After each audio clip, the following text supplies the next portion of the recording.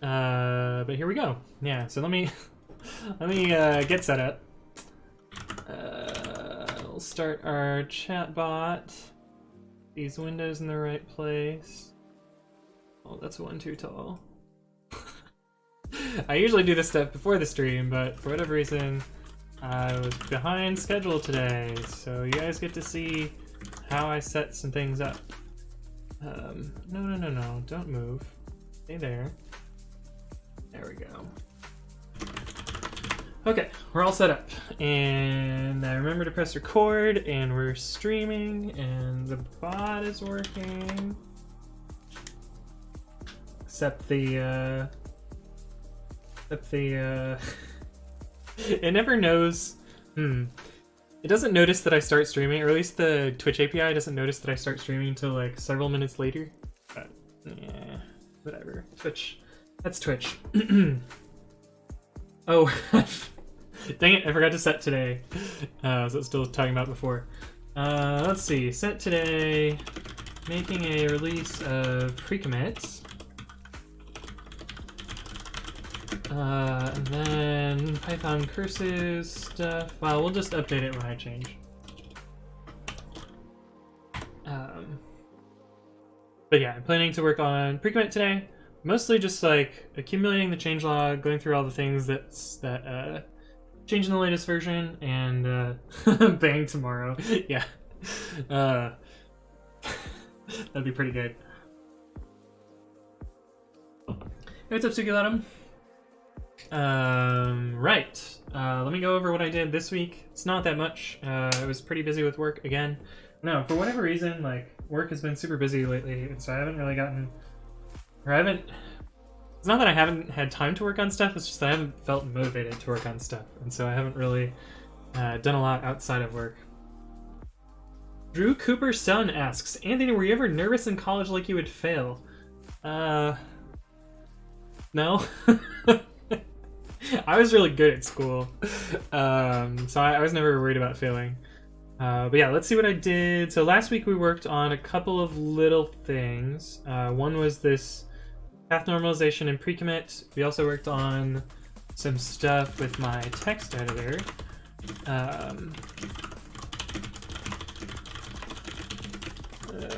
Git pull, pass forward. Why is it asking for my SH key password? There we go. So last week what we did was when I'm in command mode, which is this mode here, and I resize the window, the resizing works properly. What else did I do? There was some other thing that was super broken when we were in this mode. Oh, we made the scrolling work, I think. I think that was last week, right? Right? Maybe? Yeah, so we made like the cursor little arrow thing work. Yeah. so we didn't do much with the text editor, but we did some like major refactoring to make this possible. Offline, I did a couple of things. I guess we can talk about what I did with Babi, because I did do a couple of things while I was offline. Command mode. So one thing that I did was I updated the screenshots in the README, which is not super interesting, but at least like gives a nice demo of all the features that it does. So like the color test screenshot, the file view with the like navigation and unknown keys. This one was horizontal scrolling, I think, or no, vertical scrolling. You know, sometimes I mix up horizontal and vertical. This one is horizontal scrolling. This one is showing multiple files and like the edited status and the status when you get a new file. And this is the saving, which we worked on 2 weeks ago, 3 weeks ago, something like that. And then this is the like Mimi quit in whatever mode you can quit in. So I updated those those screenshots. Is Identical says, you should donate Babi to GNU and get a GNU prefix, and then we can configure your bot to say, Dude, not Babi. GNU Babi. No, I don't want to GPL things. I don't really agree with copyleft licenses, but it would be funny. Hey, what's up, Toddy? How's it going? I caught a little bit of your stream last time, although you were like just wrapping up when I tuned in. But next time. Yoav asks, will it be possible eventually to edit Babi and Babi? It's actually possible right now. You can babi.py and let's say, I don't know, what's something I can change here?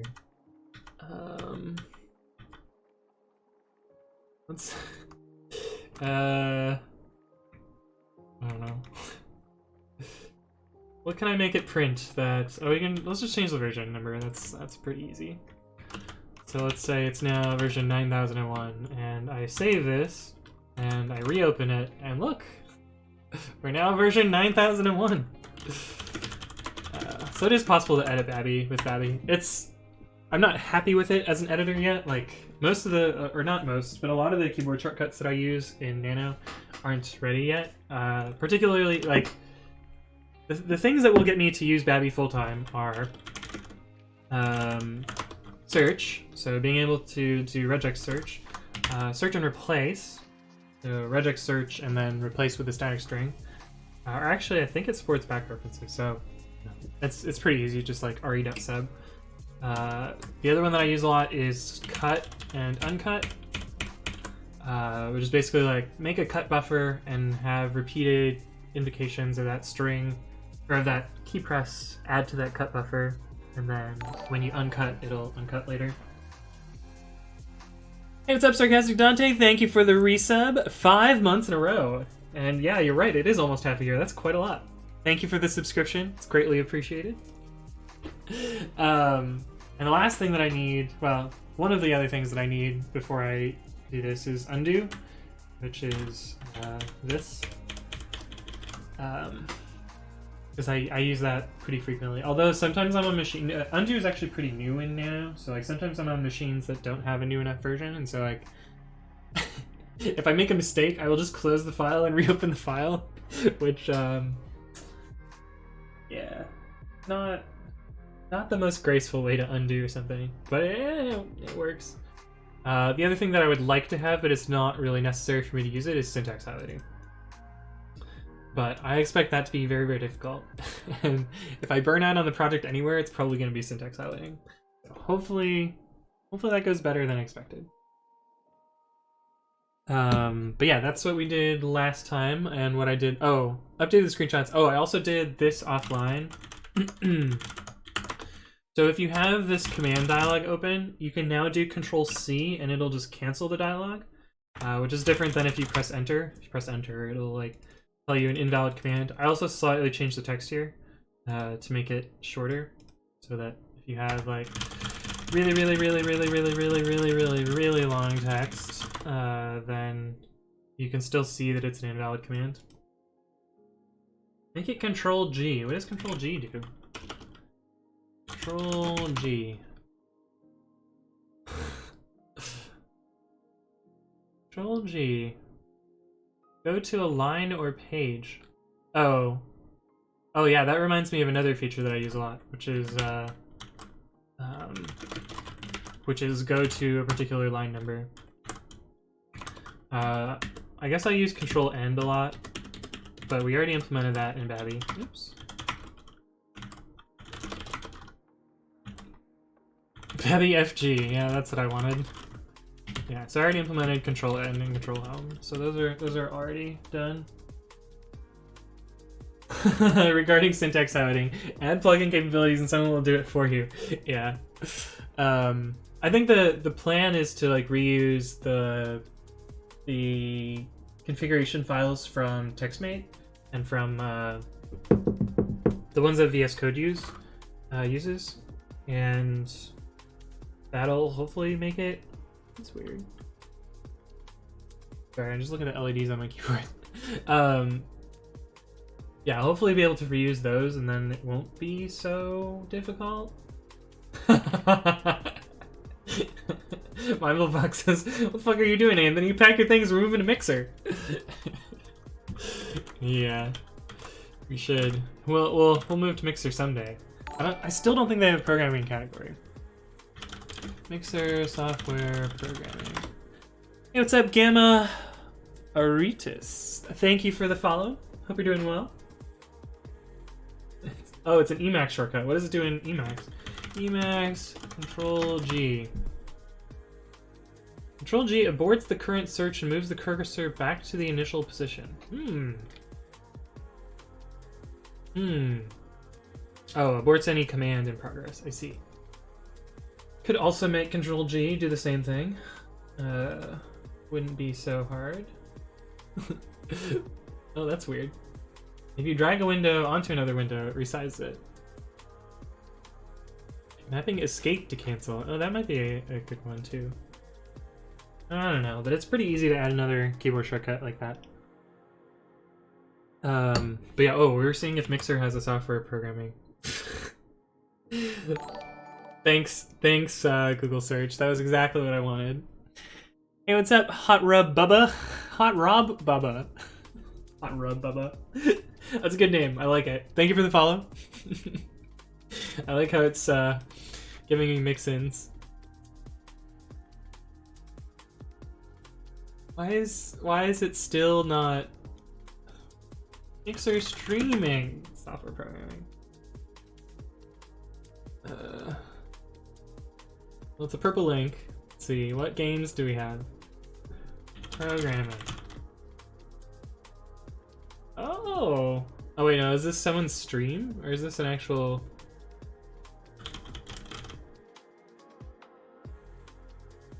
I think someone just like created these categories, maybe.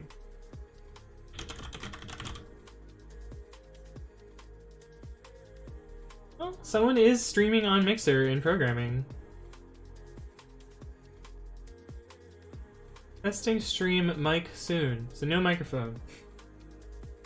I don't think I'll switch to Mixer, but it is funny to talk about. Hot Rob Bubba says, "Tell me about yourself."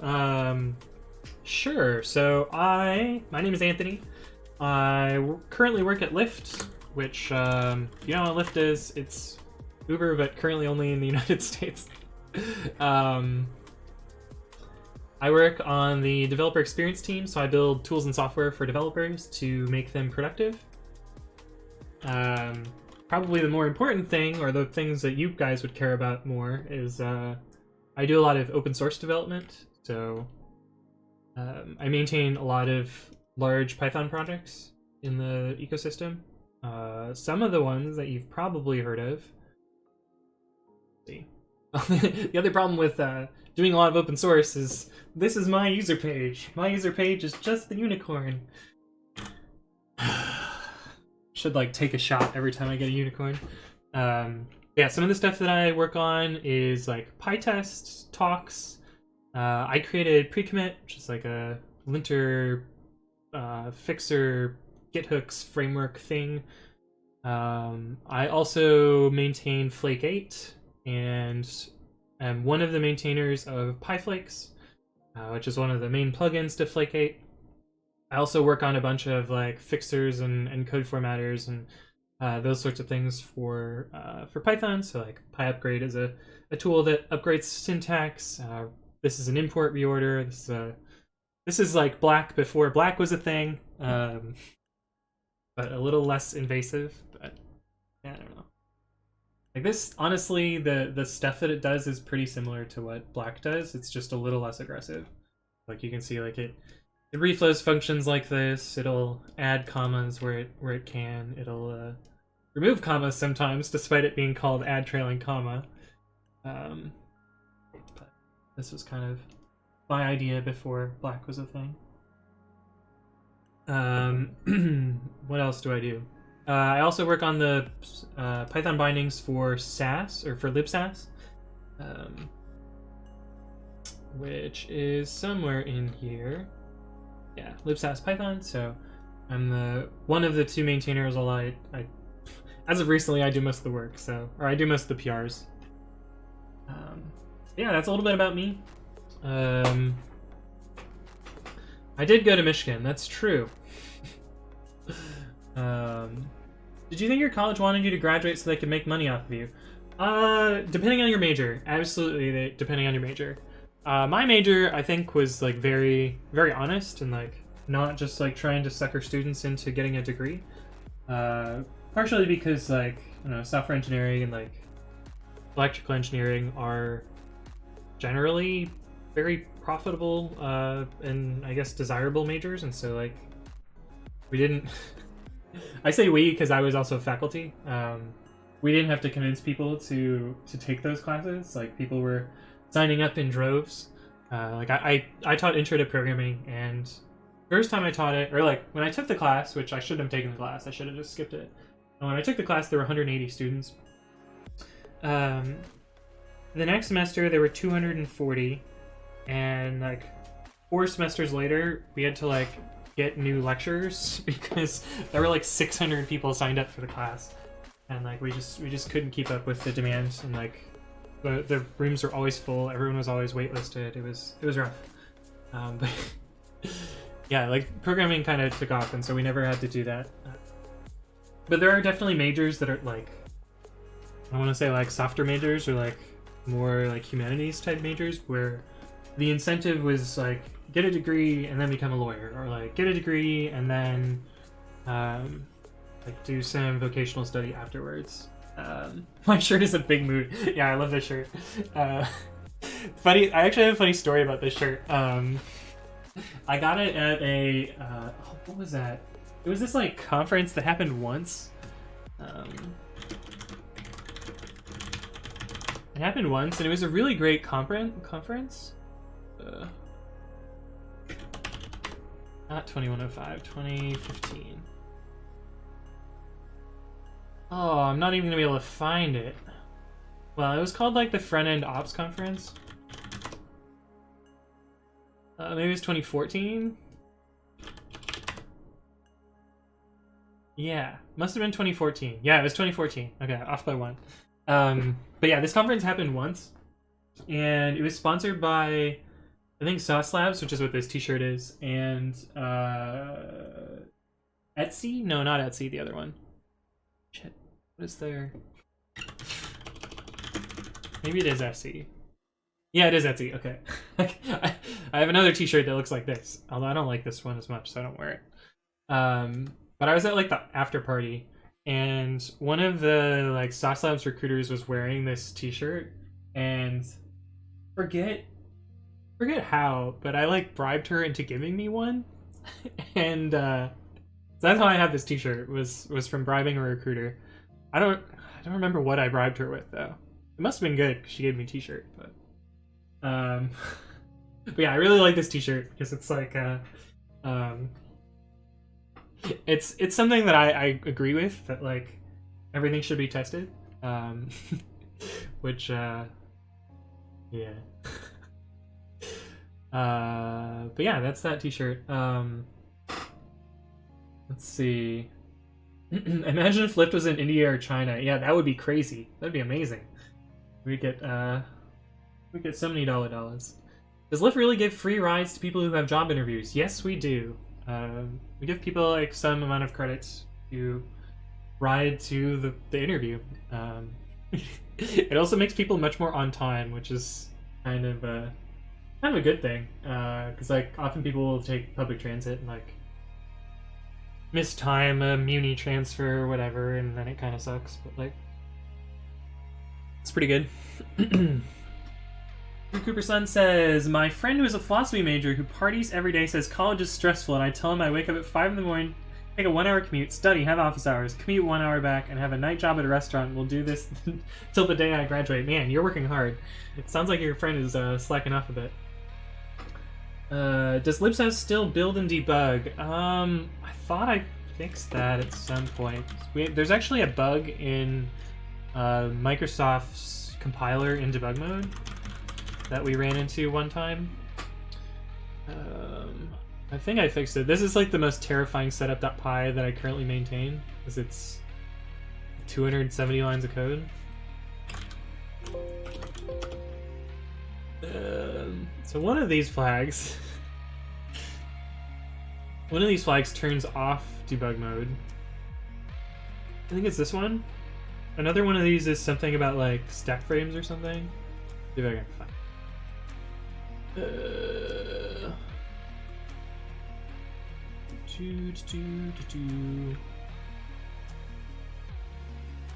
And this is when we move to the SAS project.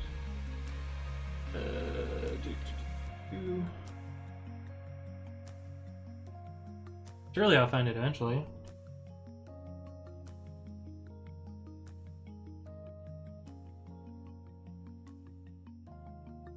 Fix Windows wheels, this sounds like the one. Oh, yeah, MT apparently. We changed from O2 to OD at some point? I don't know what that means, but MT is T. cl.exe MT.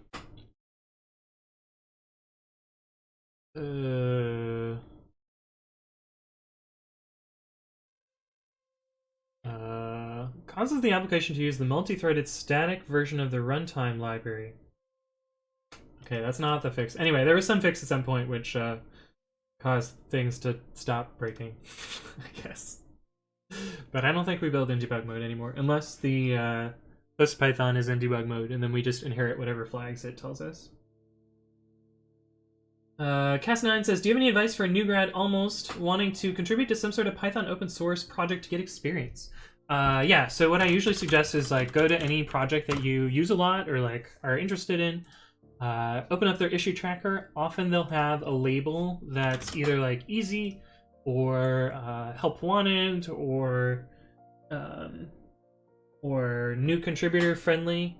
And those are good ones to get started with. Often, like if you don't understand the issue, you can ask, and the maintainers will be super helpful about it. Unless the maintainers being jerks, and then that happens sometimes too.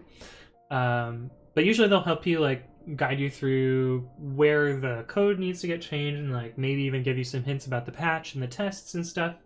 But I usually start with like one of these, and then maybe do a more ambitious bug. I would usually encourage newcomers. What's the word I want? I don't know what the word I want is, but people who are new.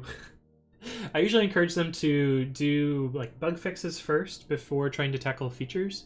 Mostly because it's often difficult to it's difficult to know how people want you to write code in a project, but also bugs are usually smaller and easier to fix, unless they're particularly gnarly bugs.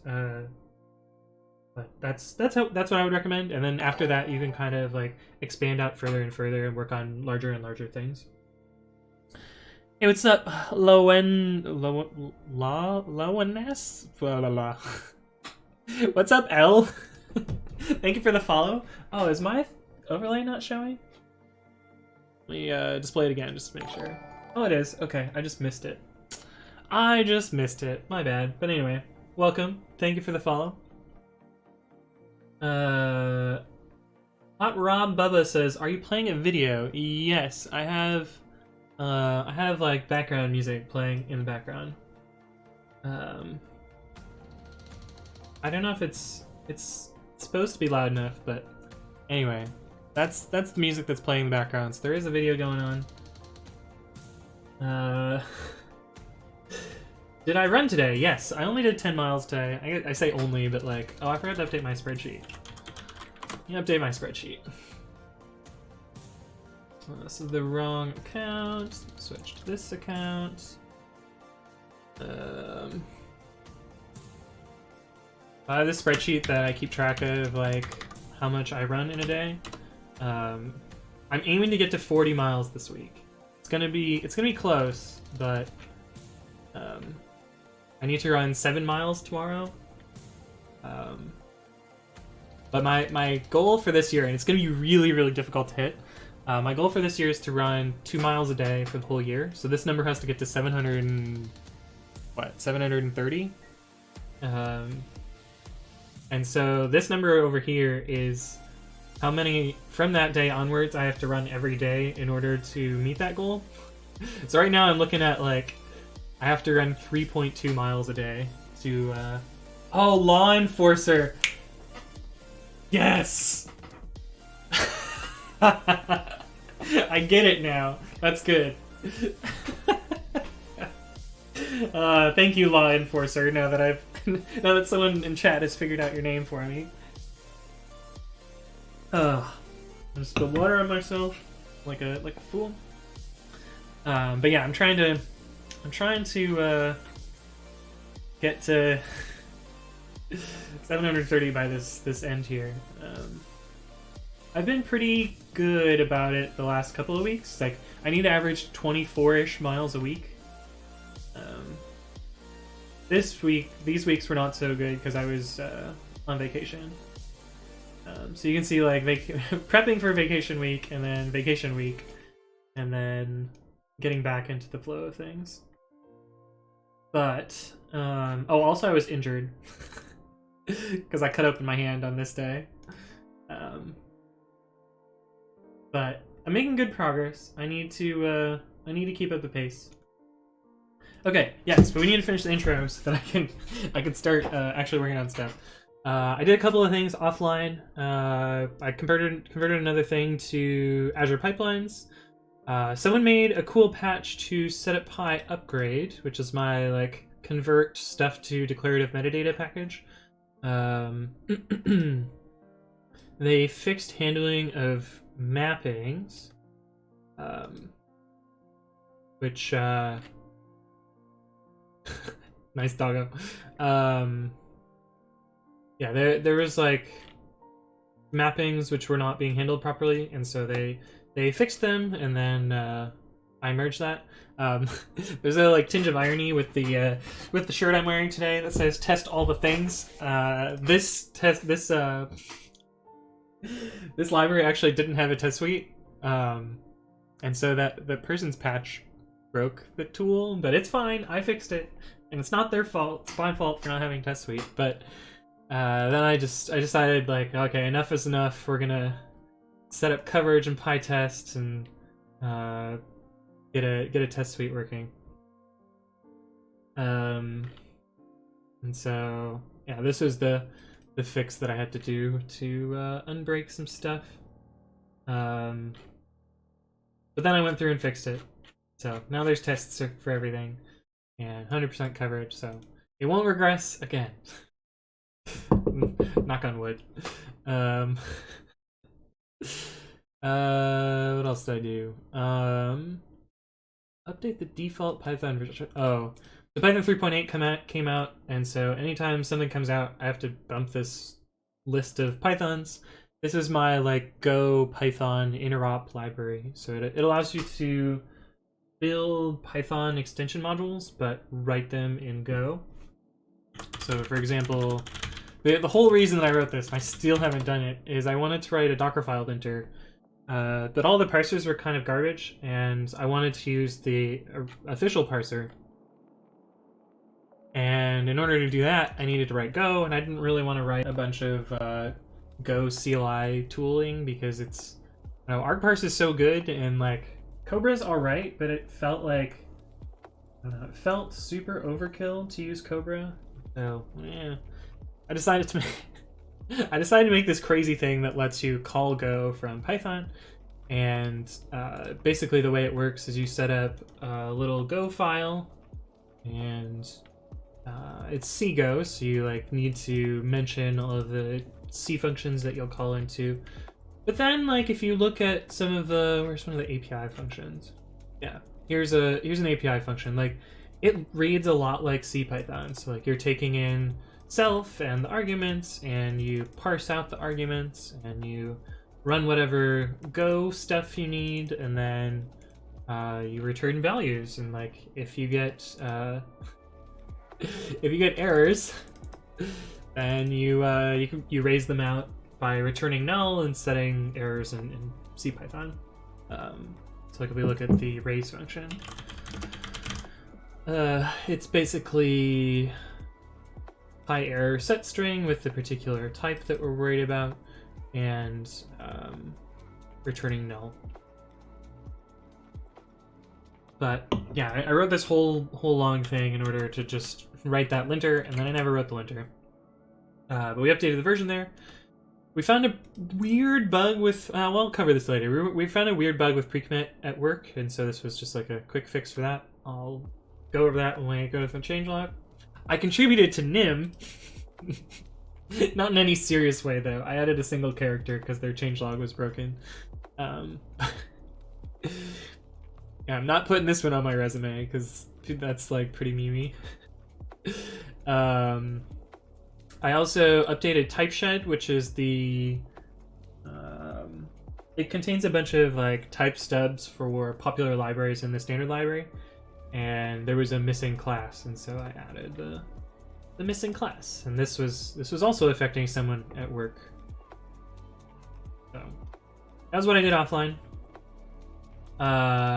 Close some of these tabs. Cool. And so let's see. Hot Rob Bubba says, did you get a job interview? Well, I'm employed right now, so I don't need a job interview. But last time I was looking for job interviews, I did a lot of interviews. I did like 50 something in a 2-week period. It was stressful. It was a lot of work. I don't look forward to the next time I look for a job because holy crap, is it a lot of work. But Cast9 says, I need a summer internship, but I haven't started applying. You should get on that. Like, intern season is right around the, or I guess, like, applying season is right around the corner. What is it, October right now? Yeah, like, we've been doing a lot of intern interviews at Lyft recently. Okay, the first thing that we want to do today is make a release for pre-commit. Because it's been a long while since I did the last release, I think. And there's some neat little features, and I kind of just want to like clean slate. I guess only 30 things have happened since the last time. But this was in August, so August, September, October. It's been almost 2 months. So let's do it. Git. That's exactly what I wanted. And so one thing that's kind of annoying with releases is I don't have the people that commit set up the changelogs. So I do it all myself when I make a release. This is both good and bad. Like there aren't really enough commits to pre-commit where the changelog is unmanageable, and so I think for now this works pretty well. But if like, I don't know, if the commit volume like tripled, I would probably look for some other way to manage the changelogs. Like PyTest uses this system called Town Crier, I think it is. And basically the way that it works, oh, we just made a release. Okay, well, I can kind of show you how it works based on this patch here. So Town Crier, you create a bunch of these like single file things with the like issue number, the issue type, and what you changed in it. And then when a release happens, we kind of gobble up all those files and stick them into this, and by we I mean Town Crier, the tool that assembles the changelog, like splats them into this file here. And so it kind of like avoids merge conflicts, which is your typical like your typical problem with a traditional changelog where everyone is editing the same file, and so it's kind of nice. Oh, a lot of people involved in this patch. Hey, yeah, there's your fix in there. I don't know what did I do this release? Maybe it counts people that review PRs. I don't think I committed any changes. Yeah, none of these are my changes. Maybe it includes like issue comments and PRs and stuff, so maybe that's why I'm on this list, but I don't know.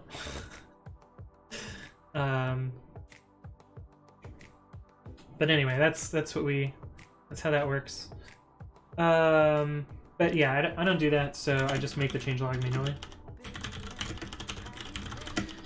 And usually the way I do that is I run this command, git log -- one line -- first parent -- decorate, And so what that does is it'll only show me the merge commits and the release commits that I make. And so I'll go through each of these changes individually and then make changelog entries for them. If I didn't use, well, I can show you what it does if I don't use those arguments. Git log. So normal git log will just give you these multi-line things, which is kind of hard to see all of them on one screen. If I do git log one line, this includes all of the commits that are not the merge commits. So like, I'll see kind of noise from like how people develop the branch. I don't really care about that. There's this other format which is kind of nice. Is it graph? Graph one line, which will show you like how the branches get merged in. So I like to use this one sometimes. But you can see like this patch. Somewhere in here, like there was a patch. Oh yeah, this patch. This patch required several commits in order to get to the end state. And decorate. I guess decorate might be on by default. Git log. Let's see. Git log one line first parent. So maybe I don't need decorate. Yeah, I don't need decorate. Apparently it's on by default. But decorate is supposed to add like the tag information. I don't know why it's on by default. I don't I don't remember that from the past. But shrugs. But anyway, so I usually go through each of these and I manually edit the changelog. And so the release for today will be 119.0. Today's date. Oh, I forgot to say today's date at the beginning of the video. Man. I need to get better about managing my time. Like, I got up an hour earlier today to hopefully have an hour of free time so I could prep the stream properly, but really didn't do that. But today is October 26th of 2019. 10/26. And if I remember right, there are both bug fixes and features in this change. Features. And we have this I have this third category called updating, where if I make like changes that might be breaking, or like you might want to like worry about changing some of your code in order to react to them. There's this third category, and I know there's one change in this change set that has the potential to break some stuff. So I'm gonna just like make sure to call it out separately so that people know what's going on there. Cool. But then I'm gonna just open up PRs one at a time and look at what they're about. Pre-commit polls. Is it poll? I don't remember. 11/24. Oh, this was just like internal stuff. I don't need to install Flake8 because I don't actually run Flake8 from a virtual environment. I use pre-commit to run Flake8. But and I say I don't run Flake8, but there was a test that was running Flake8, so I had to fix that. That one's not useful, or not, I guess not useful. It's not worth mentioning in the changelog. Why are these like so out of order? Like there were like 20 issues in between those two. Maybe, I don't know. Maybe there's like a flurry of activity that didn't happen. Allow -- hook type to be specified multiple times. Oh yeah, this one was a cool one. So this is a feature. Allow hook type for commit install. What other commands is that for? Hook type. Add hook type option. Oh, init template dir install and uninstall. I'm not gonna. Allow hook type to be specified multiple times. For example, pre-commit install hook type.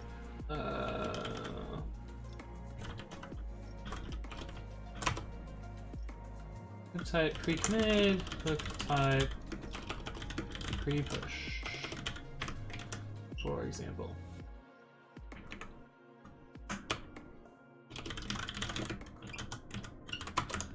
And so then I usually list both the issue and the pull request, unless it's me, mostly so I can give credit to the people that make the bug report. So I think that's a good thing to do. 1139 issued by this guy, and then the pull request was 1145 PR by me. And then I do that for all of these things, so you'll see me do that repeatedly for all these other things. But yeah, the cool thing about this feature is right now, if you were working with multiple different hook types, so like some people some people use both the commit message and the pre-commit and the pre-push settings, and before today you have to do pre-commit, install hook type pre-commit, and then run this with pre-push, and then run this with commit message, and you'd have to do all of those separately.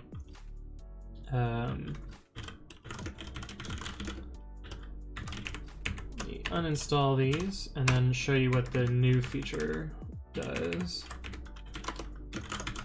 So the new feature, you can do install hook type pre-commit, hook type pre-push, and hook type, what was the other one? Commit message. And so it'll install all three of them at the same time. What it used to do is it used to just be last one wins.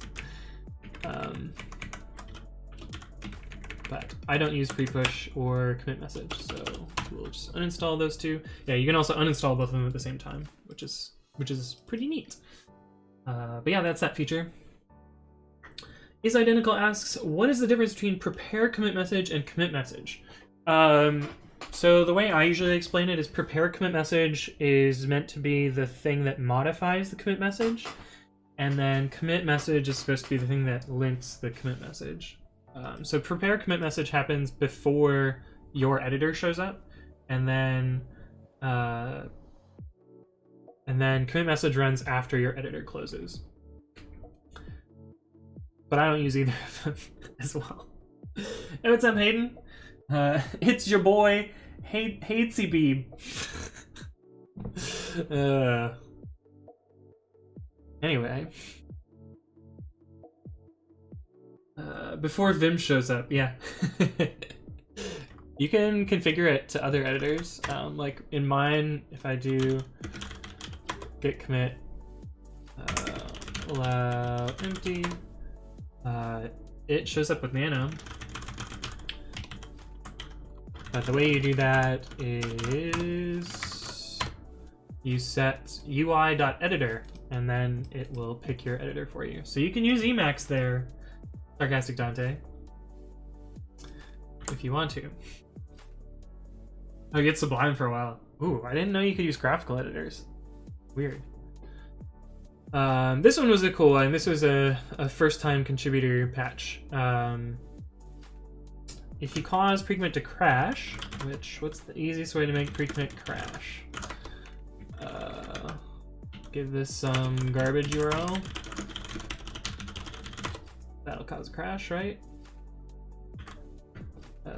Yeah. I should make like a dedicated way to crash it. But yeah, now there's this version info that shows up, so it should make bug reports a little bit easier for me to deal with, mostly because I can see like pre-commit version they're using, the interpreter version they're using. Wow, they use experimental GCC to compile it? Weird. I can see like where their executable comes from, like what their operating system is, what their platform reports, and so like this will hopefully make bug reports better. It's also like split apart into markdown, so you can see like this is the exception, this is the full traceback, and like hopefully split up in a way that makes these easier to deal with.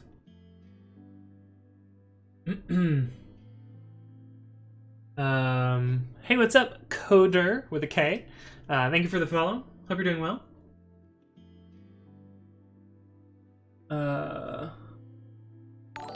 Oh no.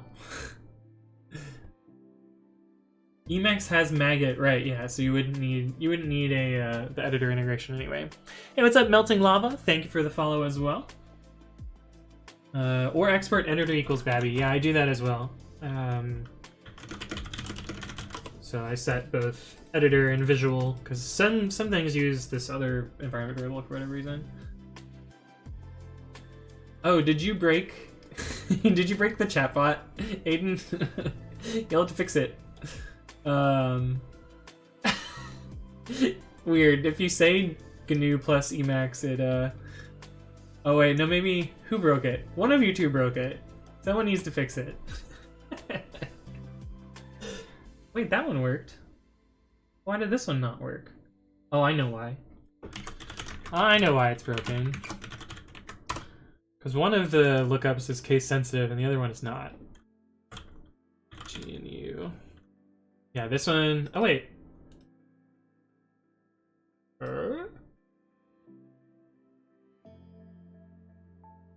Wait, why is it broken?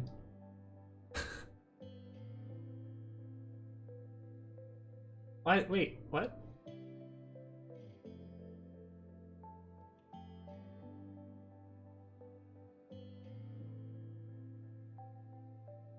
Get blame will show me, Kappa. Wait, I don't actually know what the bug is, so one of you two will have to fix it. Because it's not obvious to me. Where's the GNU handler? Ooh.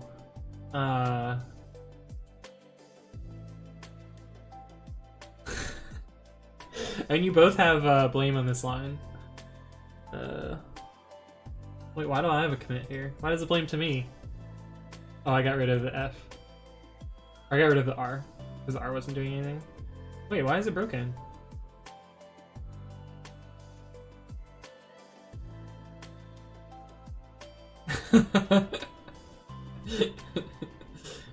He added the regex. Oh, is the regex broken? This regex looks fine.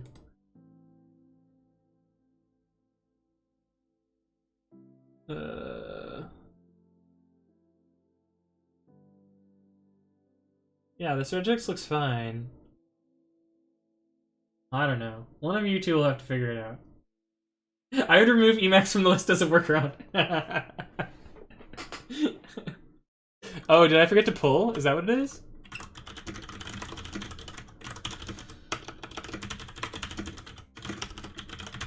Oops, that's not what I want. No, I'm up to date. I don't know. I'll fix that. Actually, let's debug it. We'll do this live.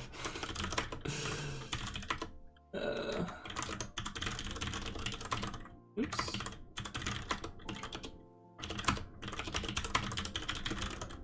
All right. Somebody say Emacs. GNU plus Emacs. That's the one with the bug, right?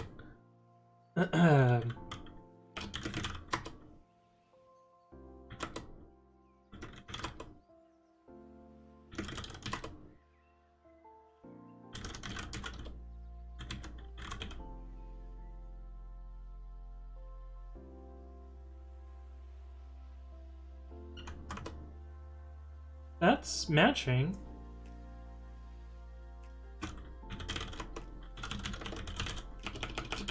And this is truthy. So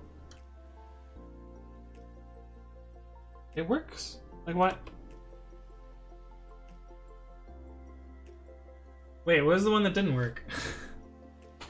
Oh, I know what it is. I know what it is. Okay, I know it's broken. Let me quit.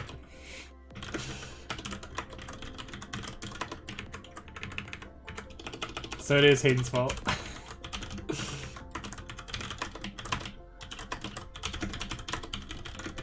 So it worked fine with GNU plus Emacs at the beginning, but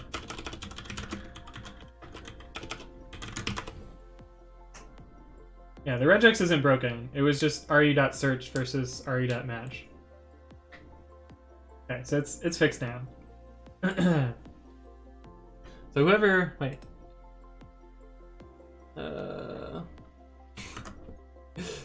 Who changed this?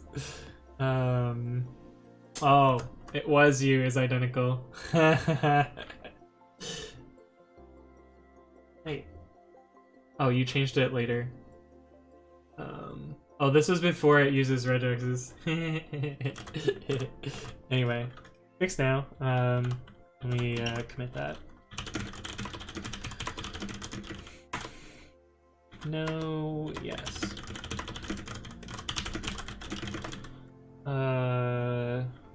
Fix matching at not beginning of string. Yeah, honestly, like re.match versus re.search, like I make that mistake all the time, so I don't blame you at all. And there's no tests, so clearly I'm not abiding by my shirt, but should be good now. You should test it better, yeah.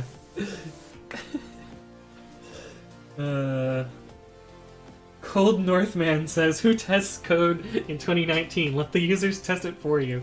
That's the attitude. That definitely works well. Okay, yes, but back to changelog stuff. 1142 is the next one, right? Or were we already looking at that one? Yeah. Was this an issue that I created? Probably. Yeah, this one was just like, good first issue, and I let someone do it. I'm not going to mention myself, because I don't think that's super useful. Include more version information in crash logs. This number by guy's username.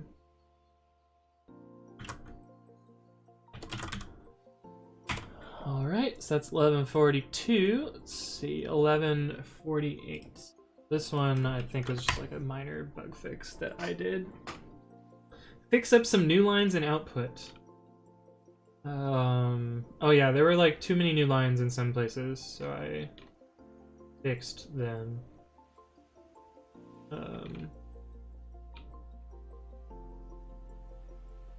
Yeah. But not super important. Maybe that's in the fixes category. Remove some extra new lines from error messages. That PR by me, 1153. Init template dir hook types. Oh, this is probably just a regression. Fix hook types. Yeah, I broke this. Cool. We don't have to mention that one, because it was never released with that being broken. 1160. I want to say this is just an internal refactor, so we don't need to mention this one either. By internal refactor, I had to change a lot of code here. Def command output. Yeah, so I split command output, which originally was not a very type-safe function. It was sometimes returning bytes and sometimes returning text. And so I split it into two functions. One is command output B, and the other is command output. This is the one that returns text. This is the one that returns binary, which is what the B is for. But yeah, that's not worth mentioning in the changelog either. Dean says, I want to make a Twitch bot in Go. I know... Oh, who is it that's working on a Go bot? What is their name? I want to be live. Oh, Snare Chops. This is working on a... oh, they're hosting me. Okay then.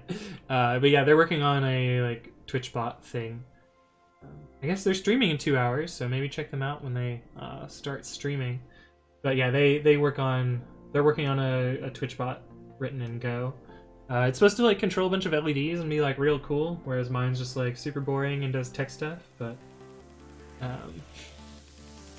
anyway, that face when you use GitHub instead of get blame. Yeah. Oh, post the link. Yeah.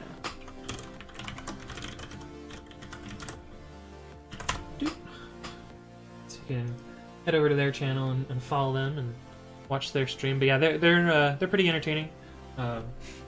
There was a while where their Go code was broken, and like I'm not that great at Go, but I was able to like help them fix it, which is pretty cool.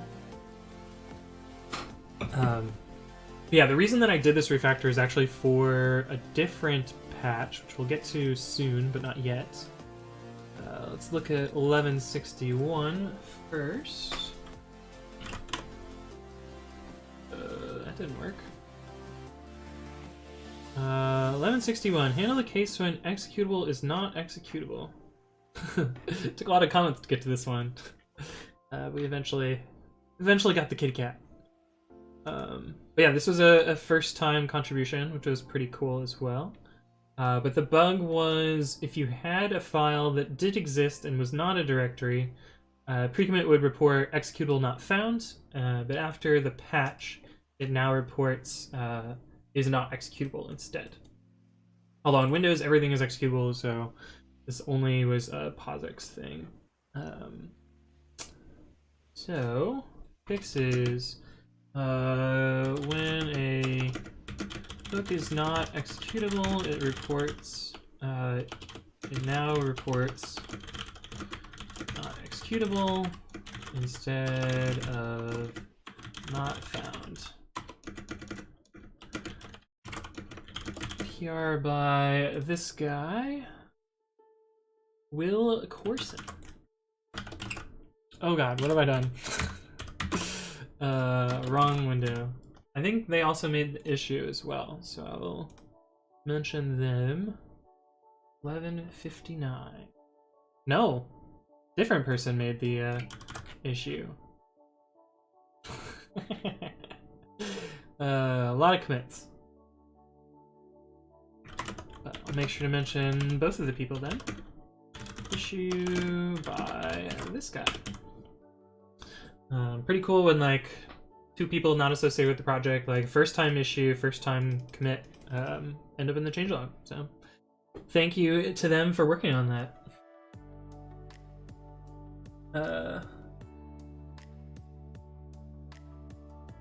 I lied, it's TypeScript and not Go. Well, it used to be Go. I think the front end is in TypeScript, but the like back end is in Go. And it's like has a bunch of different components. Oh, GitLab, I don't know how to use you at all. Maybe it was this repo? I don't know.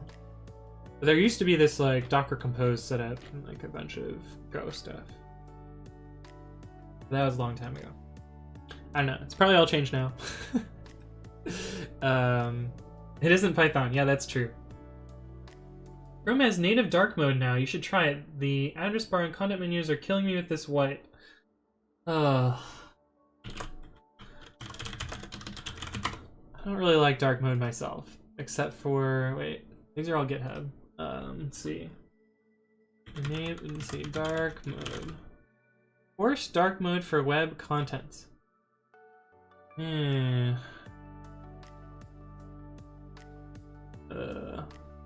Oh, there's all these different settings. Alright, let's set enabled. I have to relaunch Chrome. Is this gonna break anything?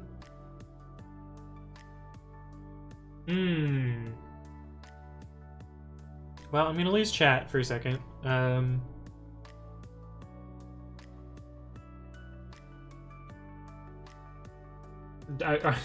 Do it? Alright, we'll see what it has, what it does.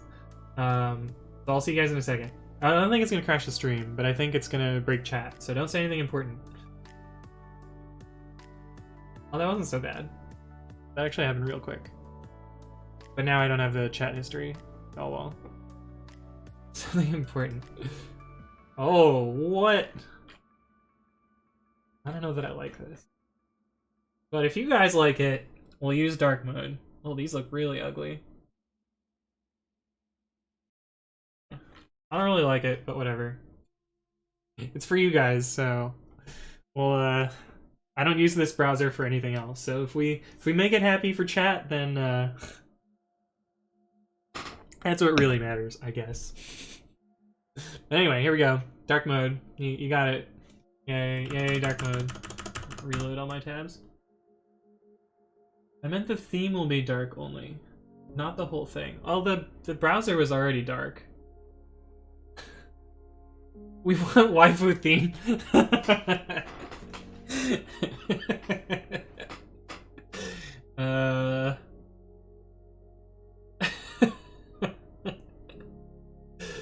Yeah, the browser was already in dark mode. I did that because somebody told me to change it at some point. Or are you bothered about the address bar? Is that really what you're bothered about? Oh, I don't know. Well, the whole browser's dark now. It's Google/Chrome. Yeah. These are really ugly. Whatever product manager set these up needs to fix it. But now, like, I think Twitter's gonna be in dark mode too. I really don't like dark mode Twitter. I think it's like so hard to read. Also, why are these buttons not rendering? Product manager, you has a bug. Also means I must not have any notifications then. Yeah, Twitter has its own dark mode. Use Edgium.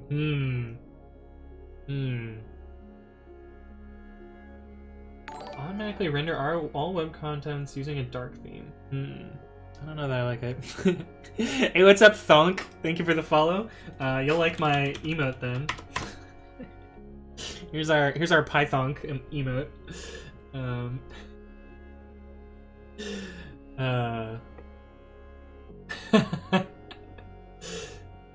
But it's a pretty good one.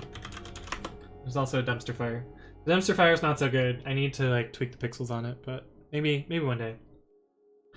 But I'm not super busy with everything. Okay, so this was 1161. Let's look at 1168. 1168. You should tell people that your nickname isn't Ace Tilly on Twitter. Yeah, I wonder how much, like, I wonder how much stuff this guy gets that's intended for me. Like this one happened earlier today. Does this guy also work on programming?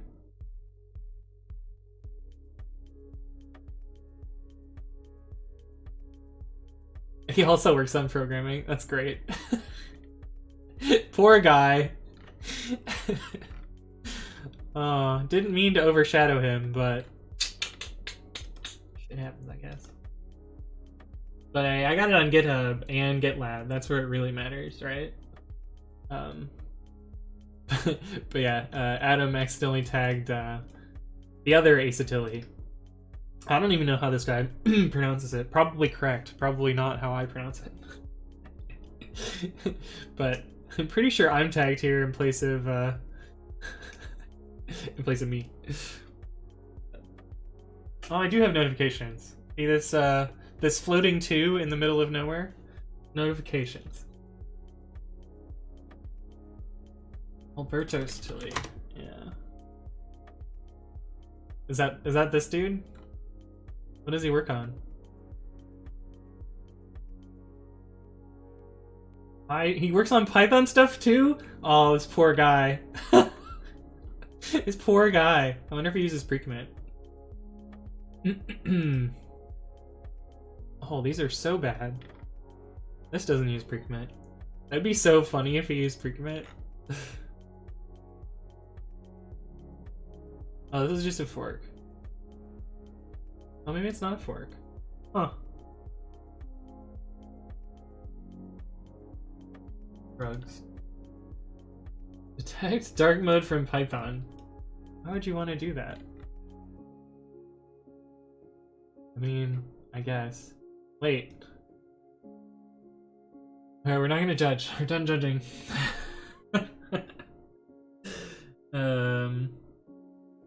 Wait, did Oliver tweet the wrong person? He did. Oh no.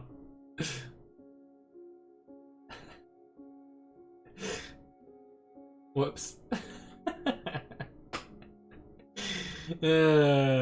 That's funny. Hey, what's up, Starmy6? That's a good name. I like Pokemon. Oh, don't pause music. Come on, keep playing. I collect shiny Pokemon, but I don't think I'll ever stream shiny Pokemon hunting because it's so boring. I mostly do it in like downtime and stuff. But nice name. Mindful Fox approves as well. What is this? What is this extension that you're linking me? Oh, to get waifu mode for Chrome. I don't think I'm gonna waifu mode for Chrome. Pretty funny though. Rashab asks, do you like the new feature of assignment expressions in Python 3.8? I do not like the new feature. I will not use it. I think it's a bad feature. I understand there are some places where it'll make code slightly more readable, but I think most cases are abuses. But I don't know. I don't like it. To the point where I made a mayyybe Flake8 plugin, which all this plugin does is it forbids... What the... What? It, like, inverted the SVGs here. That's wild. I do not like this at all. We're gonna switch away from dark mode. as much as chat likes it, I think we're gonna go back. But yeah, I made a mayyybe Flake8 plugin that just complains if you use an assignment expression. You should throw the Pep8 book to him. Yeah. Perhaps he started working on GitHub since he got too many mentions about it. Yeah, that would be funny. I kind of feel bad because like he probably gets mentions all the time. Also, he owns the Gmail account for my username, so please don't email him. But he forwards me emails all the time because people just assume that like acetilly@gmail.com is me, and it's very much not. But it's got a Pi 3 back from a friend. Might make it into a Kubernetes box. Can Kubernetes run on a Pi? It seems like a kind of a chunky boy to run on a. I guess the Pi 3 has like a lot of Pi 3 specs. Probably maybe if it has like 4 gigs of RAM, it can probably run it. 1 gig of RAM. It'll be hard pressed to run Kubernetes on that. Maybe get like 1 pod. Where's the specs? No, I don't want the picture of. Isn't the Pi 4 out now?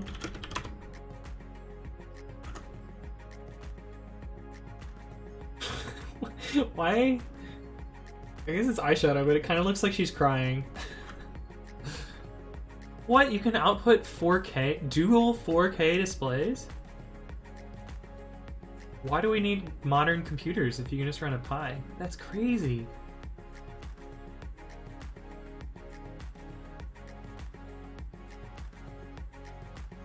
Like you could almost just like have a desktop computer with just this little thing if you can run full 4K displays. Ah, 4 gig RAM model. That'd be so funny if I like replaced my work computer with a Pi. But I don't know, pretty powerful for such a small chip. What is the cost? Buy now for country. United States? Yeah. I love Micro Center, but they are not around me. Oh, $55, that's not bad.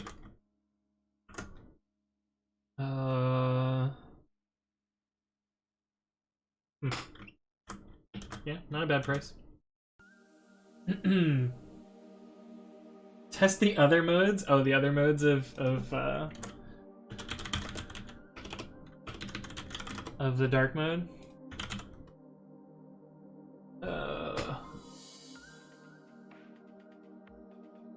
Image inversion? That sounds like a bad idea. Actually, I'm gonna disable it. What do you guys think? Disable it? Keep it on? I don't really like it. Disable? Okay. Alright. Chat has spoken. We're disabling. Oh shit, I missed the chat now. Let's see if I can remember what people said. I know, I know Mindful Fox said, shit, I sent my nudes to the wrong email. Okay. We're back to, like, normal stuff. There's a liquid water cooler for Pi? Huh. What? Holy shit, it's so expensive. Why would you... A water cooling kit for the Raspberry Pi? How could we say no? Because it's like 4 times as expensive as the actual Pi. What are you gonna do, like overclock your Pi?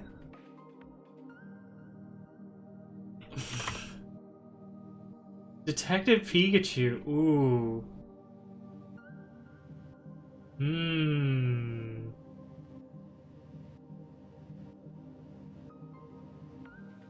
Done. Oh, what the... Never mind, it changed the top. Wait, now what happened? We're in like a different dark mode. The Pikachu is nice though, but how do I undo this? Chrome themes? Set Chrome theme. I do like the Pikachu though, but if I could have like the top bars be the same. How do I change Chrome preferences? Settings. Appearance. Themes. No, that's not what I wanted. Themes. How do I get my previous theme back? Ah. Reset to default. But no, this is now default Chrome, so I had a theme. But I don't know what it was. In Firefox, there's a drop down here.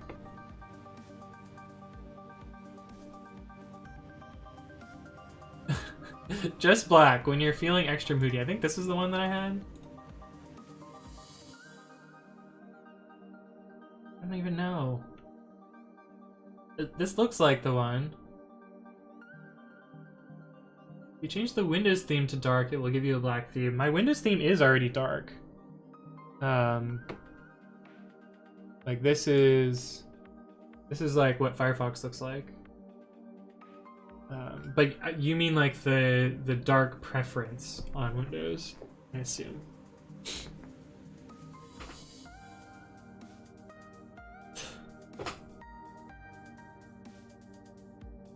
Let's see if is there a different dark theme? Dark theme for YouTube. The best dark theme. That's yeah, Google's still white there. Material incognito dark theme.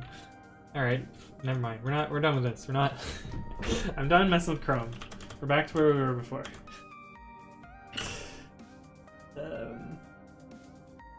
Oh yeah. So this one was just a bug fix. Fix the ordering of standard out / standard error, or fix interleaving of standard out and standard error in hooks. Hooks. And I just did that one. There was no issue for it. 1170. I think this was just like a bug happened and then I fixed the bug. Yeah, another accidental regression. We had 2 regressions in this patch, so hopefully this release is not a problem. I did do a lot of internal refactoring here. Oh, was this not the theme? It would have already been installed? This one's close enough.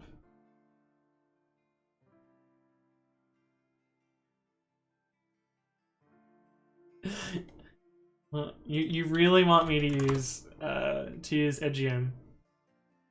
You really want me to.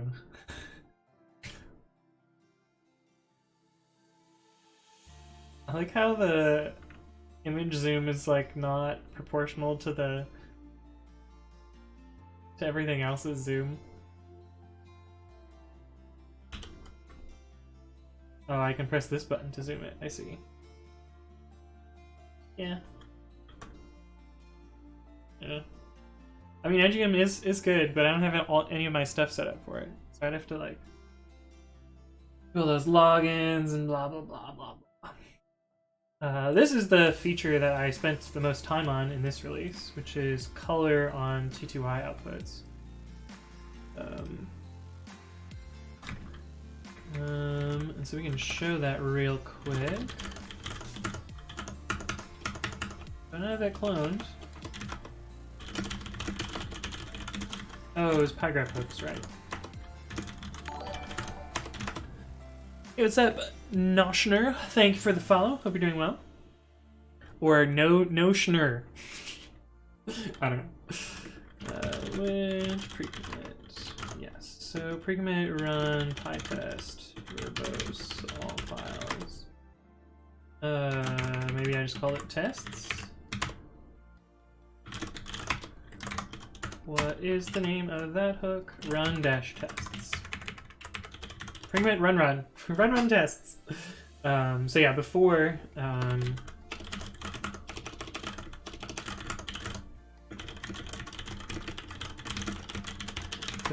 pre-commit would not pass through any of the color codes, but now it does due to PTY magics. That's that one.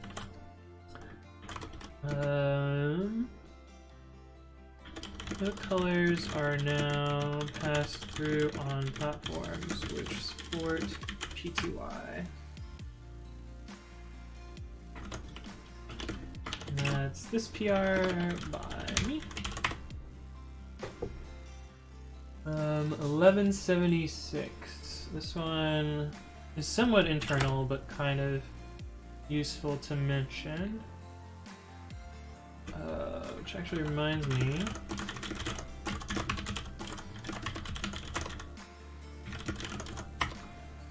Oh, 3.8 is already listed here. Cool, I don't have to modify that.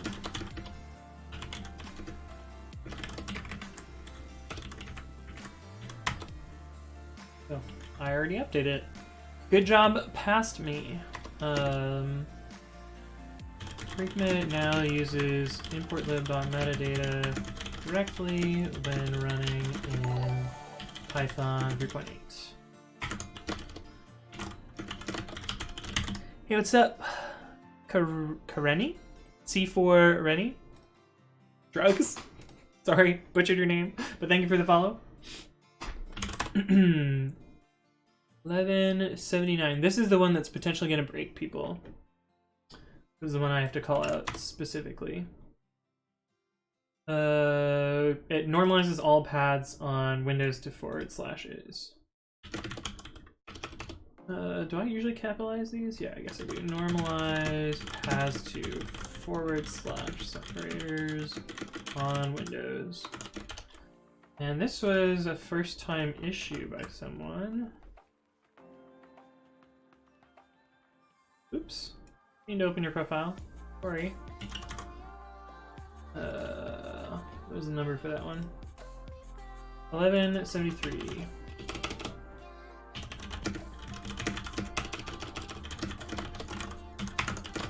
And the PR was 1179. PR by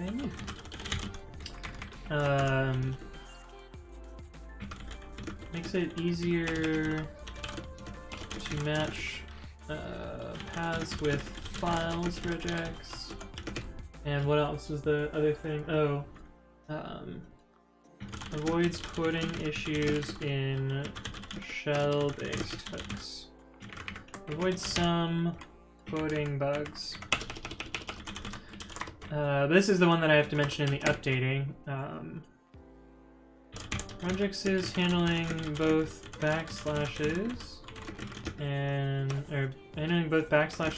forward slashes for directory separators. Now only need to handle forward slashes. If it was important to have, well, whatever. I think that's good enough. Happy Diwali, yes, happy Diwali, indeed. The, what is it, the light? We had a celebration at work, which was pretty cool. With all of the, like, glow paint and, had a bunch of really good food. And, yeah, it was pretty nice. Jesus. Seems a lot like Vivaldi. It's basically Chrome minus the Google crap plus integrated with Windows Sync. Yeah, that's pretty true. GNU plus Windows. Oh, my bot changed color. Why are you a different color now, bot? You were... Huh.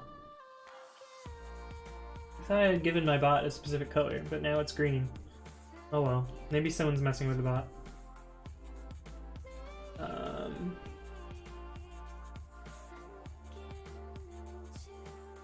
Also open source, have issues you want with it, I love it. Ah, yeah, that's true. It's an A. Oh, so Kareni was closer to being correct. I see. Noshner says, I like your use of the correct tense in commit messages, etc. Yes, it's supposed to be present tense? Question mark? I don't know. Someone corrected me at some point, and so I've been trying to stick to it since then. But, shrugs. But it's the small things.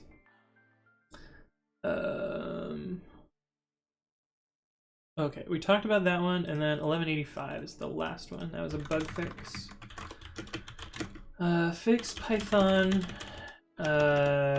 environment, healthy check when current working directory, this was like a wild out there bug, contains modules which shadow standard library names. Standard library names.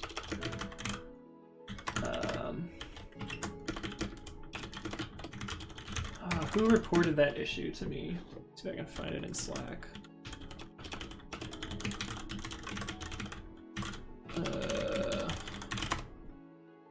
Maybe I can find their GitHub handle and then mention them in the changelog. Oh, are you fucking kidding me? It's making me two-factor. I got a two-factor. Come on, you can do it. I believe in you, Duo. Hate Duo. So obnoxious. And sometimes, like if I go from a computer that has nothing logged in, I think I counted it, and it's like 9 logins just to make a GitHub pull request, which is insane. Okay. Found this person's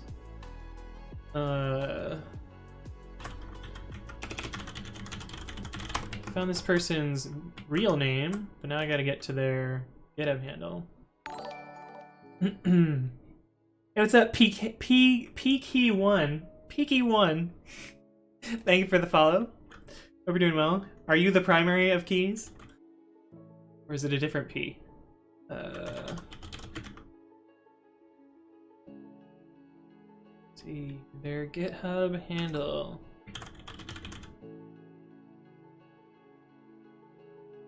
There we go. Found them. Do I capitalize this? No. So they reported it, but not on GitHub. Cool. And then, oh, I guess I want to show you how that breaks. It's pretty funny. So if I touch types.py here, and then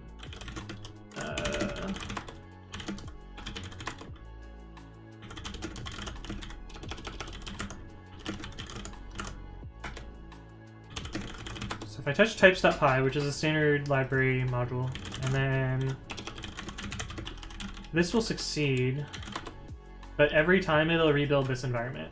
So it'll just like continually rebuild. And so if I run it again, it will rebuild it again. And this is because the healthy check tries to import some of the standard library modules, and since this module doesn't contain the proper files, it errors.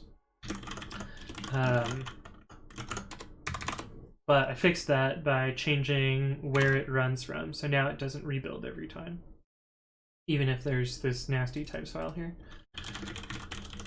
The fun part is you can break the hooks. Well, maybe not. How did I break them last time? I don't remember. But anyway, like, It makes it so these modules no longer cause rebuilds all over the time. 4 places. Why do you use nano? Are you a noob? Lol, who cares? People care about text editors, man. People really care. You celebrated that win against Uber. Oh yeah, that's true. Plus, our stock went nuts recently, which we're all happy about, I guess. There was like some interview where the CEO was like, yeah, Lyft will be profitable 1 year sooner than we expect, and then the stock was just like, bloop. But I'm not complaining at all. I'm happy when the stock goes up. But yeah, crazy thing about Lyft is today is actually one of our biggest ride days of the year. Because we look at a calendar. How do I look at a calendar? No, we're not looking at my Lyft calendar. Change it to user 0. Yeah. Oh look! Saturday stream, regularly scheduled. How do I look at month? Yeah, so Halloween is next Thursday, and the Saturday before Halloween is, unless Halloween is on Saturday, is usually Lyft's biggest, or well, usually the second biggest day of the year. Because all sorts of people are out partying and drinking and then need rides home. And so, like, we do a bunch of prep to make sure that Halloween, the Saturday before Halloween, goes smoothly. And so that's today. Unfortunately, I'm not on call, so I don't have to worry about it. But yeah, we do a bunch of, like, prep and stuff, and it's kind of exciting to watch, like, the graph go way up, way higher than our usual, like, Friday peaks. But that's today, so we'll hopefully that goes well, knock on wood. But yeah, the other big day is New Year's, and another one that's usually pretty high is St. Patrick's Day.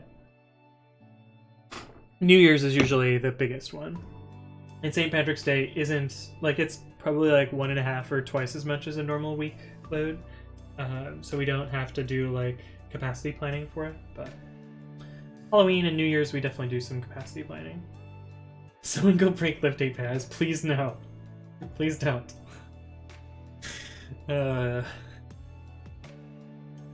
Keeping track of this account says already have. That's some yikes. This is not a troll.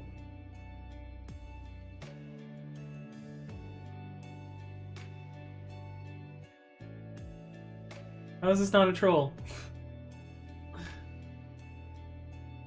Please revert. It broke all of my hooks at work, and my boss said he'll fire me if I don't fix them ASAP. I don't know how to fork it and fix it, so it depends on you. Do you have output of breakage? This change hasn't even been released yet.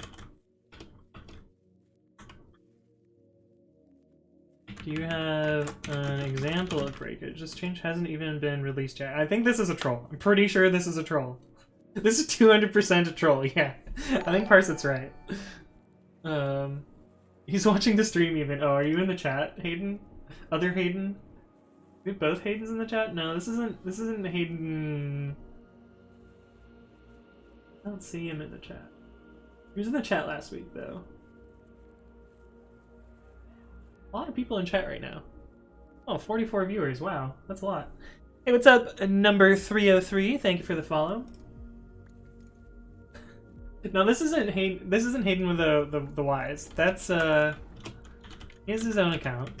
It's this account. Unless you have 2 accounts.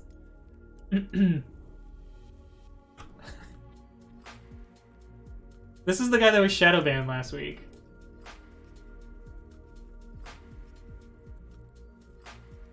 Right? That was last week, the 26th. Oh wait. Because last week it was this guy. But he shadow banned.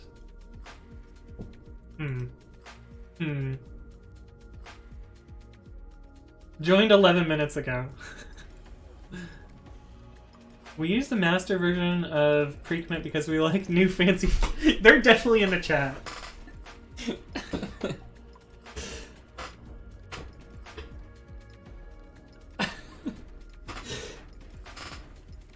Is this you, Hayden? I don't think this is you.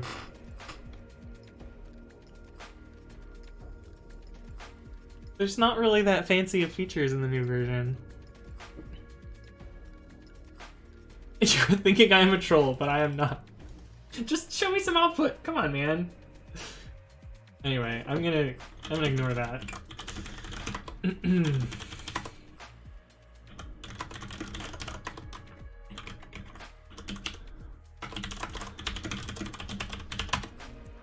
Okay, so looks like all I changed is setup.cfg and change log. Why did my phone buzz?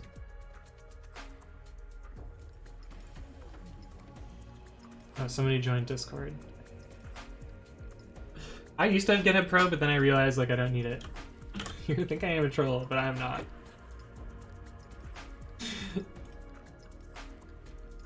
I laugh at you, sir. I think this is a troll. I'm almost certain this is a troll. Speaking of troll, oh man. I made this really dumb tweet this last week, and it blew up.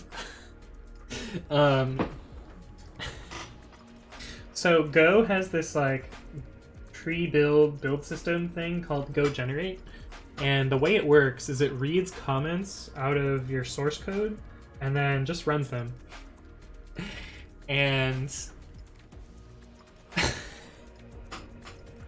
And to be fair, I didn't completely understand the how Go Generate was supposed to work. But on the other hand, I originally thought like, oh, it's just supposed to like invoke Go tools and like do stuff that way. But then for lols, I put sudo shutdown -h now into a Go Generate comment, and apparently I had been using sudo for something else within the last 5 minutes or whatever whatever the timeout is for sudo, and yeah, when I ran Go Generate, it just shut down my computer. But then I was like posting this on Slack at the same time, so like there's actually another message in here that I cut out because I didn't think it was so appropriate for Twitter, where it just says fucking goddamn it. But yeah, that's enough computer for today. But yeah, people like really a lot of people like this, but then like a lot of people were like super butthurt about this, about, well, I work with these people, they're just trolling. Like someone actually replied to Ryan and being like, but actually you shouldn't just try Rust because Cargo has the same problem, blah blah blah blah blah. And like this other guy was like, I suggest you read about it a little bit more. And my favorite one is down here is, WAD is inappropriate here and totally overused anyway. Gosh. Oh, this is the same person. They just like commented on all the threads. They must have just had this open and like we're refreshing and be like, oh man, how do I nail this guy? I need to reply to everything. Like, I thought it was funny though. But another friend of mine was like, post joke about computer. Sir, but have you read the C99 manual? Clearly what you're saying here is incorrect. Like, well, they replied again.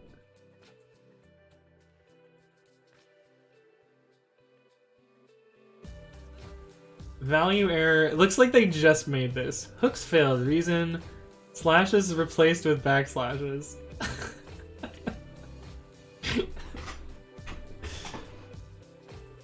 Can you show pre-commit running?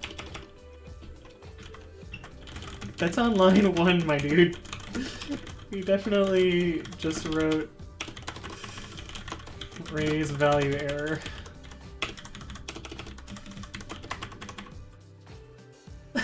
This is definitely a troll.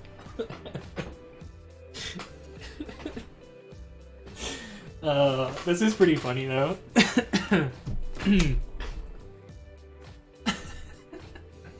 A short note, I am not Hayden with Y's.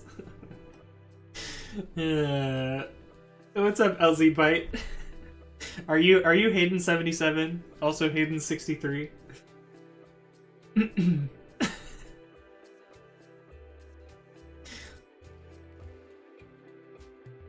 It's pretty funny, not gonna lie.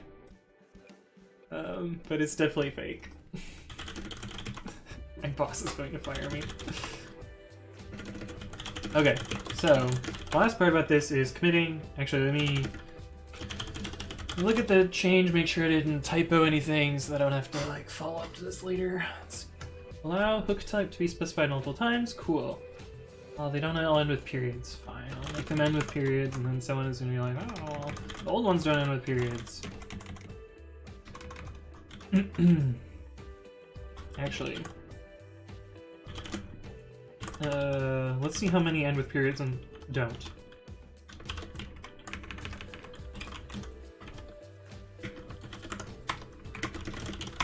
$64 do end with a period, and how many do not? Oh, this backslash is wrong. 251 do not. Did I ask something? I was talking on Discord. Oh, I just said hi. Wondered how you're doing. I wondered if you were Hayden 77, but you're probably not. Hopefully not. Okay, so some of them have periods and some of them do not. I'm gonna add periods for this changelog message, but I'm not gonna edit the old ones. Oh, this one has a period. Okay, so maybe my regex is kind of wrong. This is gonna undercount some of them. Oh, this one had a period already. And that one has a period. Okay, whatever. I replied to the issue. I mean, Hayden77 replied.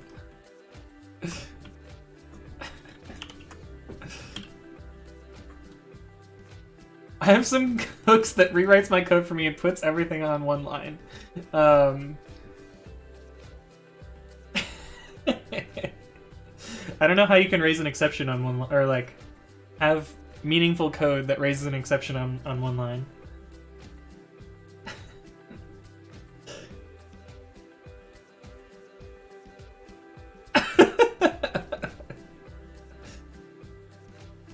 I think I call them meta hooks because they generate my hooks, like classes that generate classes are meta classes, and grammars that generate grammars are meta grammars. Generator throw, yeah, it's true. You can. There is like this one line pie. No, not online. One line. This one. Is this it? No.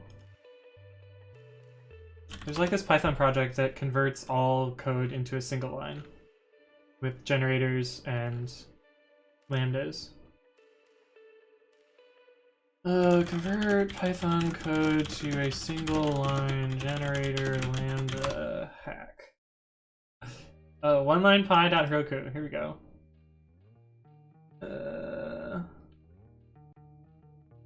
This is a talk. Where's the actual code?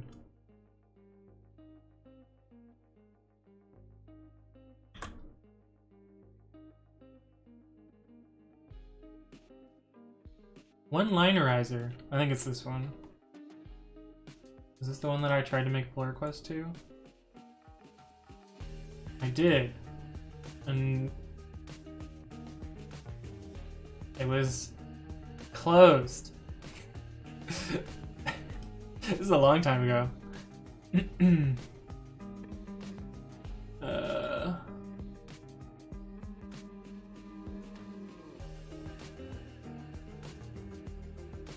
But yeah, you can use a lambda to do dictionary set item and D. What was double under D? I want to say double under D was like the global variables or something. But using double under import. Yeah.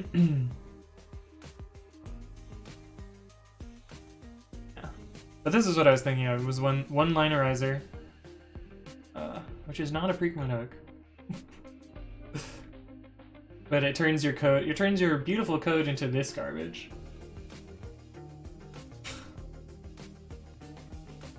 Does it only work with Python 2? No new lines are allowed, no semicolons either. Yeah.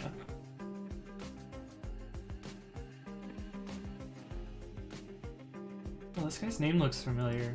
Where do I know them from? Oh, I gotta click on their picture, right? That guy, I mean, I'm not gonna assume their gender.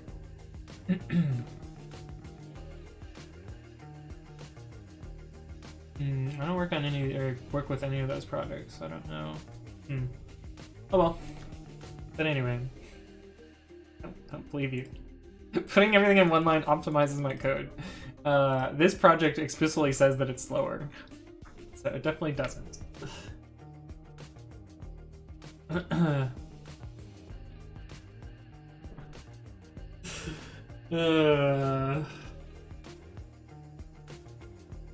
Seems that the operating system is your IDE. Cool. Yeah, I don't use that project. Why don't you just talk in chat? Oh.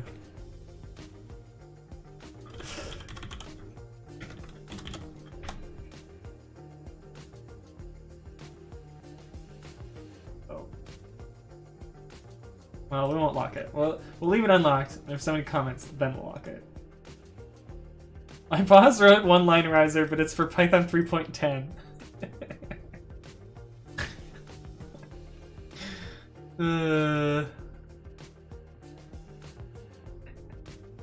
Okay. Too heated. Resolved.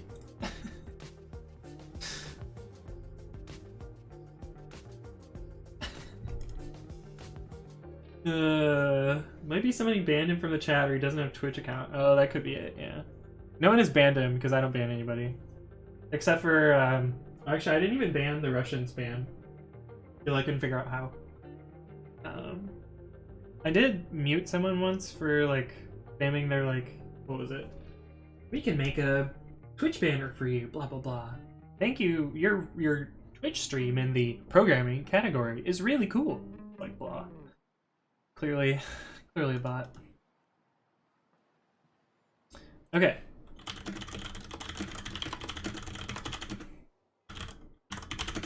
All that's left is to make the commit 1.19.0. Thought it would have taken less than almost 2 hours to get to this point, but that's what happens.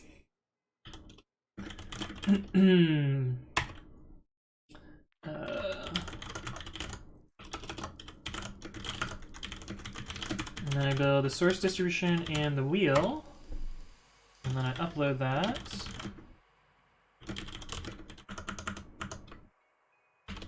And then I type my password but turn off my microphone.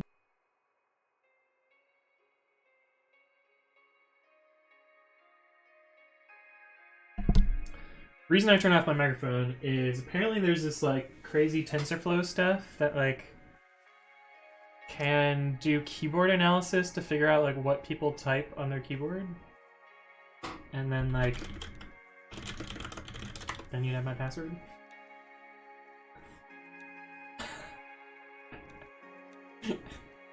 We should mute people who write Emacs instead of GNU plus Emacs for 300 seconds. That'd be pretty evil. Why don't you use pypyrc? I do use it, but I don't put my password into it. In fact, you can see my pypyrc on GitHub.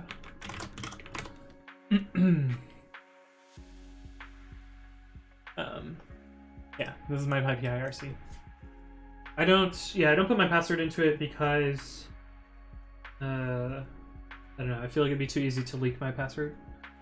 And this is part of my like automated computer setup stuff, so ideally I don't want to put passwords into that. But and I haven't modified it since June. Oh, it's because they changed this URL, which was a little annoying. Oh, and then the last thing that I have to do is update the release on GitHub. Oh no. Okay, good. I thought I changed the size of my window, which causes everything to try and re-render. It can be real annoying. Where is it? Releases. Here we go. Did I forget to push the tag? Git push origin head. Grad push the tag. My bad.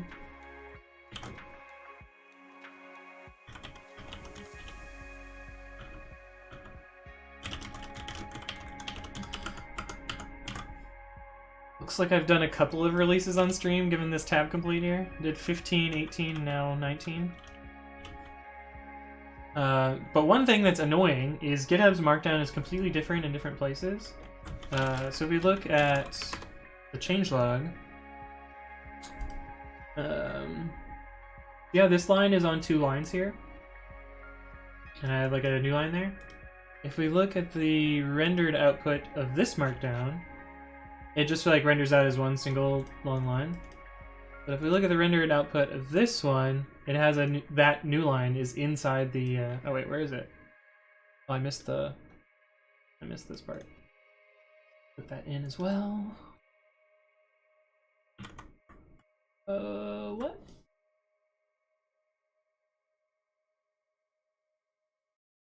Okay, that pasted properly. But yeah, if we look at this, preview, it includes that new line instead of just like wrapping it like all their other Markdown renderers do. Then you have to go through and like redo all of these new lines here. It's kind of annoying. But now it wraps this properly. Just like little annoying thing. But yeah, I press the button, and that's how I release stuff. Hayden77 has joined the chat. OCD confirmed. Yeah, true. It depends on the last 2 spaces. Well, there was no space on the end of the lines, so my boss allowed me to use Twitch.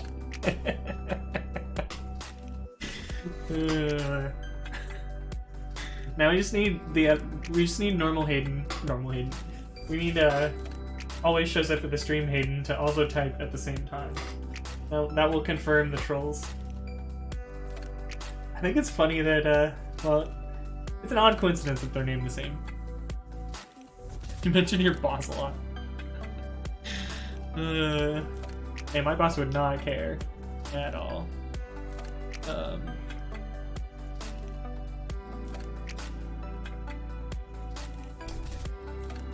There are 2 spaces it will show in a new line. There weren't 2 spaces though.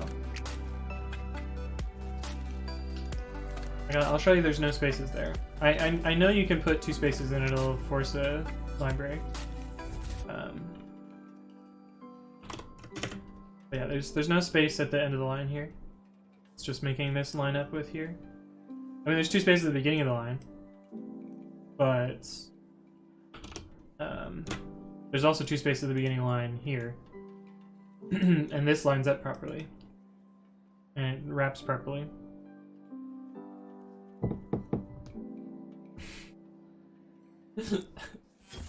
My boss will fire me if I do anything he doesn't like. He is a Python god. Well, if he's a Python god, he could just fix it. He doesn't pay me a lot, but teaches the wisdom of Python. That's rough, buddy. It's pretty unfortunate. You should pay him more. Clearly, if you're coming to Twitch chat to ask for help, then he's not paying you enough.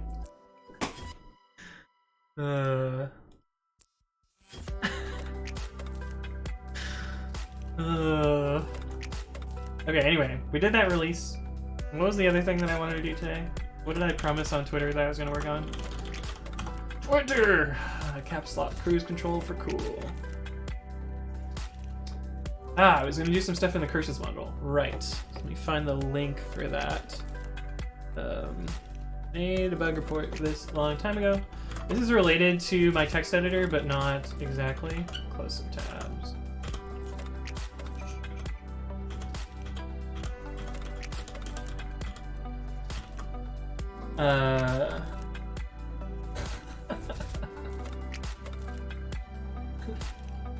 Okay, yeah, so there's these two functions that I want to add to curses, which is set tab size and set escape delay. Set tab size curses, which are part of the curses API. In fact, they're both on the same page, set escape delay and set tab size. And one of them makes it so that escape sequences show up quickly. And we're actually working around this right now in Babi. You can apparently set this environment variable, and that'll set escape delay. But I would rather do curses.set escape delay, because I think that would be less jank than this. And then the other one is set tab size, which changes how wide a tab renders inside curses. There's no environment equivalent for that one, so there's nothing I can do here to fix that one. So, well, I could fix it by manually rendering spaces, which is how I'm going to implement Babi, but I haven't done that yet. I want to add those as APIs so that they'll make it into Python 3.9, I think will be when it makes it, assuming someone actually reviews my code. People don't always have free time like I do to review code. He doesn't deal with this little works.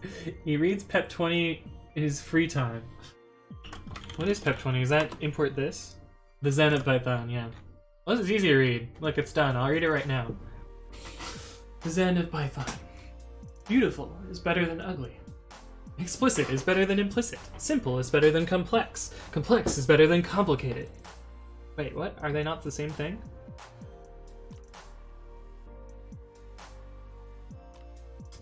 Anyway, I'm not going to dwell too much on that. Flat is better than nested. Sparse is better than dense. Readability counts. Special cases aren't special enough to break the rules, although practicality beats purity. Errors should never pass silently unless explicitly silenced. In the face of ambiguity, refuse the temptation to guess. There should be one, haha, this one's funny.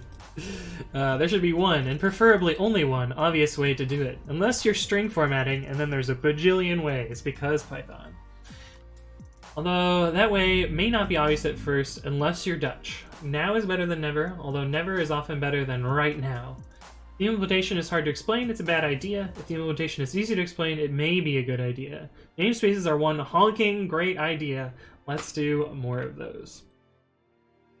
And you can also get it by doing Python, Python-m this, and it will print out the same thing. But anyway, I read pep 20. He doesn't have time to deal with little things like this. Is this really little? Do you see how many GitHub stars I have? It's not that many. It is kind of a little project. He only touches my brain and gives me wisdom of Python. Trait, what am I currently working on? Oh, I was gonna do the chat thing so that I can set today, adding a few functions to the curses module in cpython. Oh, why are backticks so broken in chat? I don't understand. Oh well. But try, yeah, that's what I'm working on. I'm trying to implement this bug that I opened for Python 3.9, which will add these two functions to the curses module so that my curses text editor, which I'll give you here's a demo of the color test, and here's a demo of the actual editor portion, which supports editing and backspace and enter and delete and saving, and you can quit it like Vim. It doesn't have quit versus hard quit right now, so all quitting is hard quitting, but I'll implement that eventually. Hey, what's up, J1Me? Thank you for the follow. And Hayden, thank you as well for the follow, even though you're trolling me.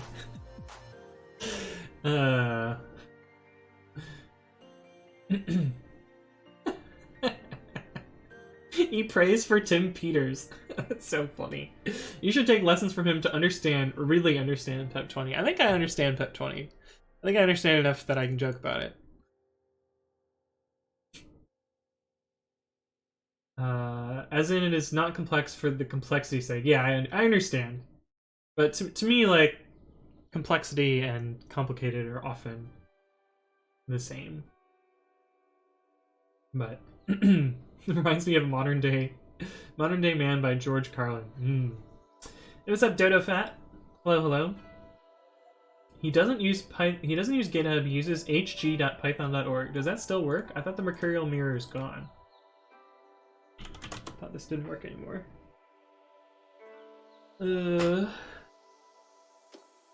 Where is cpython? Last updated in 2017. Yeah, so you'll want to tell your boss that he hasn't seen an update in almost 3 years. So we need all the Pepe meme emotes, but have them all prefixed with Pep8. So you can get Pep8 hands. That'd be pretty funny. Wait, why did I say Emacs? Did I say Emacs? Did you say Emacs?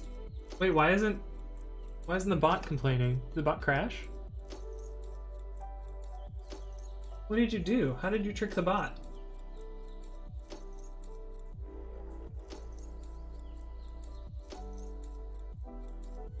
What did you do here? How did you... Is this some like sneaky We're gonna open up IRC and figure out what these characters are, because I assume it's special characters. Yeah, Cyrillic small letter A. Tricky, tricky.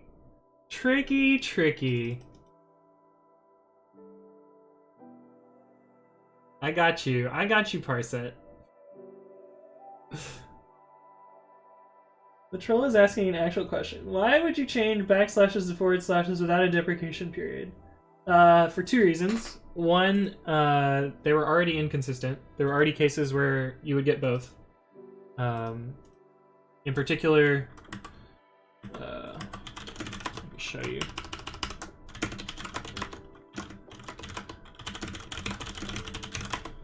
Like, you would already get forward slashes in some cases, and so if I did pre-commit run dash all files,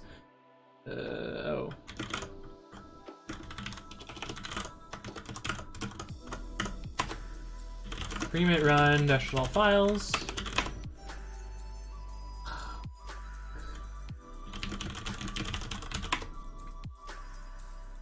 What?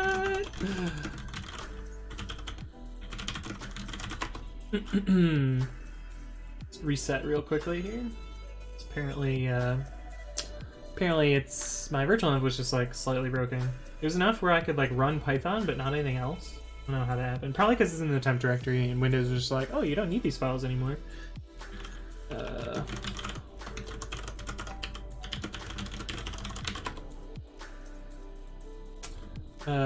We actually need to install the older version of pre-commit. This is 1.19. Less than 1.19, so this is the previous, before I just released version. Version, so you see it's 1.18.3. This is before today. If I do pre-commit run dash all files, we're already getting forward slashes in this case. This is Windows, mingw64. In fact, if you want, I'll use command.exe so that we can really show that it's true Windows. VM scripts activate pre-commit.exe run all files. You can see here we're getting forward slashes. But if I do this, ls files, get ls files and then do xrs pre-commit run, you'll see now we get backslashes. So it was already inconsistent, and there were already cases where forward slashes were being passed through, so it's not actually a breaking change. In fact, if you're using all files on Windows, you're already going to get forward slashes. The only case that you'll get backslashes is when you are not using... Oh, what did I figure out last week? It was like not using git bash and... Actually, what did it do in git bash? think even in git bash did the same thing. Yeah, even in git bash we're still changing them to backslash, or it was previously changing them to backslashes. Yeah, so unless you're already using this invocation type, which no one really is, like the default is either pre-commit run or pre-commit run -all files, and even if we do pre-commit run, you'll see we're getting forward slashes. So it's really only changing this very, very specific case, and so it's very unlikely to actually break someone.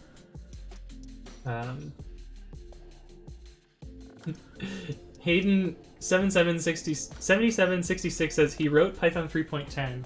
Well, joke's on you, buddy. I wrote Python 3.10. As you can see from my GitHub, which has Python 3.10 on it. Oh, that's 3.190. That's real far in the future. So I think I beat your boss to it. It's just what it looks like. I did this way back in July. So, you tell me, troll. Hey, what's up, Foreplay? Thank you for the follow. Nice name. Very punny. I approve. Unless you're going for A play.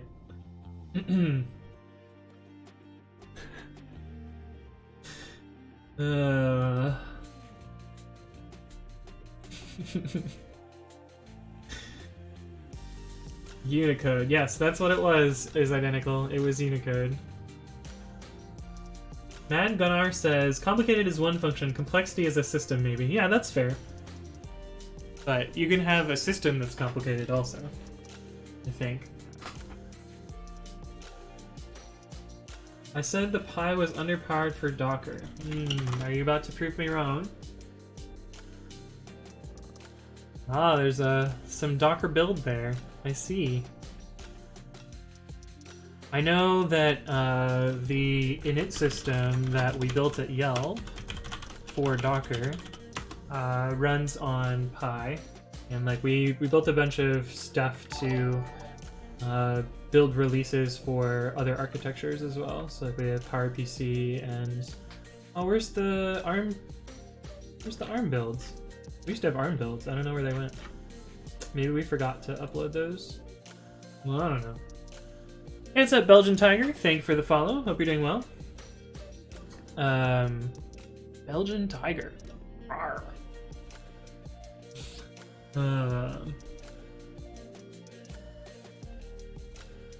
All my hooks use backslashes. There's no way.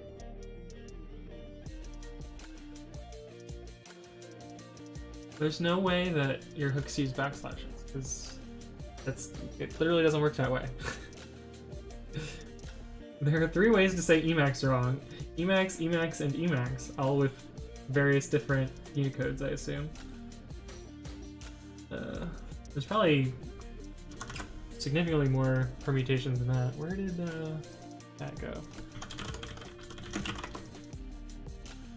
Yeah, Cyrillic capital letter IE. I assume all the other ones are Cyrillic characters also.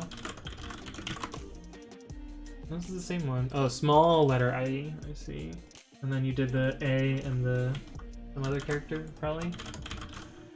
You can also do it with the Greek letters. There's also a Greek capital A. What was the last one?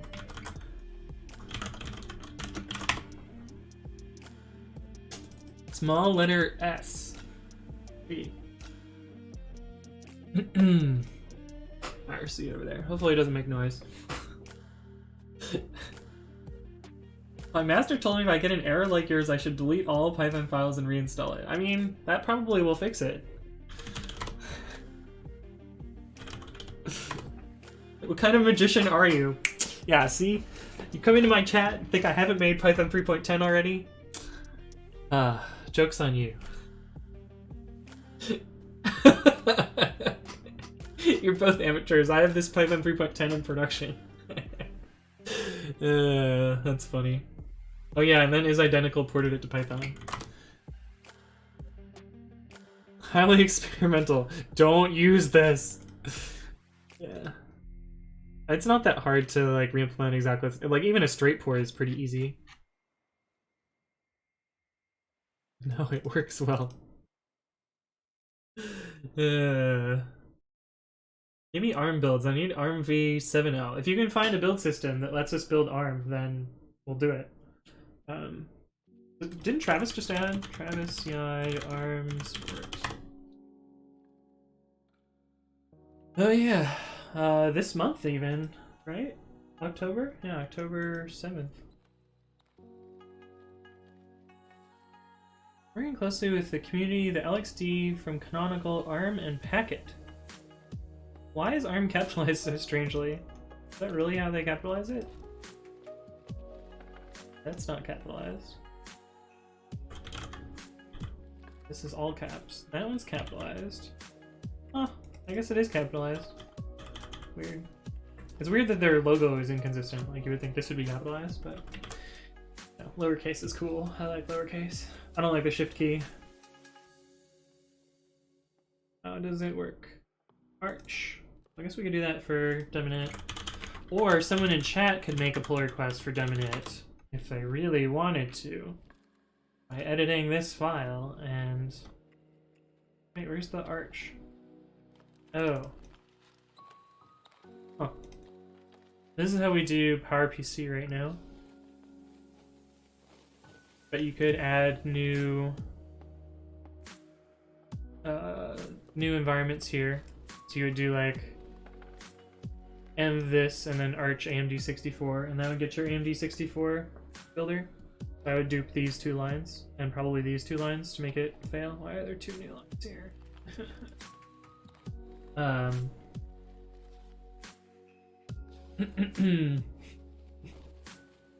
Oh, Parsa, don't worry about that IRC channel.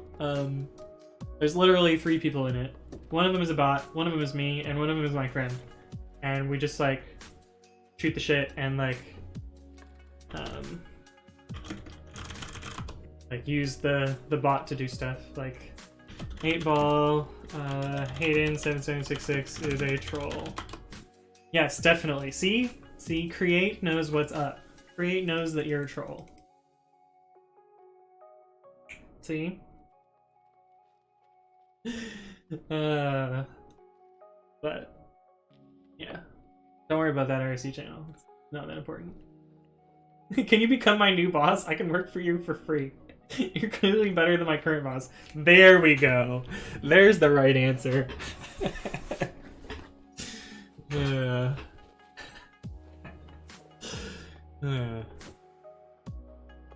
I'm not incorporated. I don't have a LLC or whatever. I was gonna make one at some point. I forget why. I think it was so I could do like contracting work or like be an official contractor.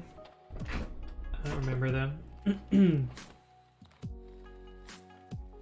Wait, you can reseat object.doubleinternet subclass? Feels like that should be immutable. Yeah, okay. That's what I thought. I was pretty sure you can't do that.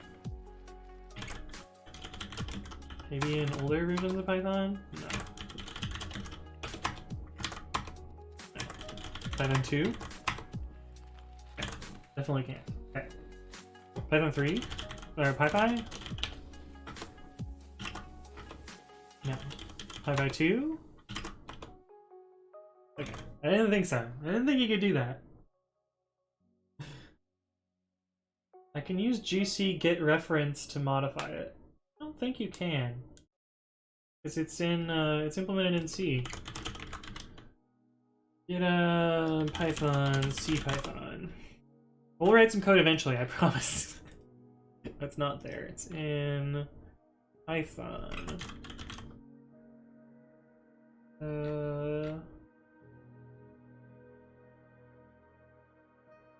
Which file is it in? I want to say it's in built-in module.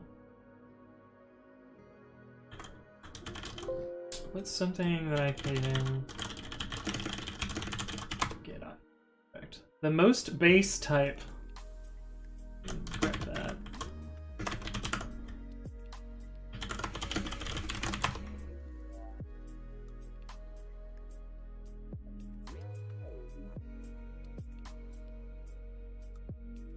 How does it only show up in the test?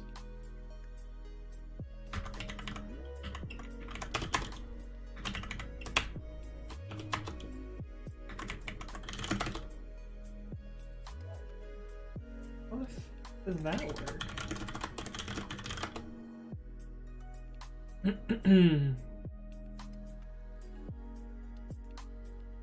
I'm very confused how this can show up in the test, but not in the code.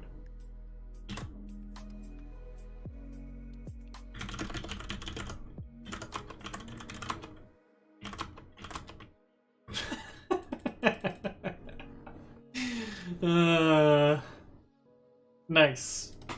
Gotta meme where you can.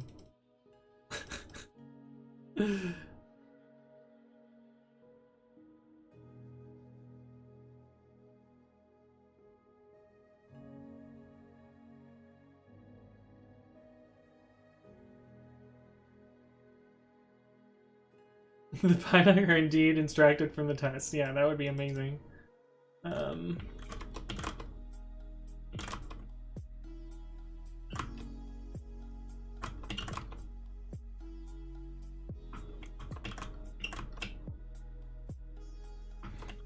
Oh, and this is where Nano sucks at highlighting, which will be fixed in Babi.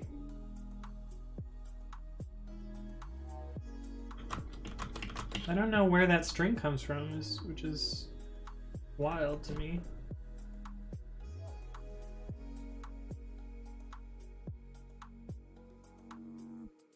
Well, this is HTML. Alright, I don't actually care that much. But I want to say it's in this object.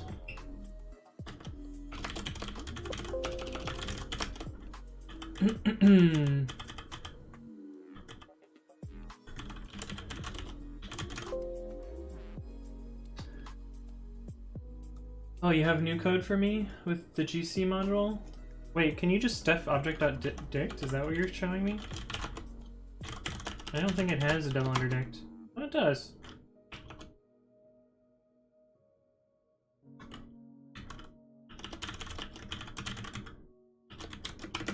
What is your lambda that you want?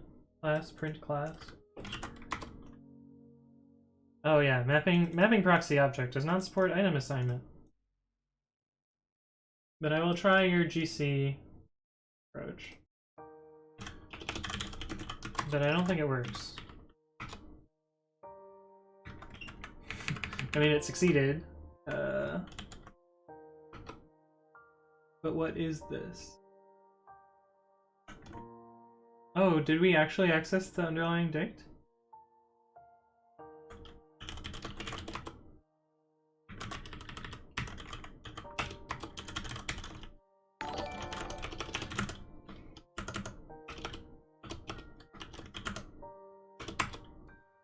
Oh. Did that really work? That's wild.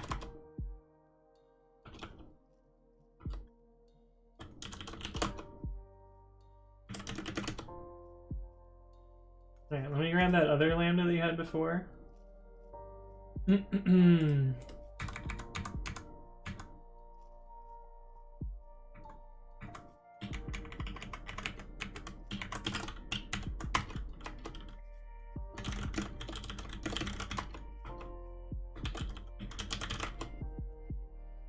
Alright, color me surprised. I didn't think you could get access to that dict, but I'm wrong. GG, I guess. You can't see this because I use PTH magic to run some code before an interpreter starts. Ah, now you would like my two trolley libraries. Well, both of which are kind of really useful. This one I use all the time, not that one. Future breakpoint. This uses a PTH file to give you breakpoint in older versions of Python. So I use it in like Python 2 and Python 3.6 when I do that. But then I also backported f strings. I'm sure you'll appreciate those, Hayden7766. But that's clever. That's very clever. My ex-boss told me that GC solves everything because the guy who wrote the GC, Tim Peters, is a Python god. Could be in the objects folder. Oh.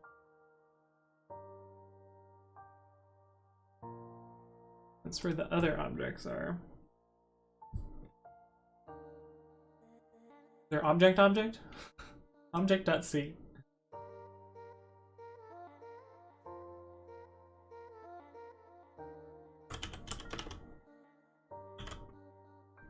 Yeah, I guess here it is. Py type object. Oh, that's the none. That's null. None. This is not implemented.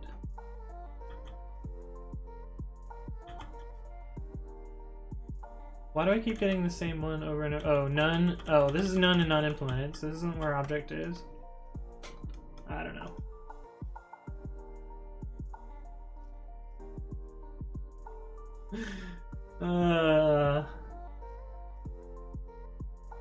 I'm going to return to my Xbox, you're a fucking noob. Thanks. Thanks, Hayden. Who is your ex-boss? If there's such a god. Can you speak cpython bytecode? My ex-boss was able to speak in bytecode. I mean, kind of. There's a module that helps me do that.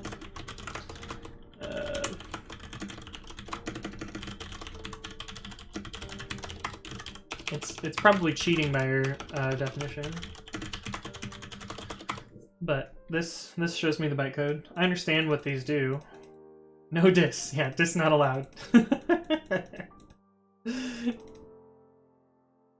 I figured you would say that.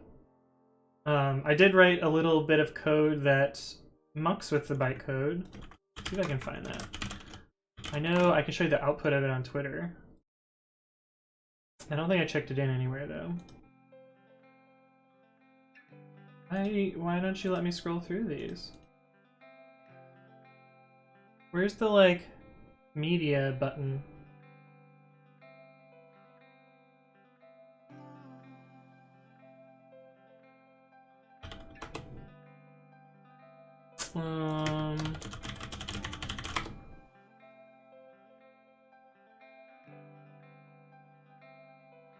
Is this when I typoed it as 527? 572 is a mistake, except for code golf. Changed my mind.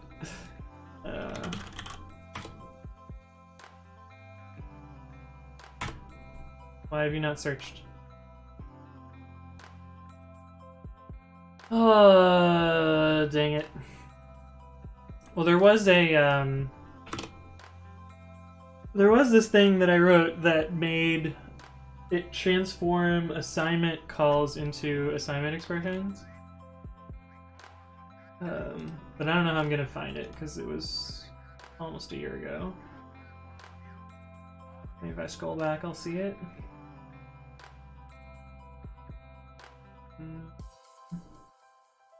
No.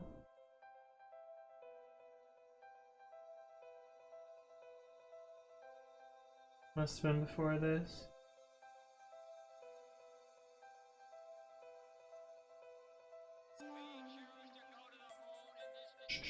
Don't mind me just ruining bandwidth. This is PyCon. This is a funny photo. Look, it's me. Still just me. Is this output? Oh, that was when I did the pigments thing.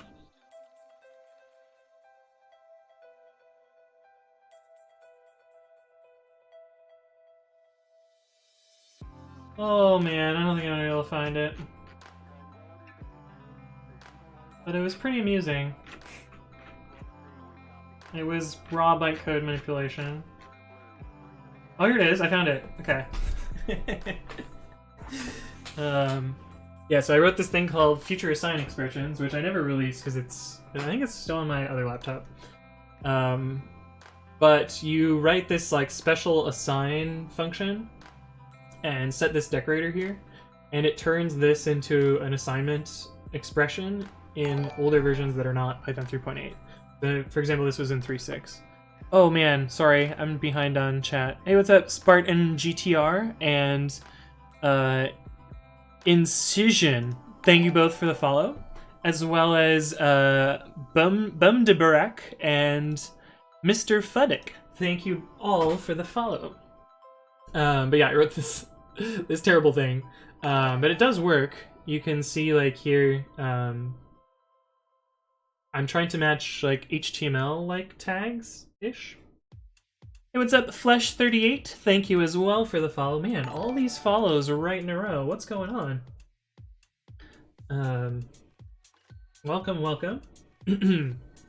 But yeah, this thing manipulated bytecode such that this was an assignment and expression at the same time, and worked in 3.6. But the idea was to eventually write like a codec that would rewrite these, and, be just as memey as the future f-string stuff. But it was a funny joke that I spent way too much time on. But yeah, here's me writing Rob bytecode. Please write bytecode by hand and assemble it. Are you blind? Might be blind. I might also just not be reading chat. He blind. Thanks, Enzak. You know, you broke Twitter. Well done. He's just tired. Yeah, I'm a little tired. You're right. Hayden, you need a job. You should get a job then. My boss uses the Twitch API with Eurolib, not a fucking UI. I also use the Twitch API with Eurolib.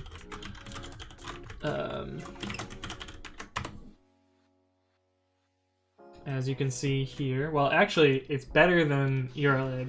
It's async IO. Ooh.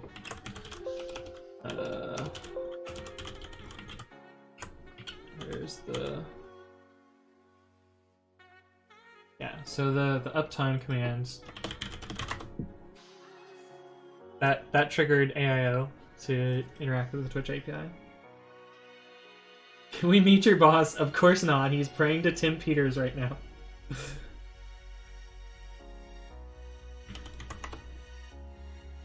An attempt at implementing 572 for runtime. Oh, did you do the same like sneaky hack that I did?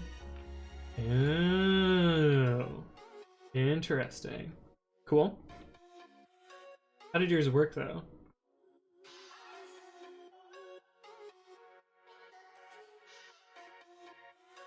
Looks like you insert some tokens.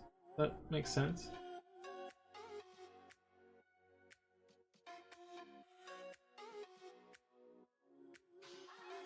What is tokenized.funny?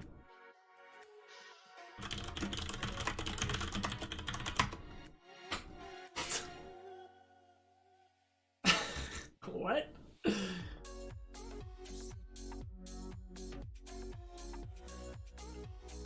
Are these all the operators?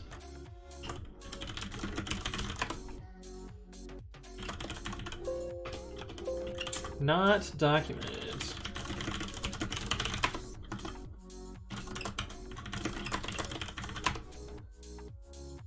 It is an operator, a bracket, or a special. Special is a new line, ellipsis, or these operators. Don't know what that means. Oh, we don't want to do that. I should, but I'm also young, I see.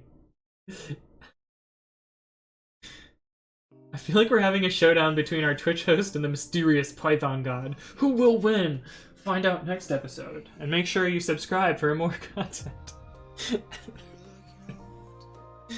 I bet that he doesn't have a boss. Why are you trying to suppress my boss? Oh yeah. Tank, thank you for reminding me. I should actually get back to what I'm actually working on and not just sticking around. Yes, so I'm trying to add some features to Python that will implement these two functions, step size and escape delay, to the curses module. And we can close all these other tabs because they are just tangents and not important.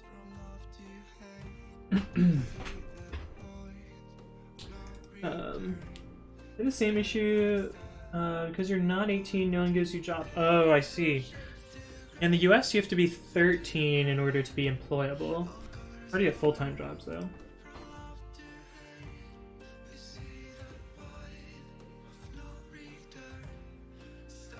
I live right in the middle of looking for a junior web dev with 4 years of professional experience world. That sucks. That's unfortunate. Okay, so this guy showed me the minimum code that I need to worry about. Let's see. Something specific. If it's something specific, feel free to ignore the following. I also need to learn how this works. So Python has this argument clinic thing, which does some code gen of some sort.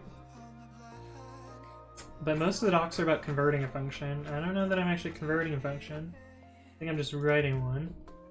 Essentially, you'd be adding these lines into cursormodule.c.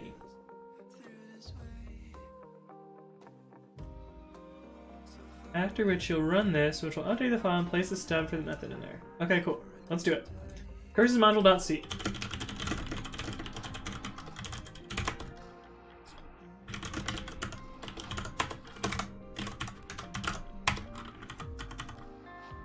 Where in this file do we put it?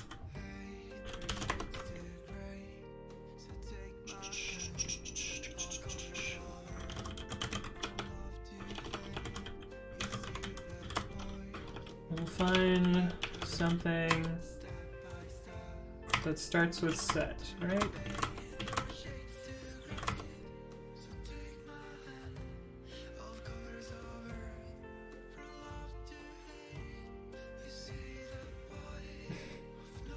So this seems like as good a place as any.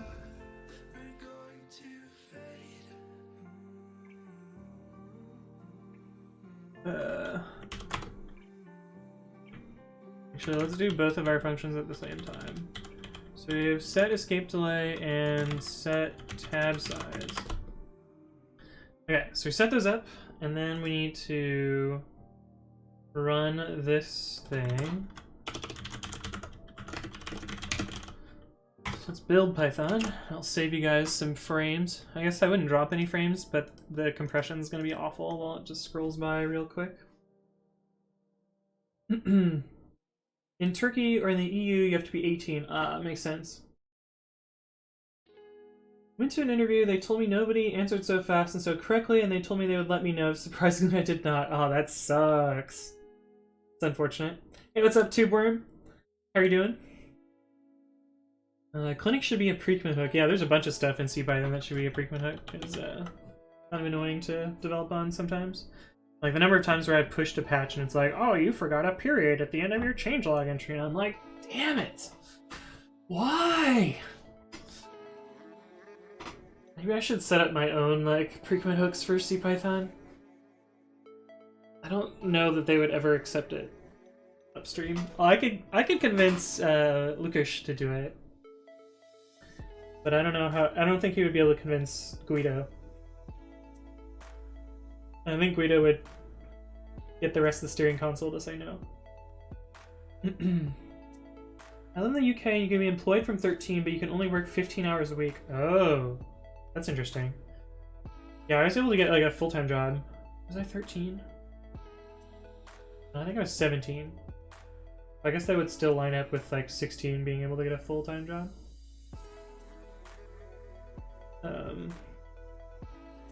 I guess full-time. I worked 40 hours a week. Those timesheets. Oh god, I hate timesheets. There's so much work.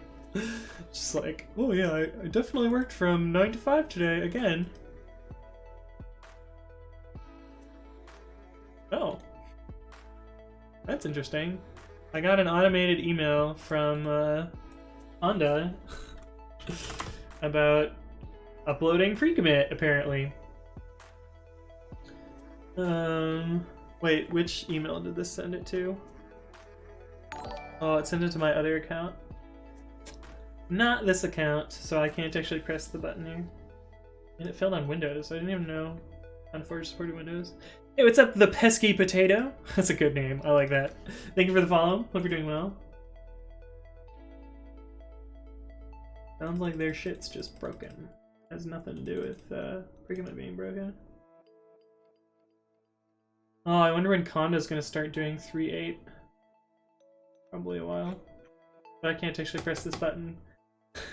Did I tell you guys about the story when I got added to Conda Forge and then I got banned from GitHub? So, I know I've showed this tool on at least a couple of streams. But I have this tool called WatchPliz, and the reason that I do this is my work uses GitHub, and I don't want to watch every repo at GitHub, or on at work, because there's like 2,000 repos, and there's no, like, I would just get a spew of email forever. So I set up this thing which, so I turn off the auto watch button, and then I set up this thing that will use the API to watch repos for me. And it basically like scrapes all the repos that I'm a contributor to, and then, oh, how did I not find this?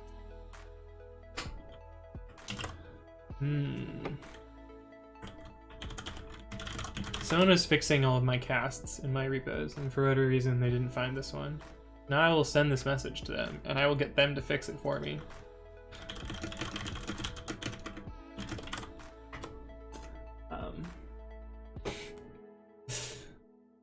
But yeah, so I set up a thing that scrapes all the repos I'm a contributor to, and then subscribes to them so that I watch them and get email notifications and stuff, because I use email even though it's 2019.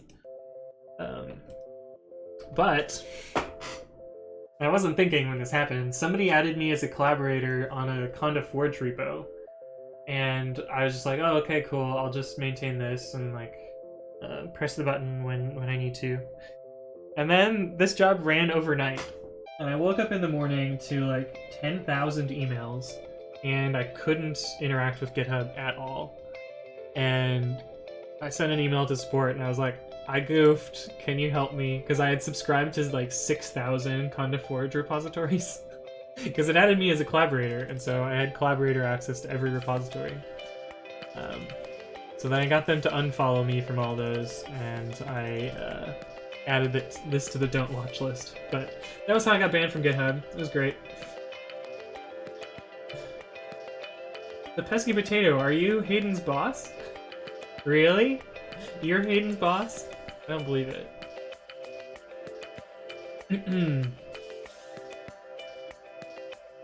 Other core devs probably disagree. Yeah, that would be my thought.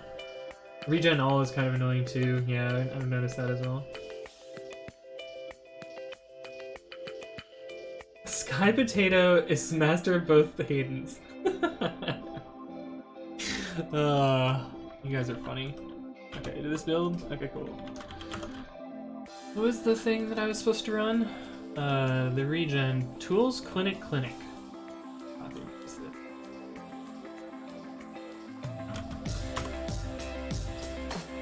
File not found. Did you mean module / curses module? Alright, what did that do? Blah blah blah. Okay, we'll fix that eventually.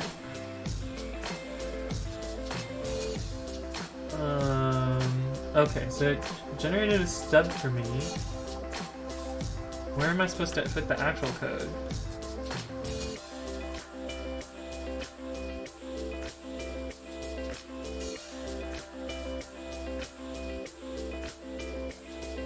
Presumably in this function. Why is it doing pyfloat? Oh.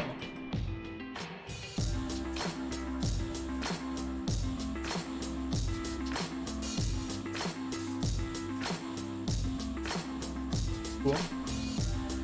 This is also super annoying because if anyone edits this file, then they get a merge conflict. I don't understand why this is a good idea.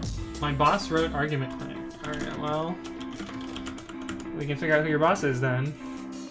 Joke's on you now. What is the file? Tools Clinic.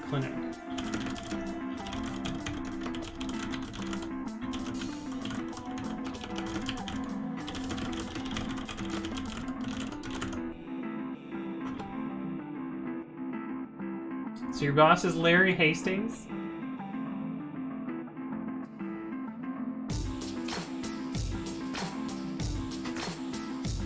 Is your boss Larry? I don't think so. Sky Potato Son, they are joking on you. Oh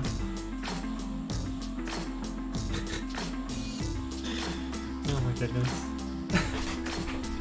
Okay, so it generated a bunch of code for me. I don't know where I'm supposed to actually implement the thing. I assume inside this impl function.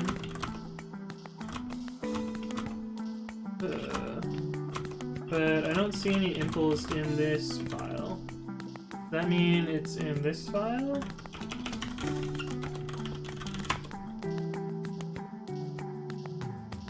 Yes.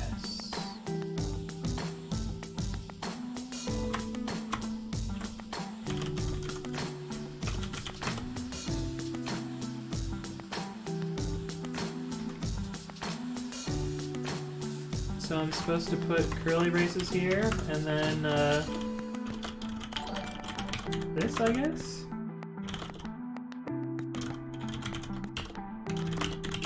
Something like that? Hey, what's up, Beachley? Thank you for the follow. Hope you're doing well.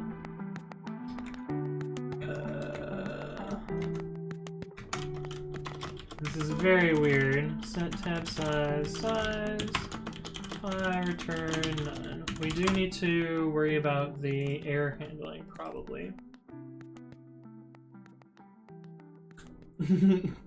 Larry just applied the patches from HG to Git. I don't think that's true. I think they migrated the history. Especially because...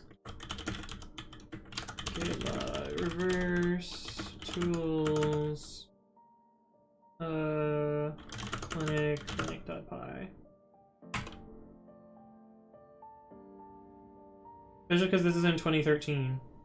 And they switched to Git in 2017.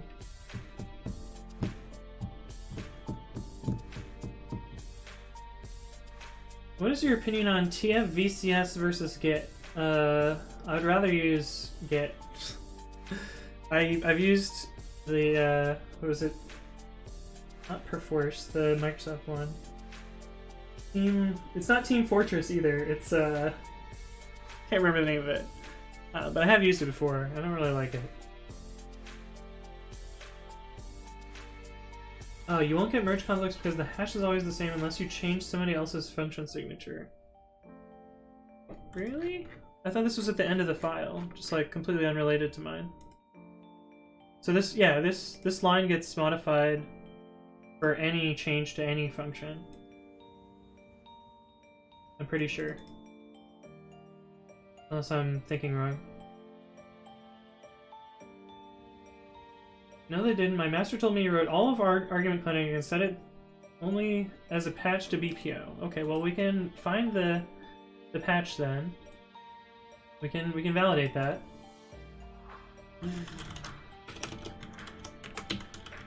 Like you're digging yourself a pretty pretty unsound hole here.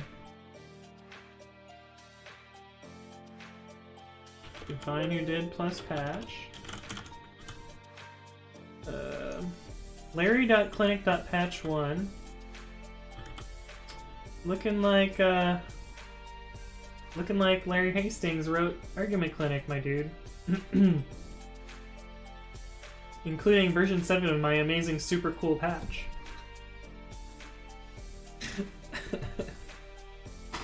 I think I dug your hole for you. You're trying to fool me. No, I'm not.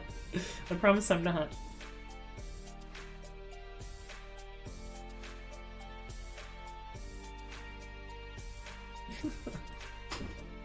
You are a magician. Yeah. Well, yeah, bugs.python.org is fake news. Yeah.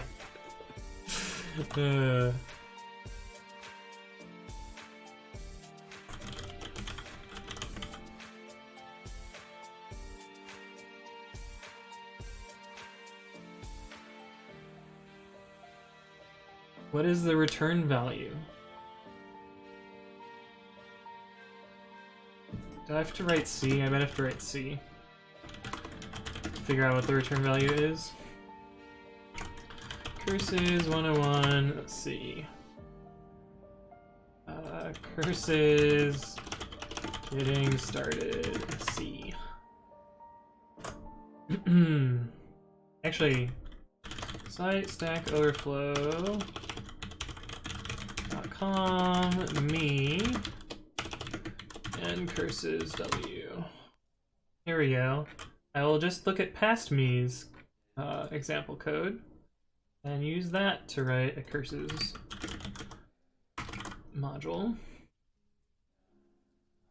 And how did I compile it?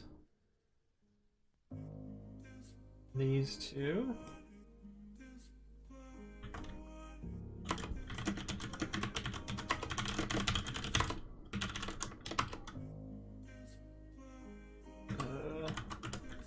That's a tab.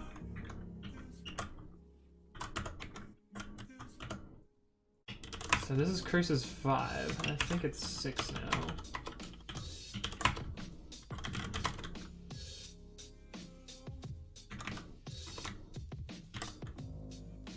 I guess not.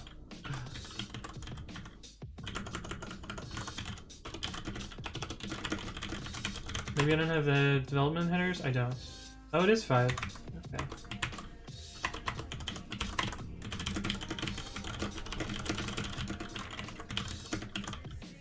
Lib n curses wdev.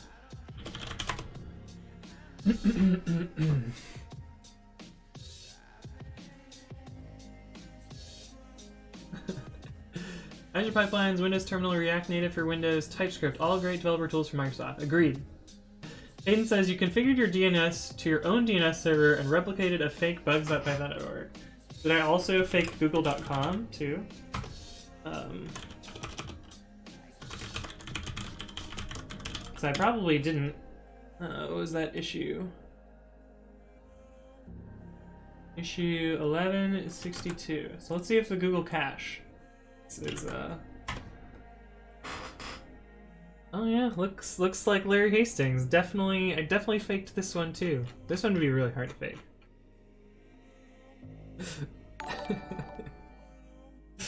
Hey, what's up, Dowlea? Thank you for the follow. Hope you're doing well.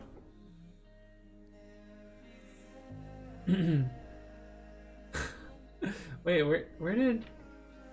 Oh, you just listed my least favorite things. Azure Pipelines is pretty nice. I like it. It works well. At least smells like fire. I hope my house isn't burning down.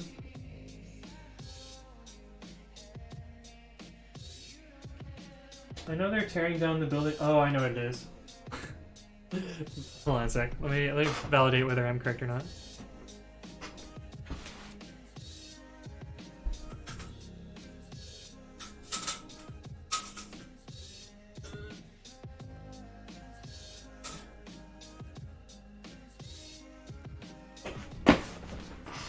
So they're tearing down the grocery store across the street from me, and they're doing demo fires, where like the fire department is out there and they're intentionally setting a fire and then putting it out and then like practicing. So that's what's going on. W5. Oops, that's 4. No, I don't need to apt update again. No. Yeah, so they're intentionally setting fires and then intentionally putting them out. That's what's going on.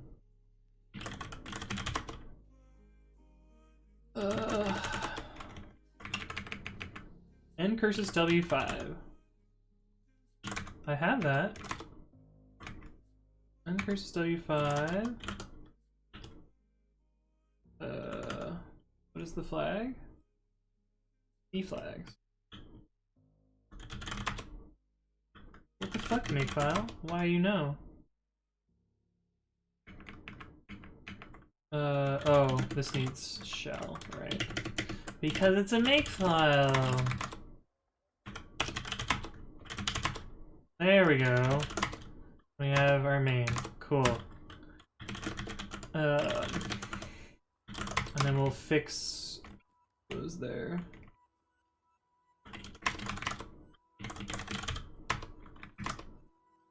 Yeah. This is the Stack Overflow post that I fixed a long time ago, which changes it to a star. Okay, so we've gotten it to make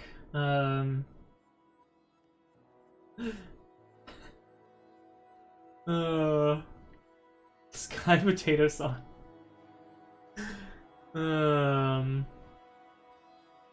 You like anything that Microsoft makes? C# and .NET Core, yeah, those are good. Moved my code base from VSTS Azure to GitLab. Never been happier. Yeah, GitLab's pretty good. I don't really like GitLab as a VCS though, or as like a hosting service though, which is unfortunate.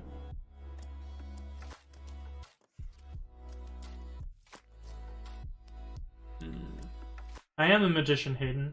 I'm glad you've noticed it. What issue is it? I'll back you up. Oh, it's 16. It's this one. But Google already backed me up, so I'm all good. Your house is burning. Yeah, no, it's not burning. Yes, I am compiling C with GNU make. Hey, what's up, Snare Chops? How are you doing? Sent some people over to your stream earlier. To check out your IRC stuff. Although you haven't started streaming yet. Assume you're streaming later. Say GNU plus makefile. Yeah, there we go.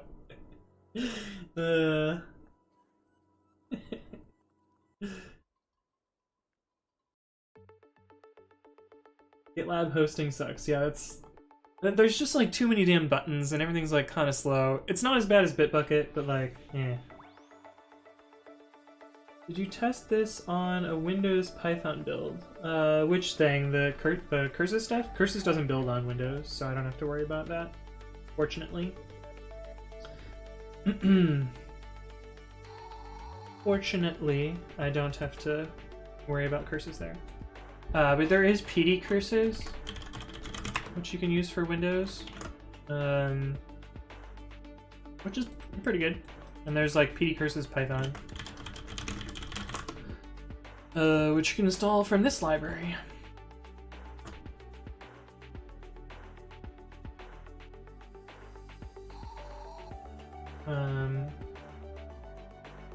But yeah, this is a surprisingly up-to-date and pretty good drop-in curses implementation. So you can do things like, I don't know if it's gonna work, but we're gonna try and run babi on Windows.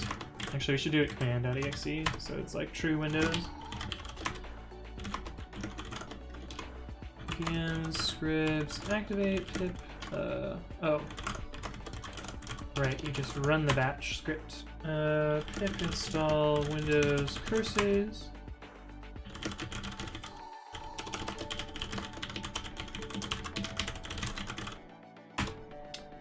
See if we can run babi.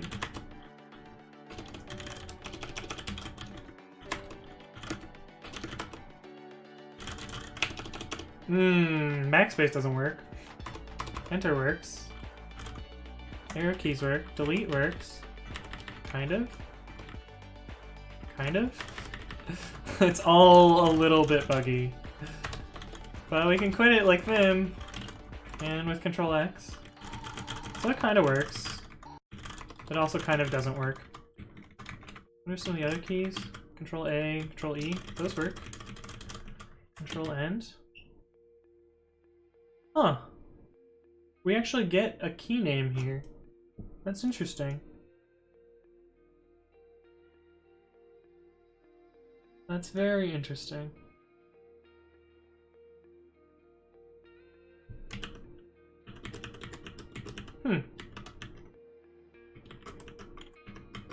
Page up and page down work. But anyway, yeah, like it kind of works. And the way it works is Windows Curses provides a the site package's curses pyd file. And this replaces the standard lib one because standard lib doesn't ship one. So that's how that works.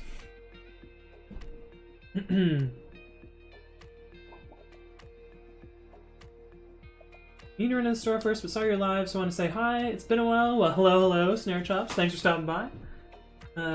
Plus, I'm excited to see play with your editor when it hits beta. Yeah, it's not quite super done yet, but it'll get there eventually. Are you in California? Yes, I'm in California. I live in San Mateo. So I am right around here. Oh, here. If it doesn't lag. But yes, I am in California.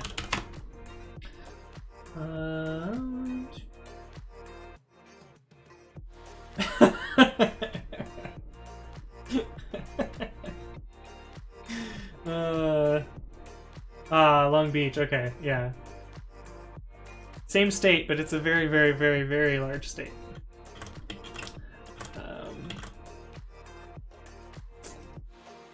But yeah, so what I was trying to do was look at what the return value of the set tab size and set whatever functions were.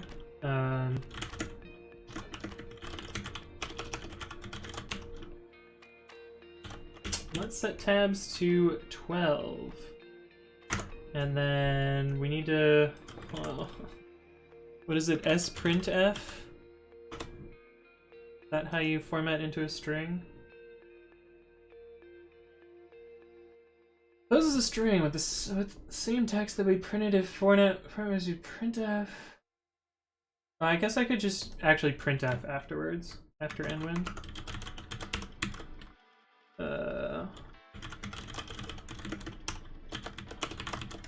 That way I don't have to muck with curses.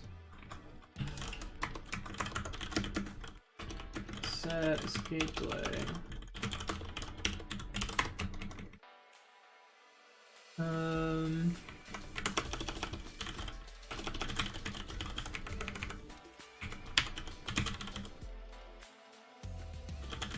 This will show us how wide the tab is if we insert at 0, 0.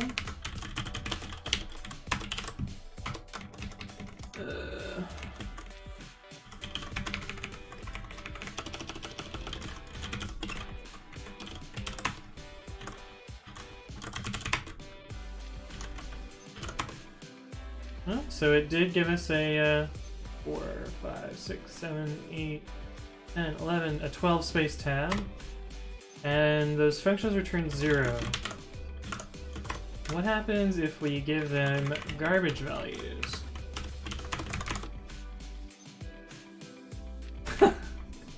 What?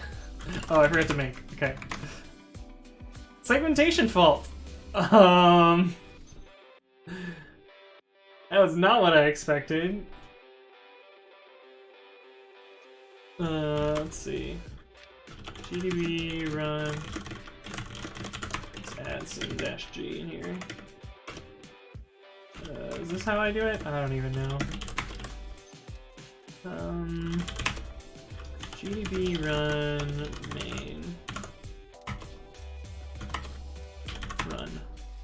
Run main. Oh, clearly I remember how GDB works.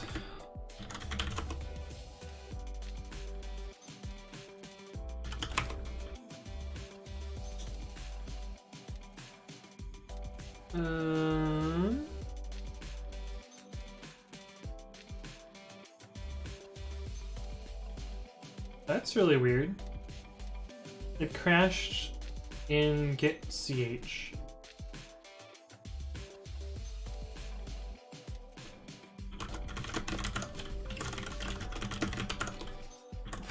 That's not what I want. Yes, I know. C++ comments in C. Let's see if it's just the tab size one. I don't need to use GDB to do it. Yeah, it's just the tab size one. What's up, Sharuden? Thank you for the follow. Hope you're doing well.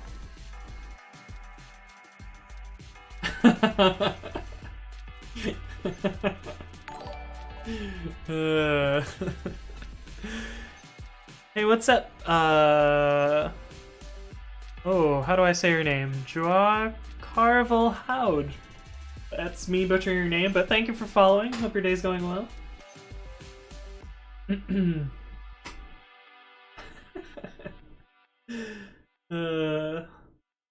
Is identical can speak bytecode. I think you're getting the job. I wonder if we instead don't do tab size to... So what's probably happening is internally curses is accepting this negative number and then exploding.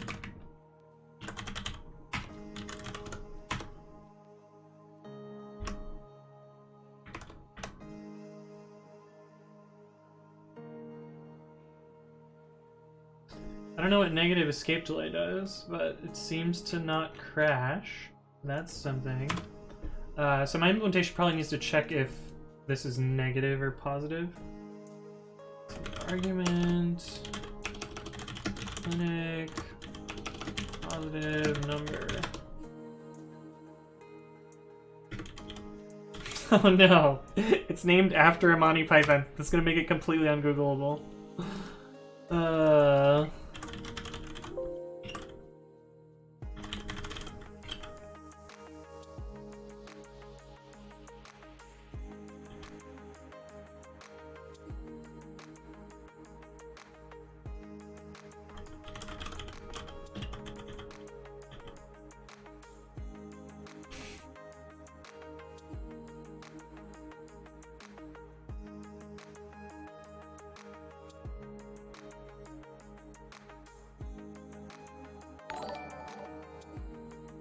Snare Chops, thank you for the subscription, friends.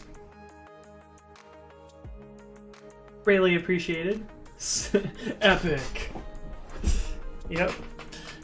I'm up to 13 subscribers now. That's pretty significant. Cries in too poor to sub. Yeah. Just speak x86 assembly.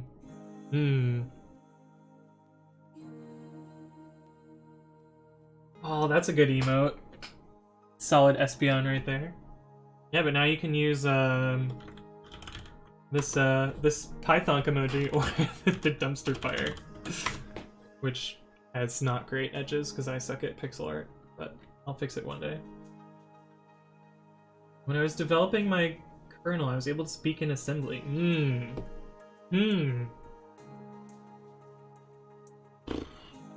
Like, I would want to use argument clinic. I would assume I would want to use argument clinic to validate that it's a positive number. But I don't know whether that's a thing. I guess I could look at the rest of the curses code.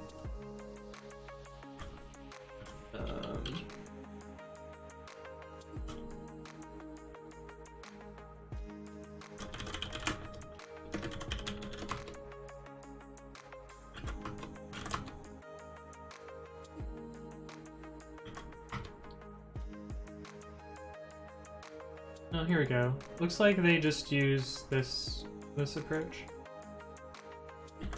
Tab size.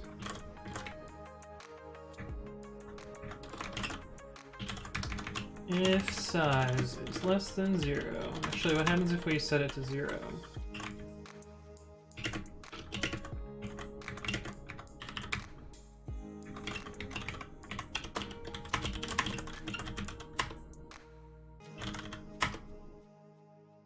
Floating point exception, core dumped. Interesting. That's division by 0. Size must be greater than 0.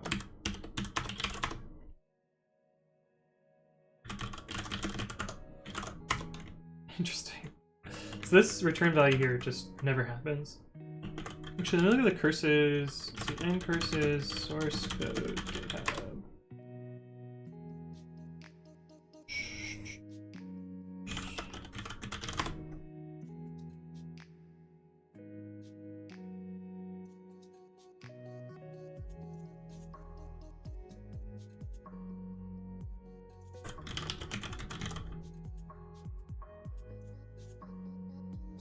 End curses SP name.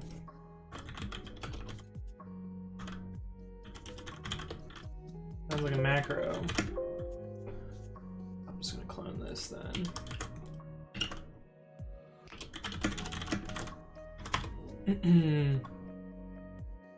I'll clone faster than I thought it would. Oh man, I'm so far behind on chat now. Unfortunately, I don't remember a single instruction. Just a repost because I got aired. Anthony, can you help this nearly 16-year-old get himself a job and or some freelance web dev work? Potentially. I know like a bunch of places that are doing like internships and stuff. Snowtop's alright. Gotta quit being lazy and get to the store. Best of luck. Thanks for stopping by, friend. I'll see you around.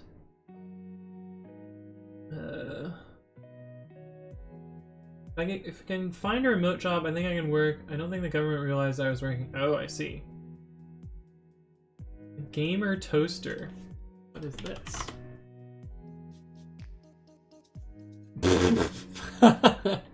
Is this an Alienware toaster? No, it's a Razer toaster, even better. Oh my goodness, that's great. Oh, there's a video for it too. A little loud. Engineers, it is the most important meal of the day. Toast. This is such a... This is so fake. No one believes that more than our CEO and chief gamer, Min Liang Tan. Toast is good for you? Is this April Fool's? I like toast Yeah, sometimes, okay. but Alright. I'm not mad about I thought so. Cool. April Fool's.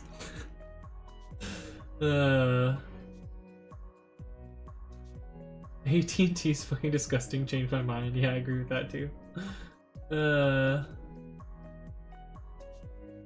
Hopefully Angular doesn't mess with you too much. Oh yeah, isn't that what your status is set to in Discord? Your status in Discord is, I have a bad relationship with Angular. And the toaster at 1000 FPS, yeah.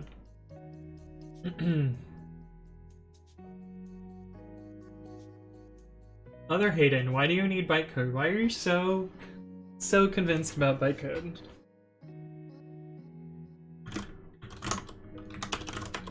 Oh, pressed caps lock. What was it? SP set name? No. Ncurse's SP name. I'm looking for define. Oh, a lot of people are here.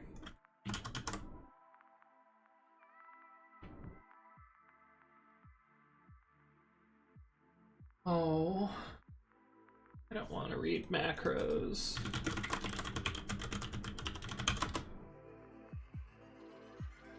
Extra extension functions which pass in a screen pointer.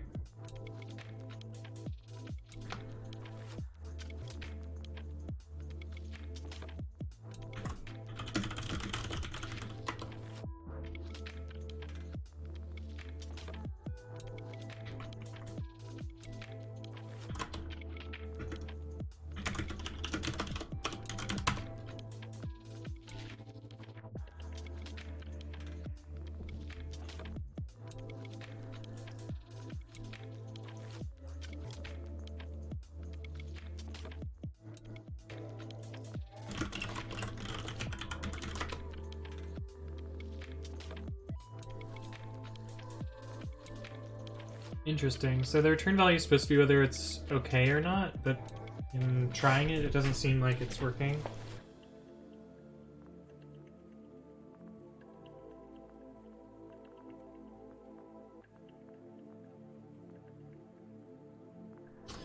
Whatever.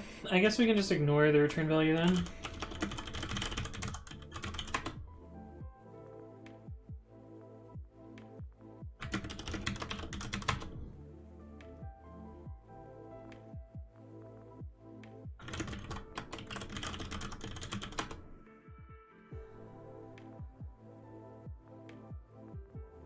Seems to use the same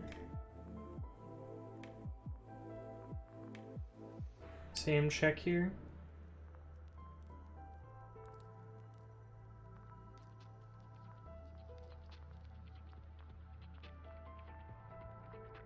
Yeah, and it looks like it always returns okay.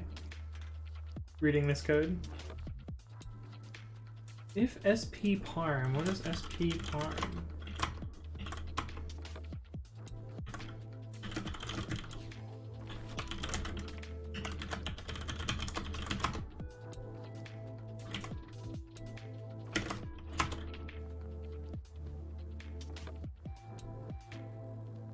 What is SP? Oh, screen pointer. right? Yeah.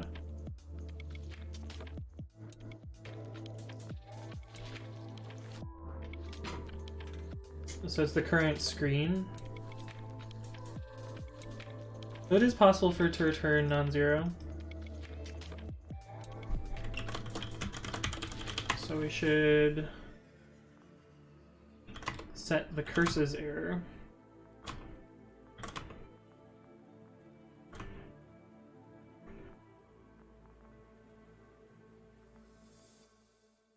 I guess we just need this.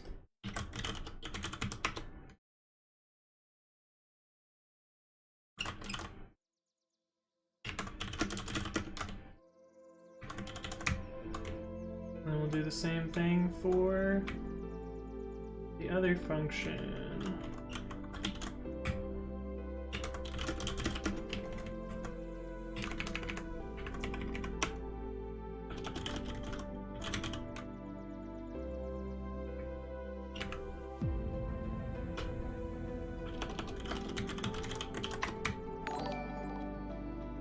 Hey, what's up, Officer Kokona? Thank you for the follow.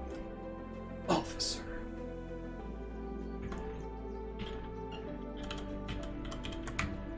I think I need this same code here as well. I think that's it, other than fixing these doc strings here, size. Oh, and changing the variable name. Although this also uses size. I think this is in milliseconds?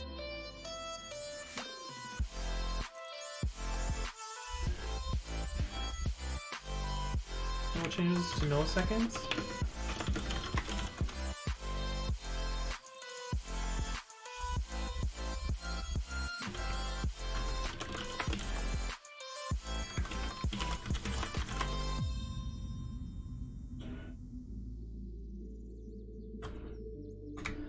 Set escape delay, MS, number of milliseconds that curses will pause after receiving an escape character before number of milliseconds that curses will wait for an escape sequence after receiving the escape. One-line descriptions. I don't know, how do I describe this other than it does exactly what it says. My old boss can interpret bytecode with his mind. He doesn't need a cpython VM. I mean, that's not so bad.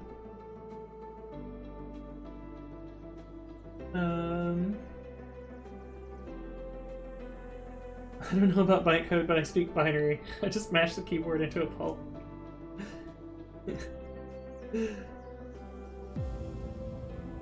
I deleted one code declaration in the code. Did I really?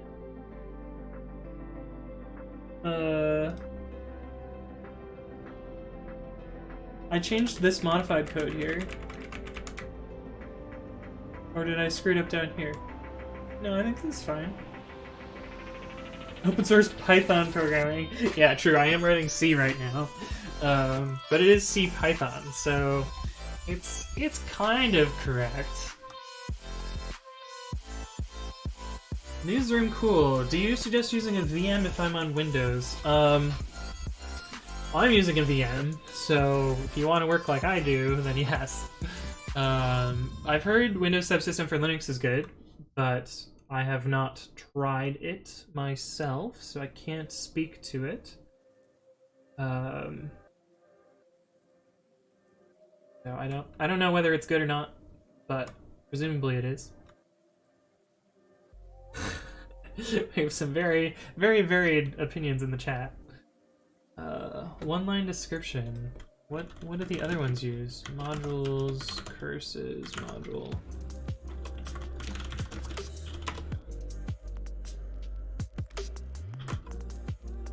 This one doesn't have a one-line description at all. Oh wait, maybe it does. Paint the character. Paint the string.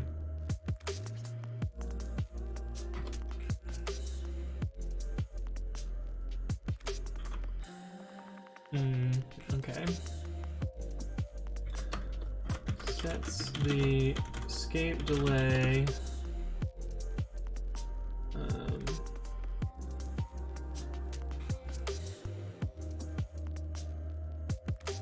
Versus global variable.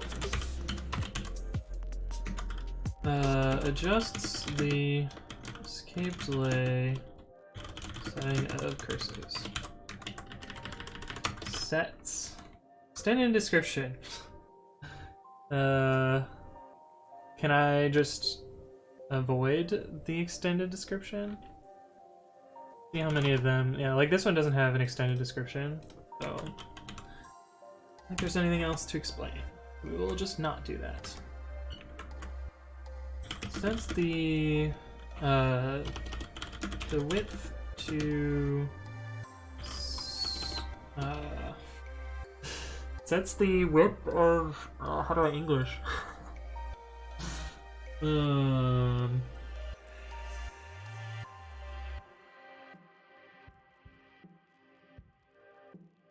Sets the width that a tab will be displayed as. That's so wordy. How do I not make that so wordy? The width that a tab will be when rendered? When rendered. Sure. Sets the tab size setting of curses.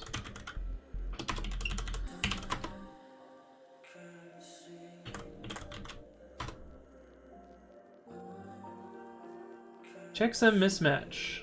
Dash F.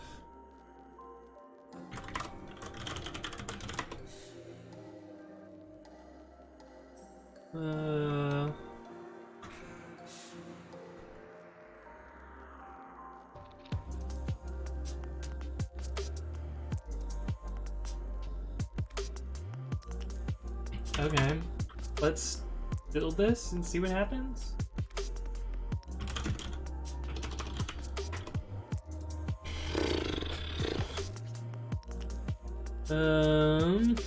Oh, did I break the setup term? I bet I broke the setup term. That's what you were telling me about earlier, TubeWorm? Or Parset. Parset was telling me that. Gee.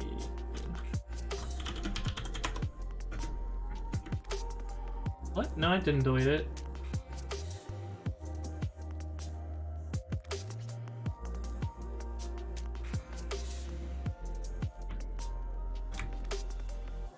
What?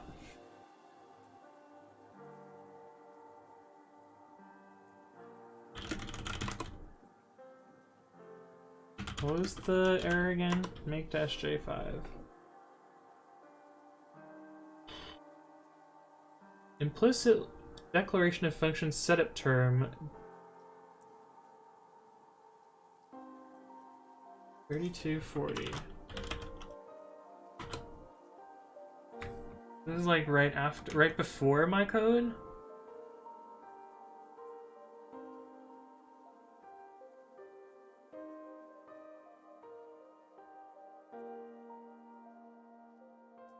What is going on here?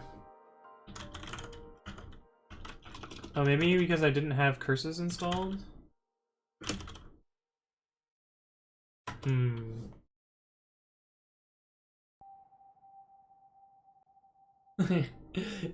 C is supposed to be Spartan, my dude. Why are you making it readable? True. LinkedIn recommended that I work for Bloomberg. I still have some friends that work there. They have an office in London, also. In fact, a couple of my friends work in London. I'm trying to make a recurrent neural network with brain.js, and it returns... Yeah, that's funny. I know nothing about recurrent neural networks, though. I click on links all the time. I trust Hayden as well. Maybe I shouldn't, but I do.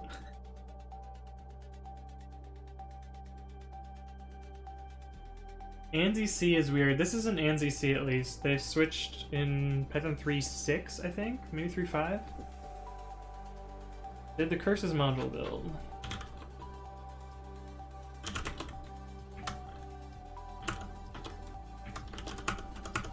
Oh, we got a curses module. See if I modify this and then build again. If it still does the same thing as last time. Okay, it did warn about my functions, so that's a problem. Curses set tab size defined but not used. What the fuck?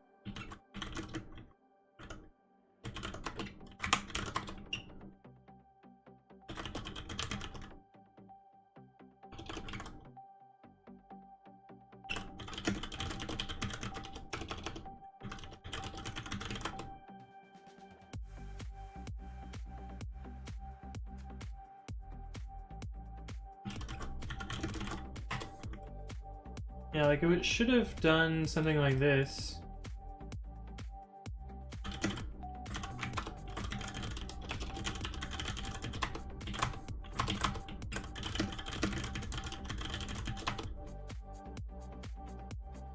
Oh, do I have to manually add this in? I guess I do.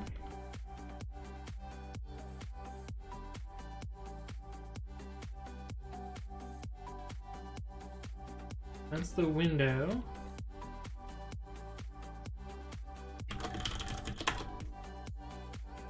Curses methods. Here we go. So we want curses set tab size method def and escape delay. So I guess these should go before set syx.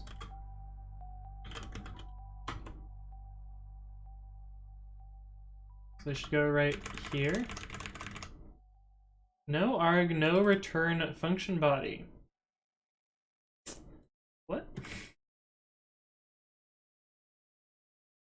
Wait, these are like completely out of order. Whatever. These no warnings? No warnings? Hey. So let's make a example function. Curses, not function, example file.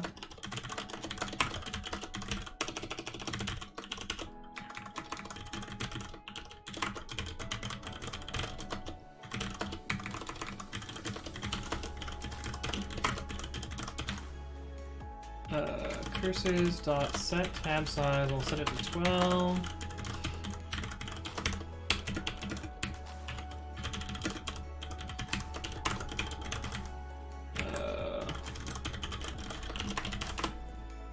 That should work in theory. Hey, we got our wide tab here, and if we set it to like 30. We get a 30 wide tab. Cool.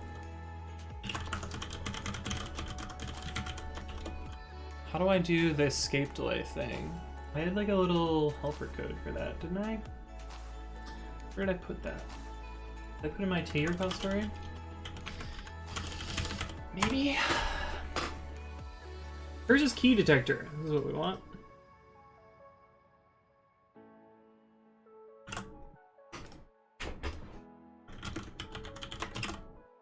So we need to do... We need to get rid of this. And then... Was it control home? Oh, that was when term equals x term. Screen? Is that what it was? There's no escape delay. What is going on here?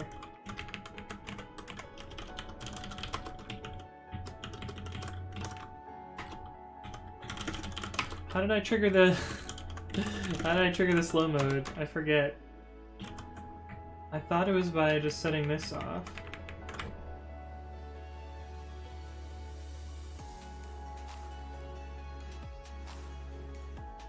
Oh, it was that when we press escape, it paused forever. That's T. I want T2. So we press escape, it pauses and then shows. That's what the escape delay is. And so if I do curses.set escape delay to 25, and now I press escape, it shows almost immediately. Yay, okay, so that works. That's what I wanted. I live in Sheffield. It's 110 miles south of me. Yeah, that would be quite a lot of commute. You could probably like rent a place somewhere, I guess. Recursive chat says, "Hey guys, please support my little guy. And click on your link in a different tab, or showing it on screen."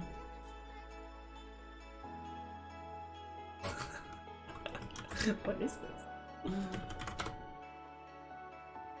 The little tiny spider.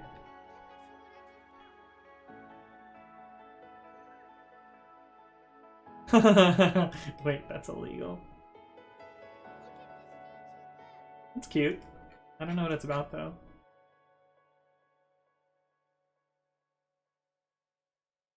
Alright, we're not gonna scroll through YouTube comments. I've learned my lesson there. Okay, so it looks like these two functions work. I probably need to document them. Not that one. This one.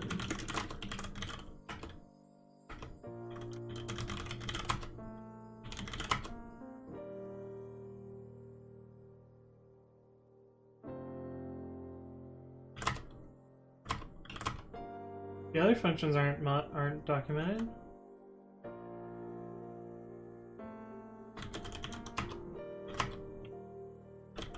Maybe they are.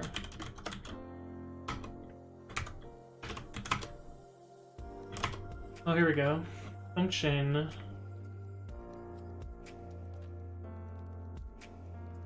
So I need to put code here. Function.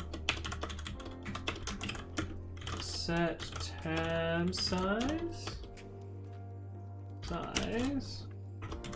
And function. Set escape delay MS.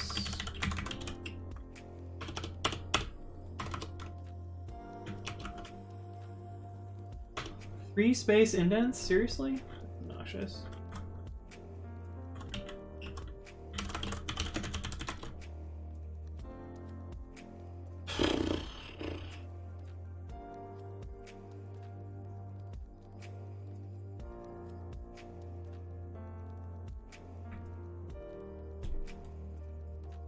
My description over here sucks. I think I need a better answer here.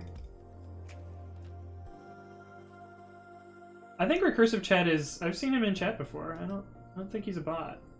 He's been following since May. I think he's a real user. 38 total messages. Seems legit. Old account. Yeah, I don't think he's a bot. Just there to show a nice spider. Ah, the pesky potato is back.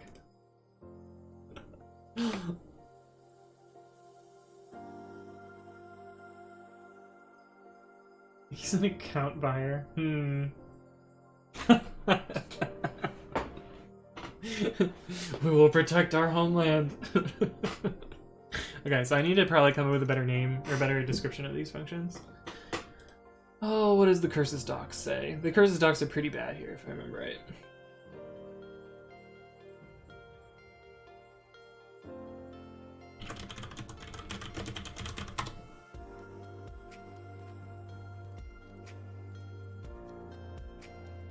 What the fuck?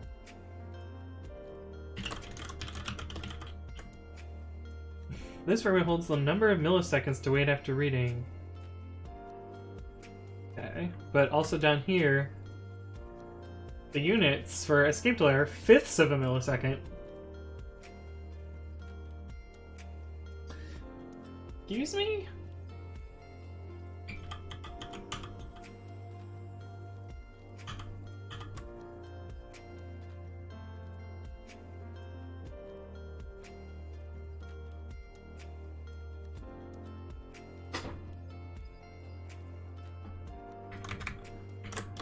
Sets the number of milliseconds to wait after reading an escape character. To distinguish between an individual escape character entered on the keyboard from escape sequences sent by cursor and function keys. Cool, seems good. Hey, what's up, Ubella Fratum? Thank you for the follow. And Zicconi Grusha as well, thank you as well for the follow. Is this a hacking stream? Not really. I think trying to do software nano can be considered hacking. Yeah. Oh, period at the end, yeah, true. What does this thing say about tab size?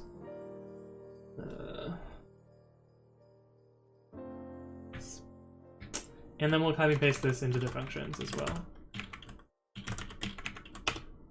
Oh, these are all justified spaces. Sets the number of columns used by the curses library when converting a tab character to spaces. Is it? Cool. That's the number of columns used by the curses library when converting a tab character to spaces as it adds the tab to a window.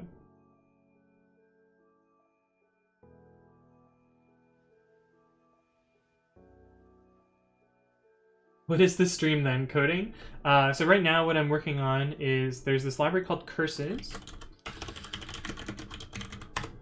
And with curses, you can generate like terminal displays and stuff. So like my current only use of curses is to write this script, this thing called babi, which has a couple of functions right now. This is the color test where curses is rendering all this to the screen and colorizing it and doing all of that. But babi is also a text editor. You can open up files and navigate around and do stuff like this. You can also enter text and backspace and delete and do all sorts of text manipulation and such. You can... oops, that's not the right key. You can navigate the file in a bunch of different ways. You can quit it with Control X. You can also quit it like Vim for the memes. But I frequently work on this text editor on stream. But right now I'm actually changing the Python implementation of curses to have a couple of new functions. I'm adding the set escape delay and set tab size functions.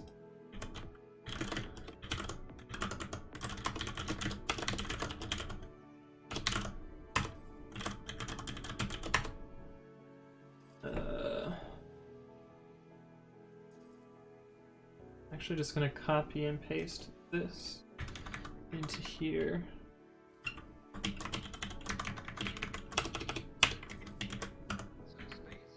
Why is this indenting so weird? It's supposed to be 5 spaces? I'm gonna assume it's supposed to be 4.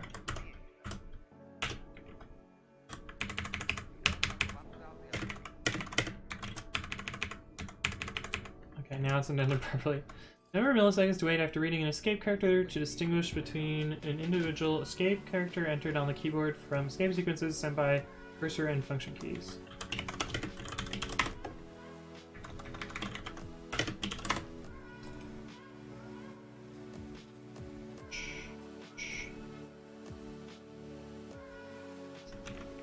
That's the...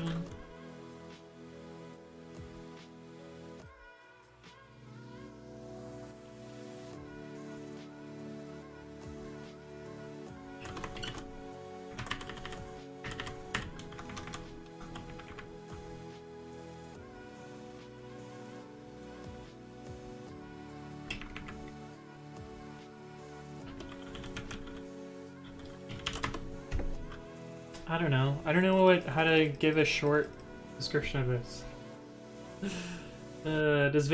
Does babi have Vim bindings? It has a single Vim binding. Actually, it has 2 of them right now.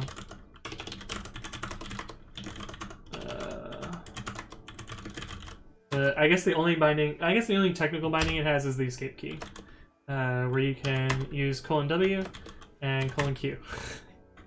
You cannot do WQ. It doesn't know that yet. You also can't do QBang. Doesn't know that yet. But one day. The arguments should be length of the delay in milliseconds. Oh, something shorter like that? Okay. Length of the delay in milliseconds. That seems fine.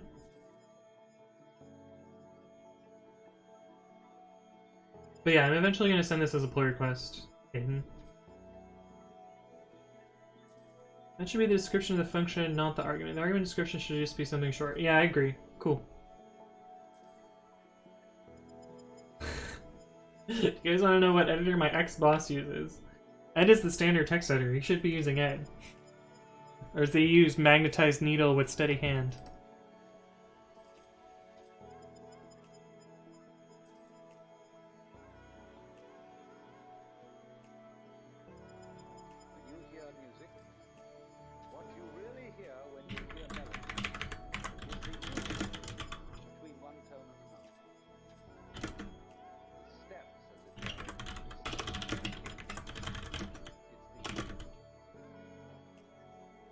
Let's see, rendered cell width of a tag character. I can copy and paste this one. Sets the tab size global.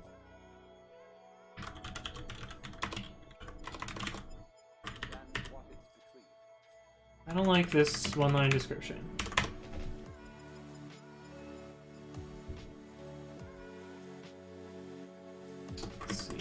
Sets the cursor's tab size global? Tab size setting. I don't know.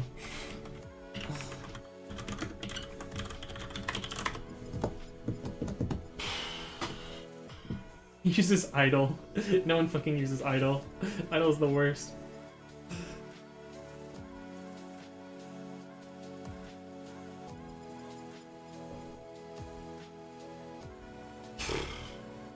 What did you just say?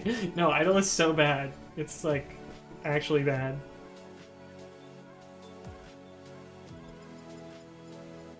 Idle comes with Python. Yeah, I know it comes with Python. That doesn't make it good. So space, Maintained. death, darkness, not being there, I would not suggest anyone use idle. being.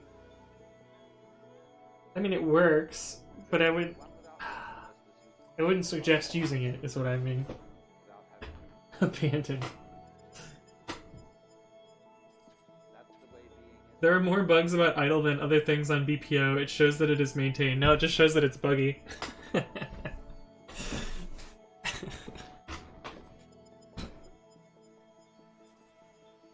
Like, I bet if I Google, should I use idle for Python, people are gonna say no. Does nobody use idle?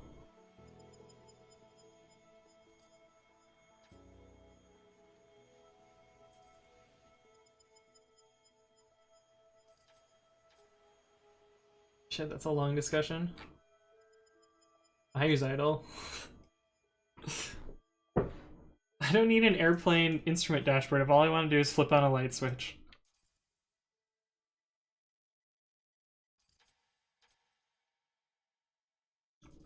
I always thought idle was more of a tkinter tutorial than a real development tool. There you go.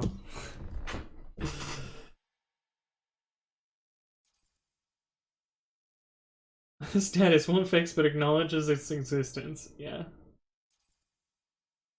I mean, I don't blame, like, I have no problems with people using idle. I just don't think it's good as a primary text editor. Then again, I use Nano, so like, like, clearly.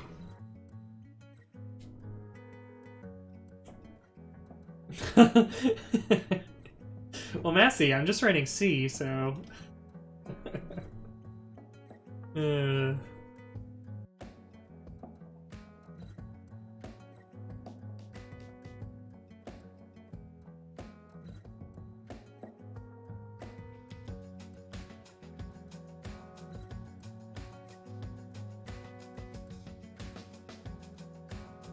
Anyway, I think this is basically done.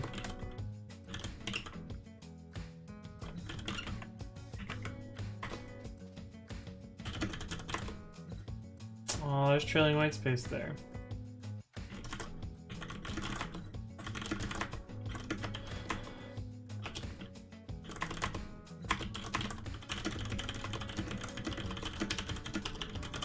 Let's look at this patch. Documented the two functions. I accidentally added a new line here.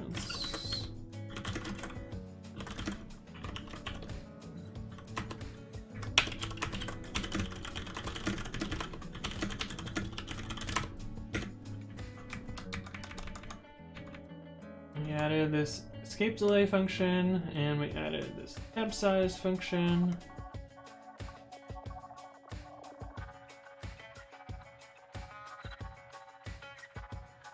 I'm sure this is going to get torn apart in review. That's completely fine. Cool. Oh, I need changelog. I also need version added in this file.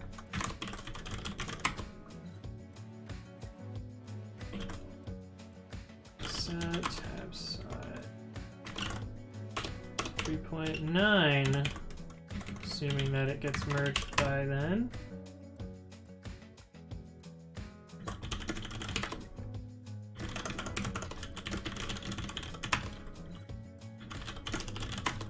Blurb add BPO.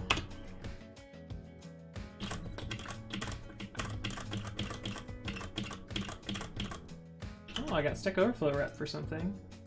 That same issue that everyone mentions all the time. 38312, and this is extension modules. I guess library? We don't have a section extension libraries, although CAPI, not part of the CAPI though.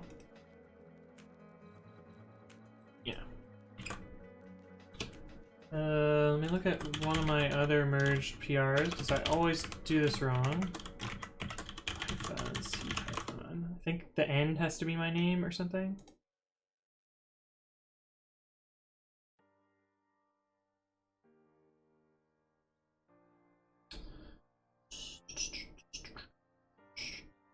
Skip news. We want one where we don't skip the news, like this one. This was a cool patch, by the way.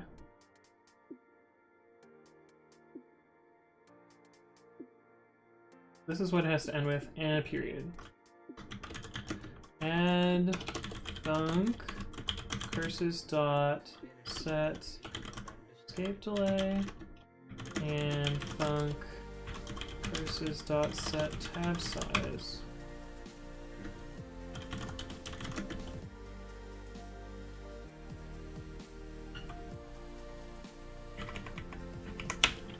Sure, that'll get torn apart, but that's fine.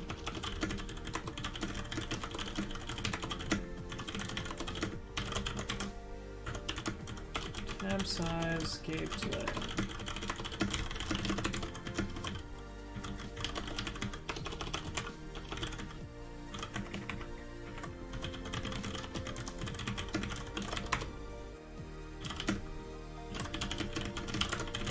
Cool.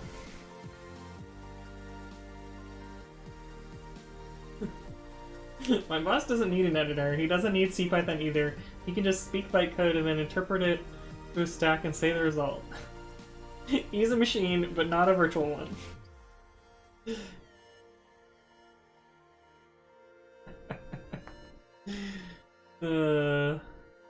I didn't have pip installed because I wasn't in a virtual env. I actually don't install pip or virtual env at all. So no pip. And the only virtual env I have is inside my home directory. So there's no user bin virtual env or a user local bin virtual env.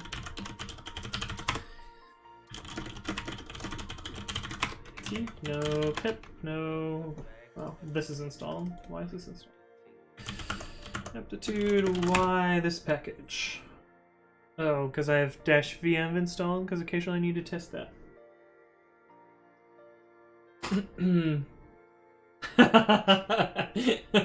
Is Pythonista someone who works at Starbucks and is actively trying to get a Python job? I think I'm gonna use that. I like that. They never think of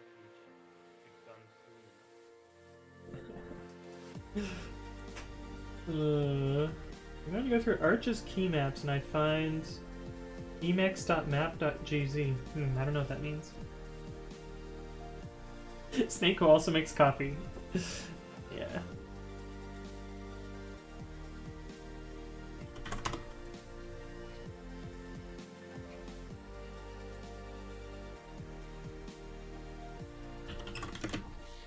Thank you for your contribution. Blah blah blah.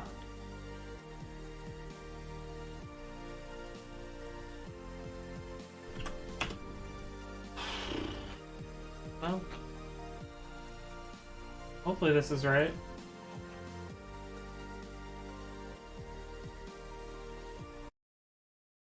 Why do you stop playing music?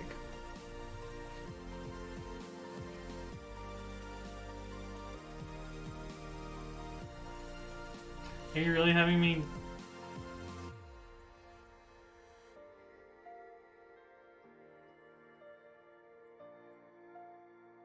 Why are you giving me bytecode? I'm not gonna stick that in a module. That editor, double under import. Yeah, no. I've learned my lesson from running arbitrary code that people paste into chat. I know better than that. I'm pretty sure there's a clip, an old clip where I ran someone's code without Oh, do I have to write a test for this? I didn't even think about that. How would I write a test for it? Test curses. Ooh.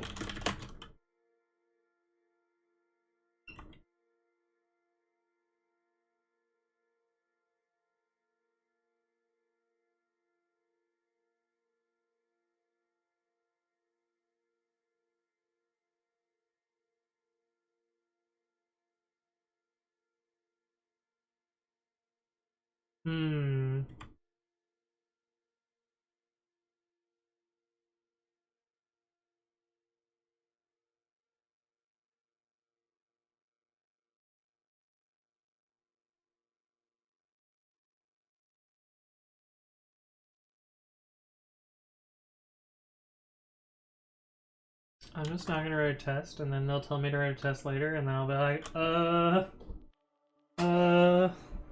interpret this with your mind, not with your interpreter. I'm pretty sure the code is import this.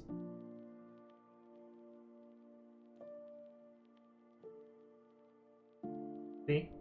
Did it with my mind. Should use your mind as my boss. You can say the result of this without running it. I think it's type error, actually. Yeah, I don't know. Okay, so we did that. What else did I say I was gonna do today? We're only... Wow, we're actually... I've actually gotten some of the things done that I've planned to get done today. That's a new one for me. Let's see what I said on Twitter that I was gonna work on. Actually, let me delete this from my email so that I know that I've handled it already. Delete. And again. And add Hayden on LinkedIn. And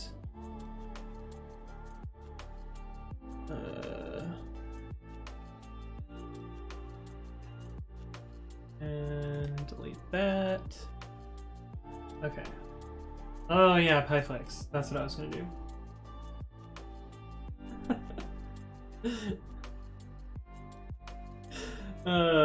Goodbye, Hayden. It was thanks for trolling. It was fun. I look forward to your trolls in the future. It was definitely funny, I'll give you that. Press F to pay respects. Yeah, F for Hayden in the chat.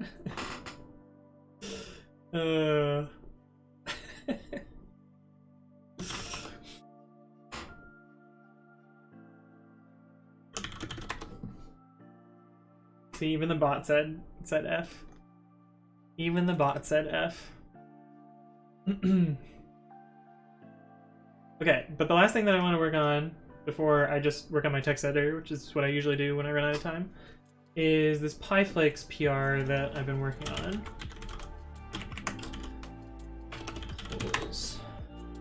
Actually, I have 2 open pyflakes PRs right now.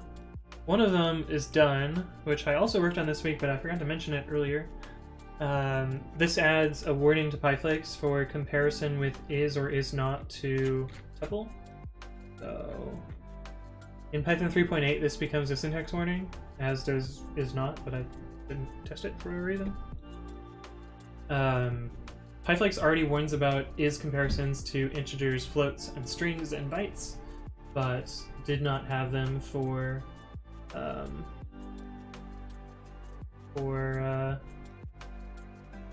tuples. Second Hayden has a real job, is that true? I'm going to work. Oh. Man, why would you wake up and go on Twitch? That just seems weird to me. I don't think he has a real job. I think he's just... Well, actually, he probably does. He was using some, like, pretty deep concepts of Python, so he's probably a good troll. I do think it's funny that his other account from last week is shadow banned on GitHub. Because he tried to troll last week in the same way, but couldn't because shadow ban. Oh yeah, this is another thing that I did this week. But I need to fix this patch. No, not this patch. This patch. Because I found some bugs that make this not quite work. Hey, what's up, XLC5? Thank you for following. Hope you're doing well. Maybe he's a Pythonista. Yeah, maybe he's gonna go make some coffee now. Sarcastic Dante, I've been playing the piano almost the entire stream, Kappa. And there's no way you could play piano for like 4 hours. I'd be so tired. His boss is definitely a Pythonista. Funny. Okay, yeah, but I need to handle these cases, and oh,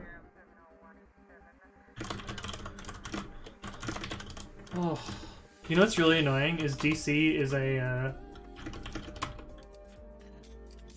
I don't know how to use a reverse Polish notation calculator apparently.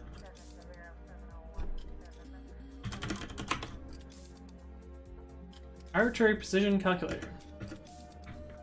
Plus, pop 2 values and adds them. Oh, I see. How do I push?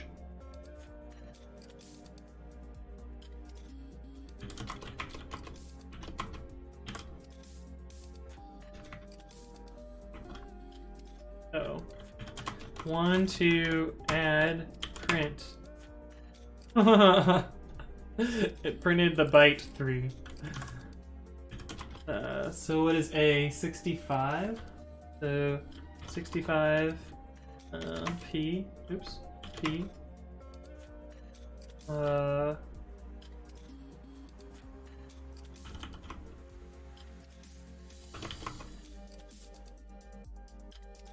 if I do 2 characters? What's new line? 20? No, that's space.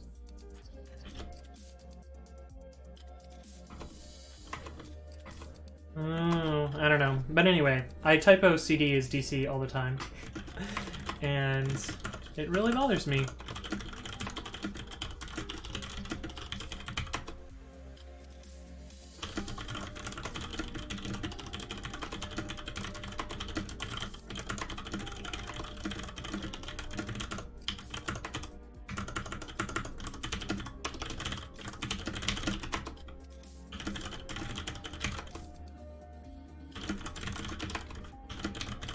Oh, I pushed this to the wrong origin. Whoops.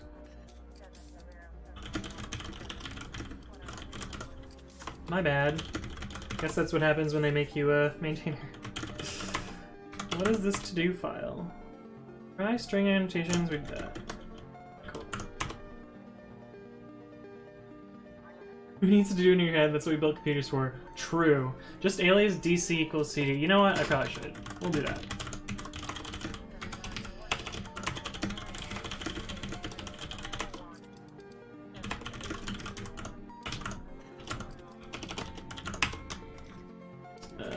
Typos, here we go. Alias DC equals CD.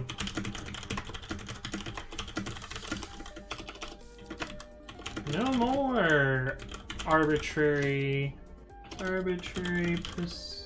precision calculator. That's what it was, right? Arbitrary precision calculator. There we go.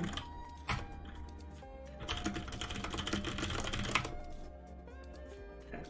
Now when I pull that on my other computers, I won't have this problem anymore. Hey, it worked! Yay!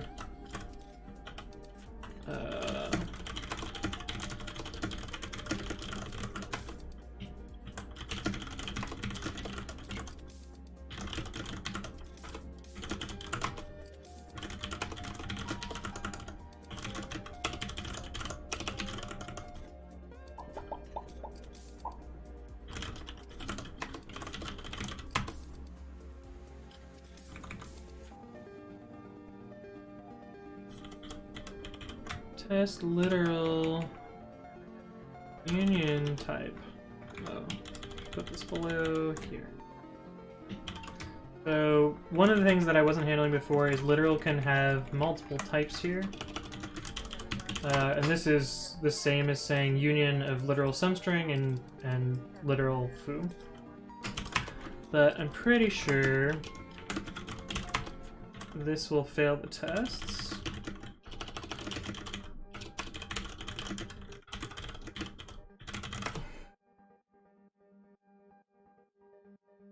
Indeed, we get a syntax error. We need to fix that, and I also need to consider implementing this annotation type, which is going to be probably, let's see if it's been ratified yet. PEP 593. Draft. Okay, so it's not draft, it's not finalized yet, but what annotated allows you to do is make a type annotation and then give arbitrary values as the second argument. Might already be in typing extensions.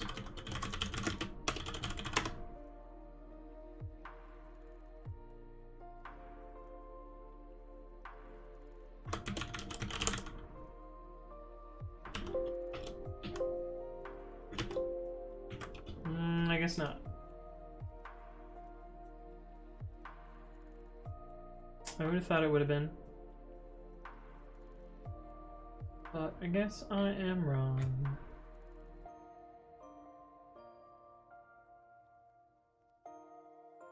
Oh, I'm in the wrong repo. That's why. Oh wait, no I'm not. There's a subdirectory inside typing.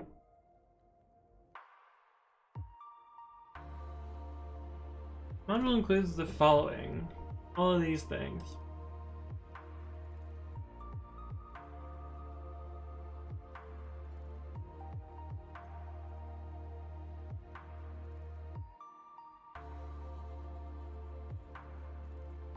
Yeah, there's a new final type.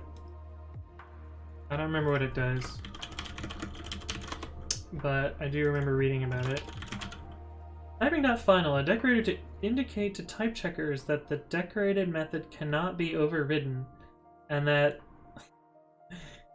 and the decorated class cannot be substituted. We've invented Java, Mindful Fox. We've invented Java. DC is good software as old as time itself. Yeah, I mean, I'd rather see like an error than it trying to run DC. The problem is the only reason DC is installed, aptitude Y DC. The only reason it's installed is because of this printer driver, which I don't know why that printer driver is installed. It's recommended by Ubuntu Desktop. I could probably just purge this package and that would fix it. But like, I don't know. What's the capital final?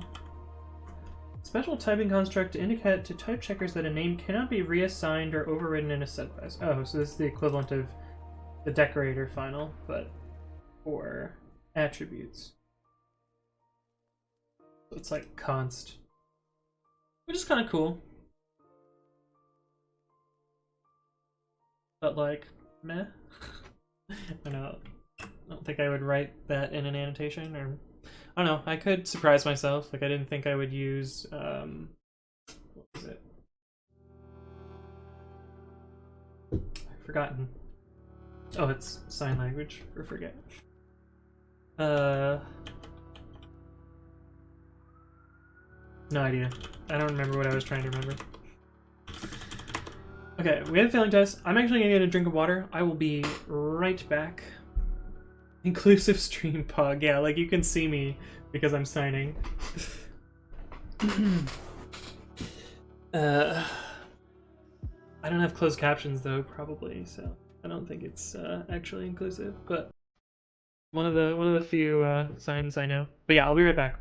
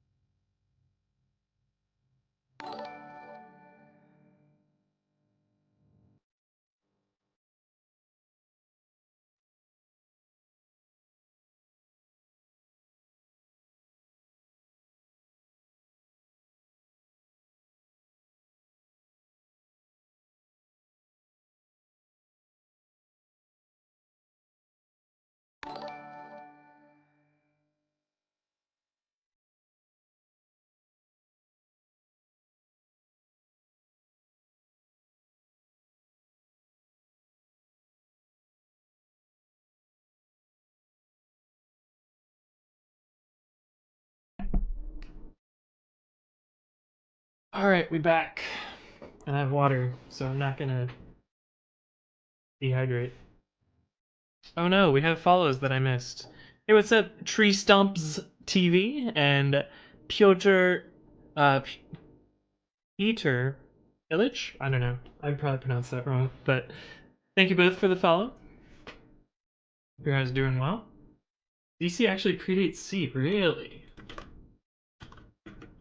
DC Unix. DC Universe, that's clearly what I wanted.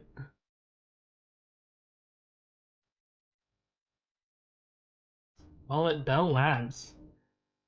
Predating even the invention of the C programming language. Wow. What is it written in? Written in B.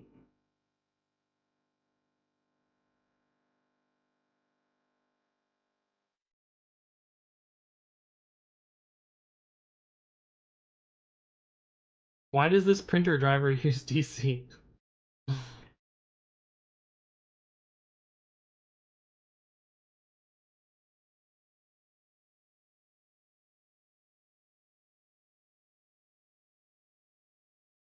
I guess that, yeah, the bigger question is like, why did that printer driver need DC? Hold a Candle 2 asks, how old are you? Let's see, it's 2019. I was born in 91, so I am 28. 28 years real old. Yeah. Hope that gives you an idea. I look like I'm 16, right? God, you're old. You're so fucking old.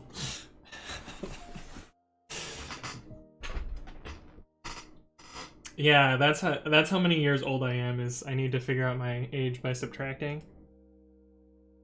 I'm as old as Python. Yeah, Python. I think Python was 1990 though. Almost as old as Python.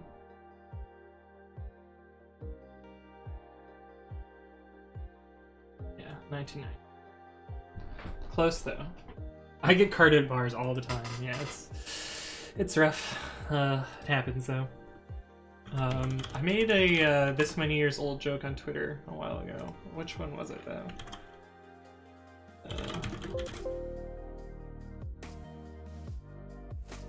Can I search Twitter? Maybe that'll work.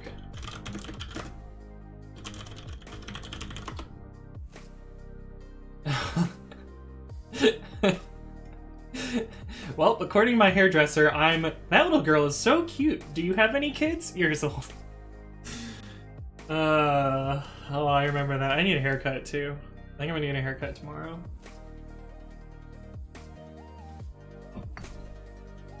But and by like little girl, like she was like 5 years old. So, like, nope, don't have any kids yet. Although there was a rumor in high school. There's a rumor in high school that I had like 3 sets of children in high school, and teachers were talking about it. It was like, no, I'm like 16 years old. I don't have kids. Not only that, I don't have 3 sets of kids. But yeah, that was a special time. But I did not have kids in high school. Thank goodness. Man, that would have been a mess. I don't know how I would have gotten to where I am now while having kids in high school. Not saying you can't, like, get out of that situation, but, like, it would have made life a lot harder. Mazzy says, you are older than me, but I still act more like a grumpy old man. Fair. Fair. Hey, what's up, Hold a Candle 2? Thank you for the subscription. It's greatly appreciated. Welcome to the crew. Hope your day's going well. Hayden, I'm probably the youngest here, to be honest. What are you, like 12? We have a bunch of like 9-year-olds in the chat, right? Man, we have a lot of people in chat today. Oh boy. I like that Twitch can show you who's in chat, although it like capitalizes everyone's name, which is kind of weird, even though that's not how the names appear. But you're 15. You got a tie with Hayden there. Python 2 is older than me. When did Python 2 come out?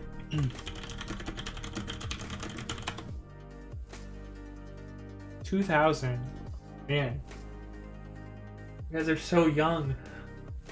You guys were born after 9/11. That's just really wild to me.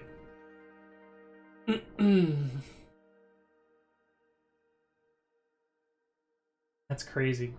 I have no friends or a life. Oof. I know that feel, friend. I know that feel. Okay. So we have a failing test.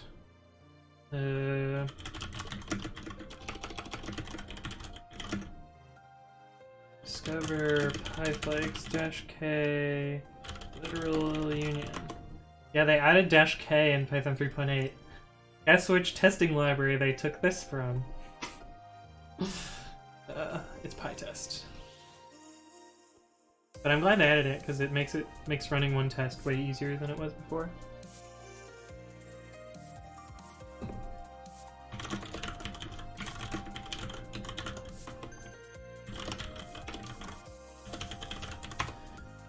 But the problem is, before, in this like stir handling function, I was just checking if the parent was a literal string, which is not what I want to do now. I want to handle literals separately.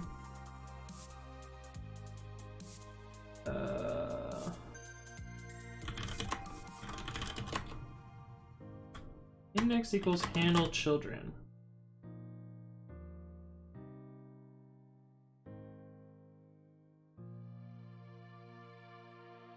What is X slice?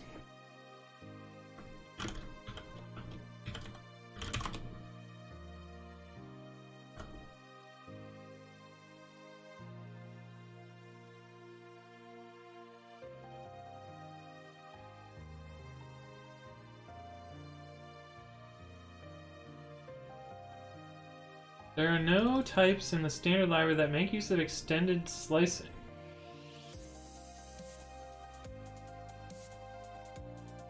Oh, that's no longer true.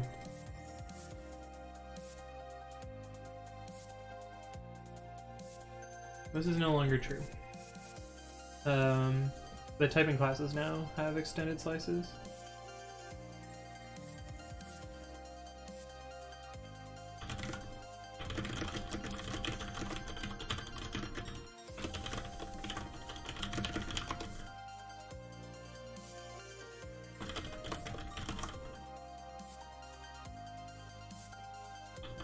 But I don't think the AST parses it that way.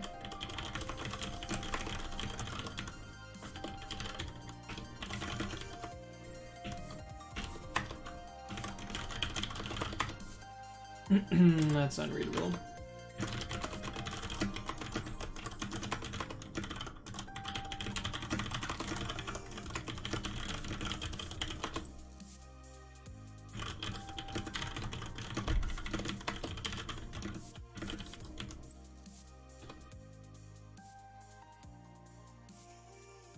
Yeah, that's still not X-Slice. I don't know where X-Slice comes from. Ooh, so far behind. Yeah. Been programming for 7. Wow, nice. PyTest! Yeah. I need a job and I've got my NI number to get one, but nobody wants to hire a 15-year-old despite being in the top 10% of devs for a lot of applications. Yeah, that's unfortunate. It's hard for, like, it's hard to get a job at that age.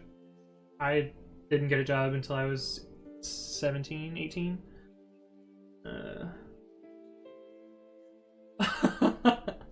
I'm sitting here programming and watching live streams as my mom is dressing up as a Viagra bottle for an adult Halloween party. Oh, that's amazing.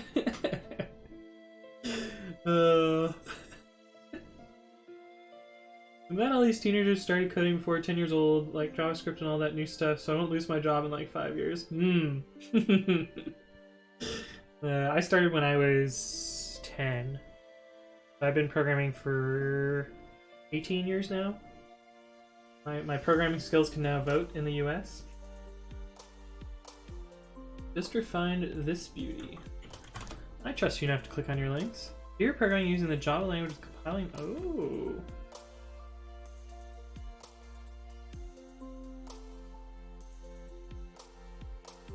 Nice. That's cool.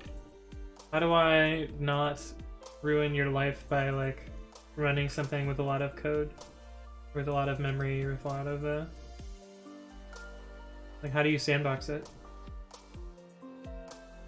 It's Java, but you have a package.json.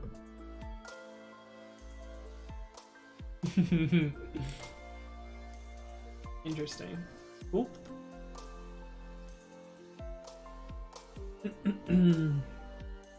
Can't stand web stuff. I started in web stuff, oddly enough.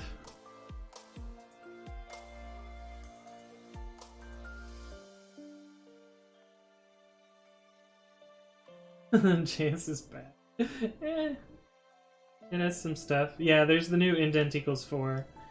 I just don't like it though. 1:2, 3. Oh. Maybe there aren't things that use it. Oh yeah, there we go. X-Slice. Huh.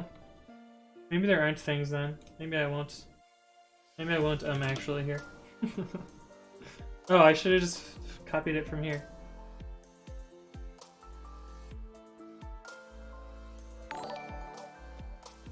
Hey, what's up, Captain Ashtar? Thank you for the follow. Hope you're doing well, Captain.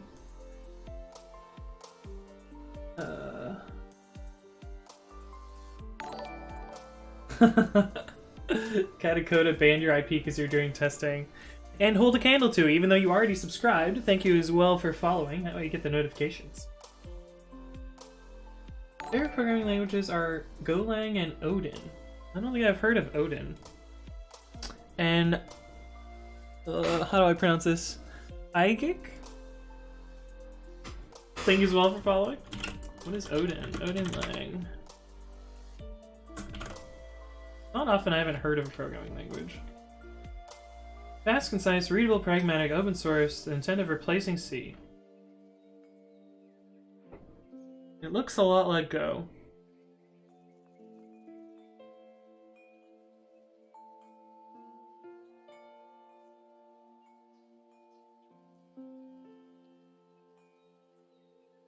It is on version 0.10.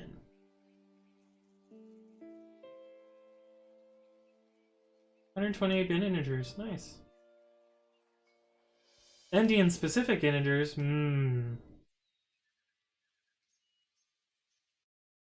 Cool.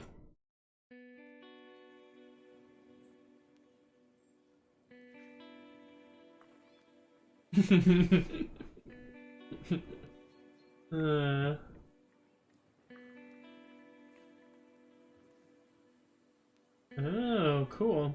X-Slice rocks for trolling people. Nice channel, I hope I'll learn a lot of new things. Well, hopefully. I do talk about lots of stuff, and I try and explain what I'm working on. So hopefully you'll maybe learn some stuff. Pesky Potatoes gotta sign off. Time for bed. Thanks for stopping by, friend. Hope to see you in the future. Another C replacement. Good luck with that. True. Oh my goodness. What? Did that number show up on screen? Wait, let's see. Let me run it again, just so I can see. Oh, it didn't. It kind of showed up on screen. Thank you, Hold a Candle, too, for donating $1 with one very, very large number. Is this a 128-bit number? Is that what we got here? This is the number you pasted, right?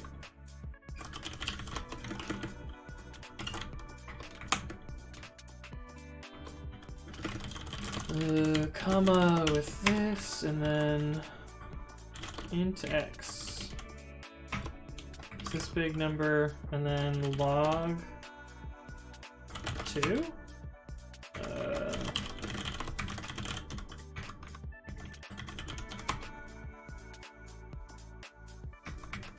What is this number? Guess I could bin it. Just bin int x.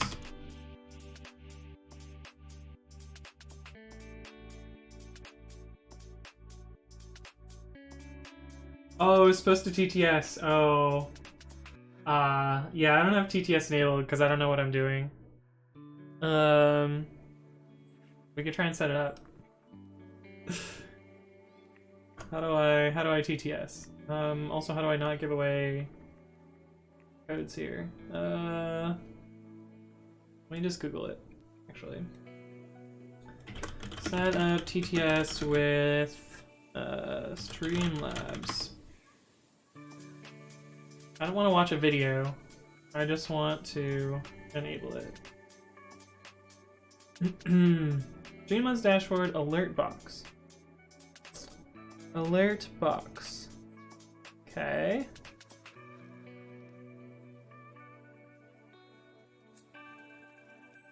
Okay, here's what we have here. I'm not gonna click this button.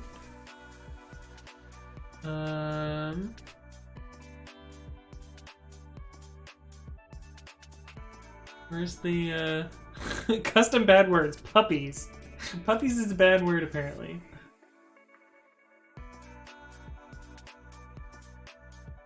Where's the thing?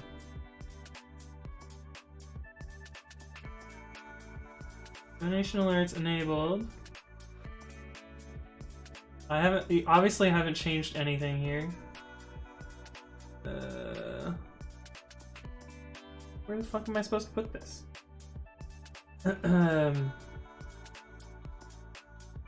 Oh, here we go. Text to speech. Enabled. What could go wrong? That's for donation. I should do it for subscription too. Do I have to press save? Yeah. Oops. I didn't mean to press that button. But I just subscribed to myself! Yay! Not what I meant to do. Oh wait. Okay, here we go. Is there text-to-speech here as well? Resub message text-to-speech. Where's the normal sub text-to-speech? Oh, can you only text-to-speech on resubs? Whatever. We'll set it. Oh, and then hit your donation again. I think I need to restart Streamlabs. Or restart OBS to make it happen.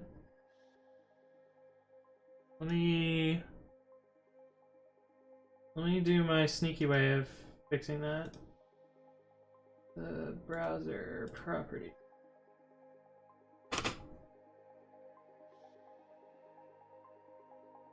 And then unbreak it.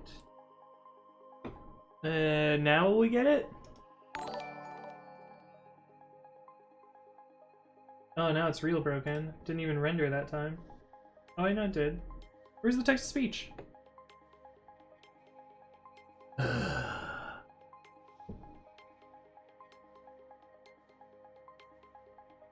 Enabled.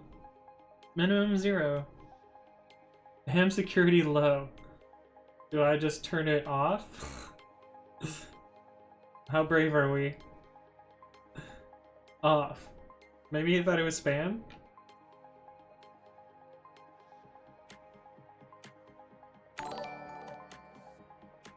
Still isn't doing it. 131, 418, 285, 182, 938, 123. Okay, so now it's just a bunch of numbers. 418. We're gonna turn the spam on now. 182, 938, 123, 131. Okay, how do we make it stop? 418, 285, 138. Oh no, it's still going.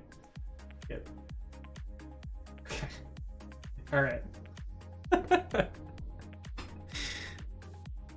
We're gonna leave the spam on the low setting. You did that all just to troll me with a bunch of numbers. I see. I thought it was gonna like play a song because like sometimes they make music and stuff and people are real creative with that stuff, but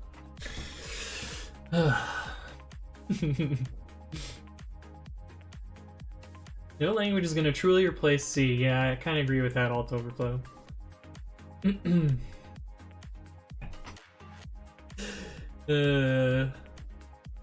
Golang is definitely interesting, but again, I'm a grumpy old man and hate garbage collectors.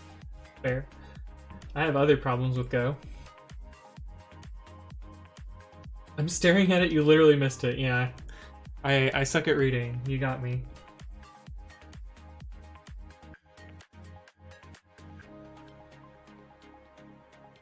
The problem with new systems programming languages is that it's really hard for people to adopt them. Systems programming is kind of by definition a lot more slow-moving than application development. Yeah. Okay, well, we figured that out. You got your numbers right out. Why is the minimum tip is $1? I think I only have 30 cents. Is there a setting for that? I literally have the default settings. I haven't changed anything. How do I do this? Actually, I don't want to show that in case it's like bank information or whatever. Yeah, definitely don't want to show that because it includes that. Banned donors. You can ban people from donating. I don't know why I would ever do that.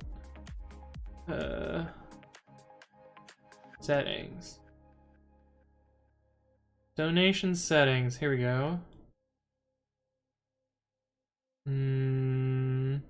Settings. Oh, it does say minimum 1. Can I decrease that? I can set the minimum amount to -1. I don't want to do that. What happens if I set it to 0? The minimum must be at least 1. Okay, so I can't change that. That's the Streamlabs minimum. So, oh well. You can send bits though, I think. I don't know. I don't know how Twitch works. I should really know how Twitch works, but I don't.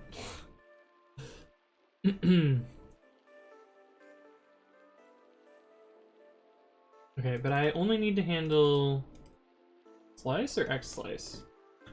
I don't remember.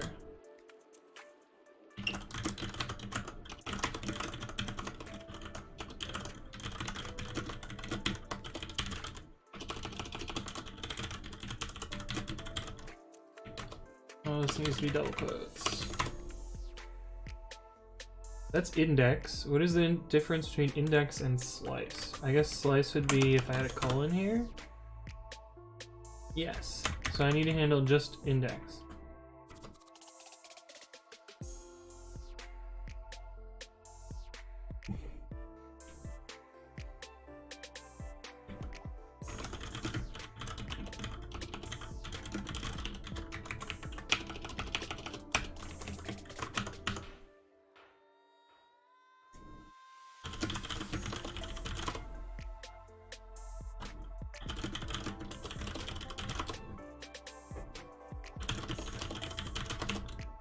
If is typing node literal self.scope stack.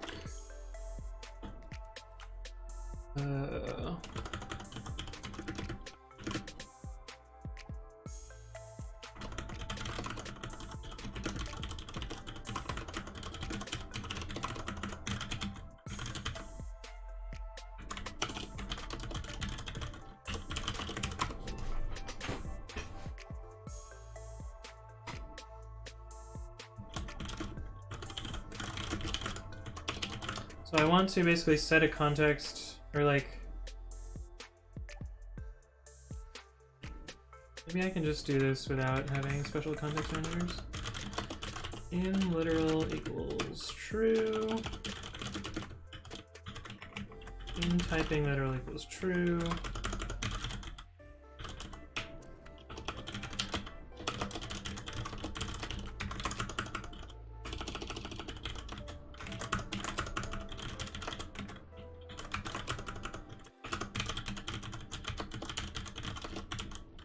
No, that's not what I want.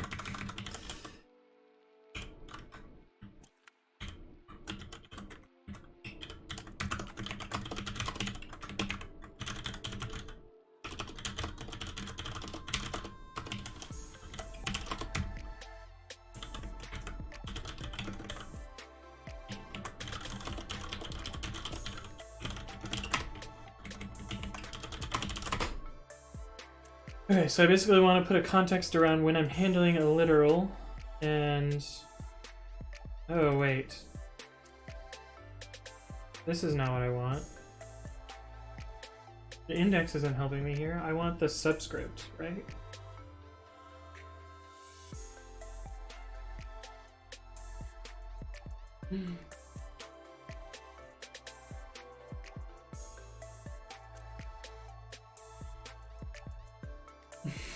Hold the candle too. I don't need an IDE. All I need is a terminal and the writes code logic. It's kind of true. I used to use an IDE a lot. I used to use Visual Studio proper, and then I used Eclipse, which... And then I used IntelliJ, and then I switched to Nano because it was too slow when I was working remote. And then I haven't switched back.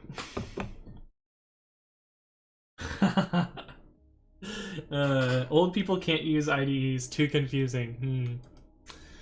Yeah, this is not what I want, actually. I want subscript. Because that'll give me access to this attribute here.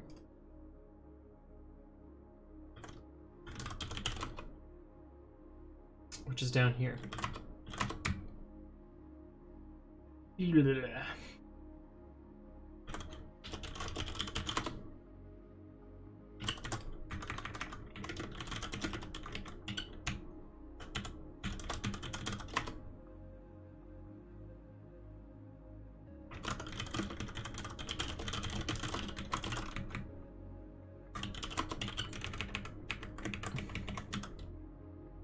Node dot value.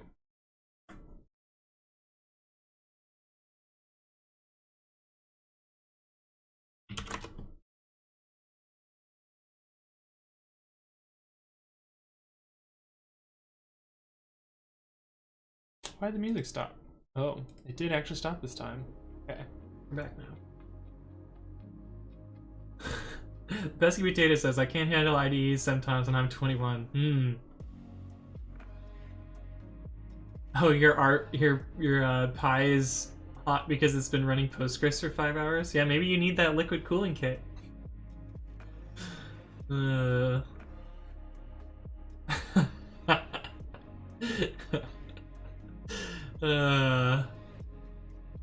Sarcastic Dante, trying to relate. Nice. Python 3 is now available on the Windows Store. Yes. I know the guy who worked on that, too. The Windows Store installs a little bit weird. It doesn't work well with like virtualenv or something, so I'm not going to use it there, but yeah, it is on the Windows Store. There's like a hack to make it kind of work. But there's like sandboxing with the Windows Store that makes normal apps struggle with when working with it.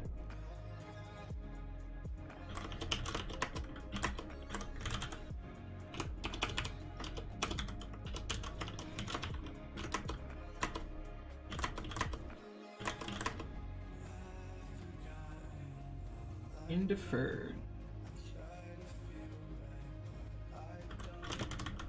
Is it in annotation? I missed it.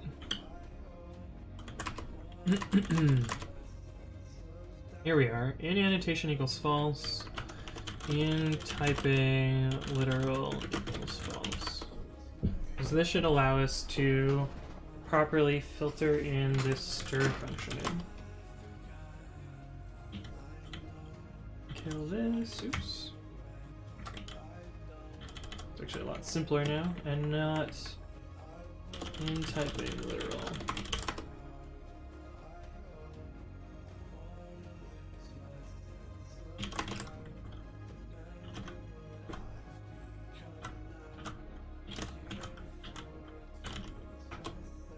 Yay, it passes.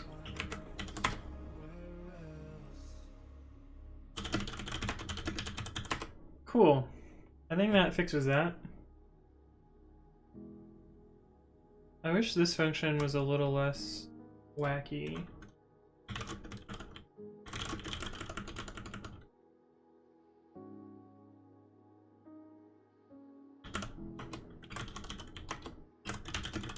Do we have a no-op context manager anywhere else? No, we don't. Okay, I think that works. I'm gonna wait on implementing annotation. Let me just amend this first.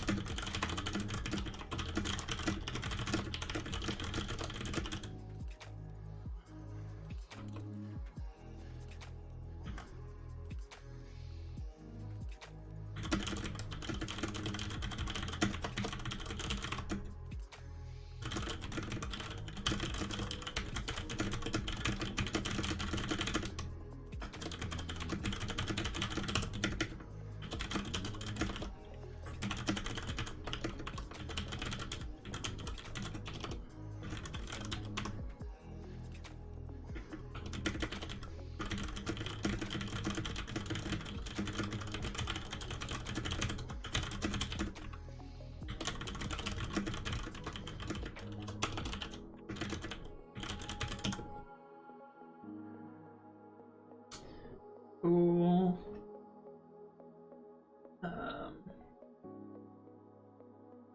Vim is like the antithesis of good UX design. Still use it for all my programming. Yeah.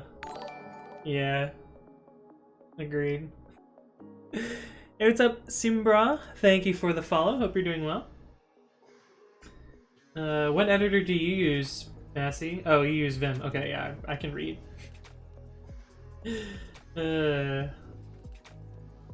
Wow, you switched Vim for your browser and window management and everything? That's crazy. And I solder copper and silver wire. You would need really, really hot solder to do that. What do you think about Cloudflare getting your SSH access?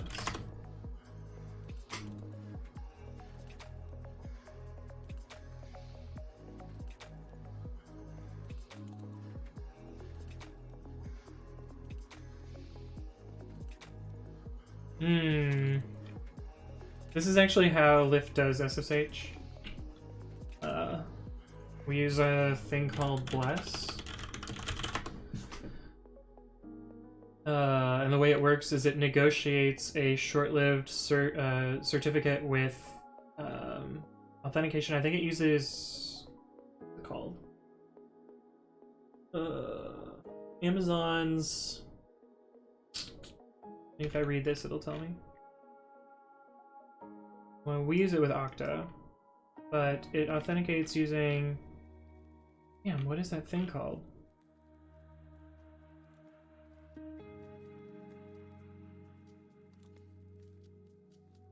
This is what we used to use, but we no longer use it. This is so jank. What the fuck happened here?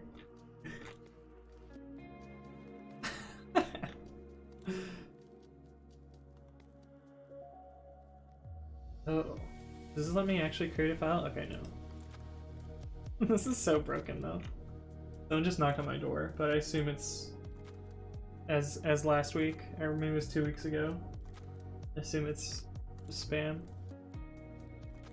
Bless. Netflix bless. SSH Security Authority. What is the damn thing? What is it called? KMS. That's what it's called. Yeah, so it uses KMS to get a short-lived certificate. That's how we SSH everything at Lyft. But it's actually kind of nice because it means that like I don't need a VPN to talk to stuff. I can just authenticate with KMS to Amazon, and then I can access hosts from anywhere.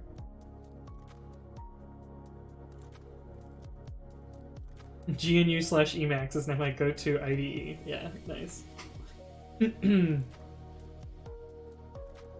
But I don't know. This works well for Lyft, and like it seems like a good solution. We still use like SSH keys for GitHub and stuff, so like, eh. Or you can hire employees that won't leak your SSH keys. Yeah, that's impossible. You're always gonna have somebody who's gonna be your lowest common denominator.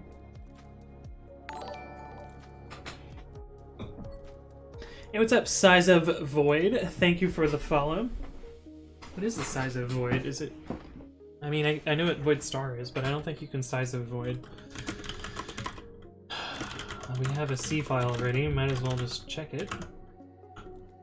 They've knocked a second time. If they knock a third time, I will come to the door. Oh, I pressed caps lock.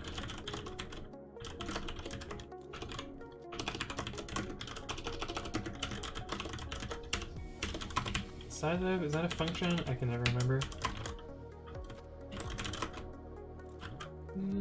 Expects type int, but has long unsigned int. Percent %L.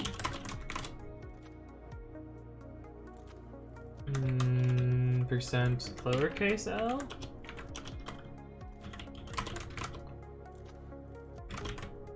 Is it LL? I can never remember what the. God damn it. Printf unsigned long.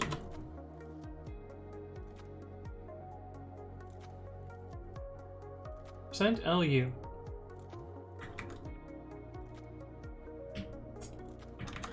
I'm sure Clang just like tells me what the is 1. Okay, I guess that makes sense now that I think about it. Watch Anthony get swatted. Yeah, that'd be real bad. I don't know why anyone would swat me. Like, what do I have that people would want? I guess people do that just to be a dick, though. It would say, what's blah blah blah. Hey, what's up, Chups to the max? Thank you for the follow. What is it? Maybe I don't want to know. Maybe I'm not going to Google that word.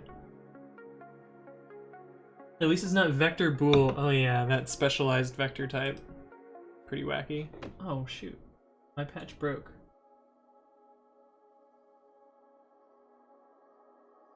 Why are you broken? Too many blank lines. Y'all motherfuckers need more pre-commit.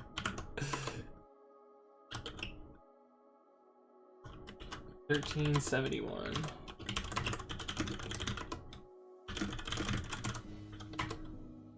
Oh. It's fine, I forgot to do this as well.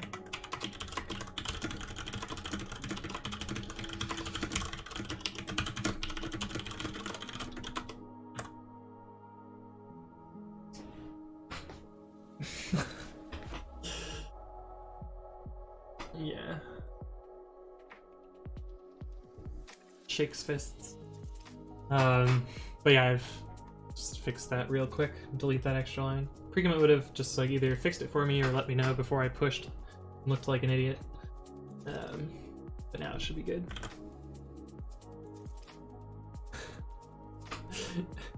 What are you waiting to, Shaz Robot? Which thing did I do in the last minute that had you confused?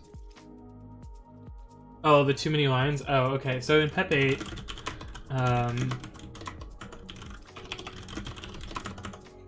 if you have functions in a class, they should be separated by 1 line, and I had them separated by 2 lines. And top level things should be separated by 2 lines.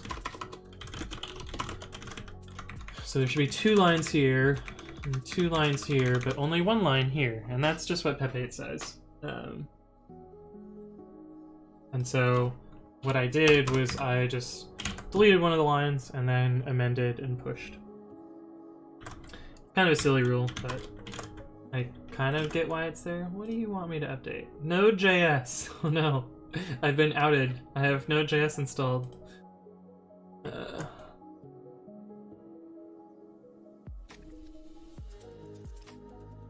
Oops. Splash water on myself. That happened to me too. Oh. Nice.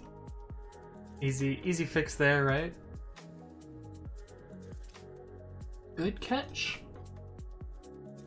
What is Astor? Is this the round trip writing library? Yeah, this is the AST rewriting thing. But I've never used it. I've never tried it. Maybe one day. Hopefully this goes green. Oh, I forgot to do the set today. Oh, maybe I'll do it for posterity.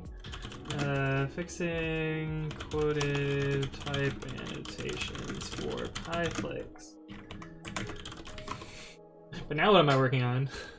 Because this is presumably done. Okay, pest, cool. Not working on that anymore.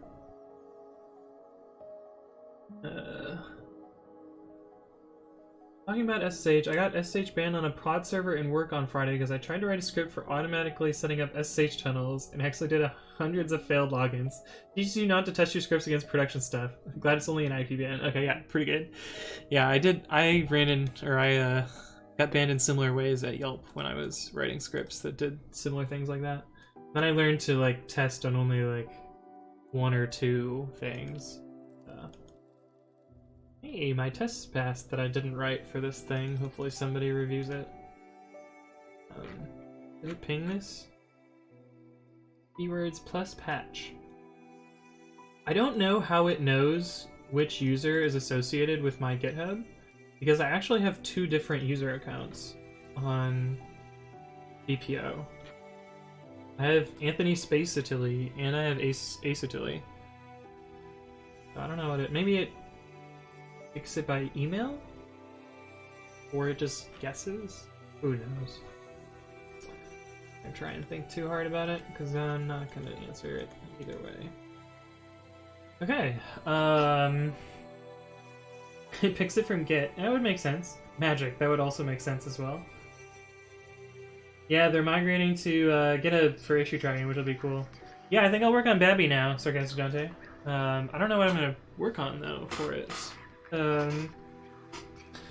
I could make the quitting less abrupt when you have modifications. One idea. Language server protocol. I don't think I'll get to that yet. I still don't have like basic things done. LSP seems hard.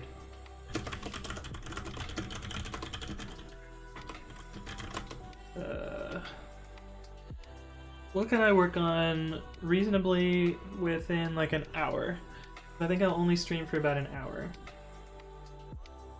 Do they review all platforms or just go with GitHub? They did talk about, so before they switched from Mercurial to Git, they did consider using Bitbucket and GitLab and GitHub, and decided there to switch to GitHub. Let's see, Pep, Python, Pep, GitHub.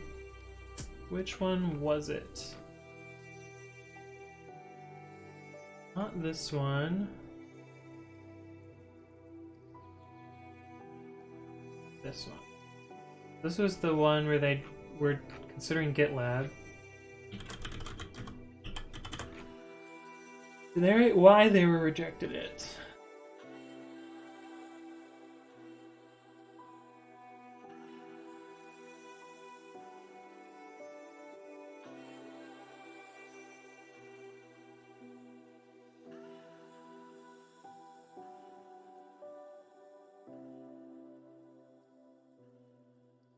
I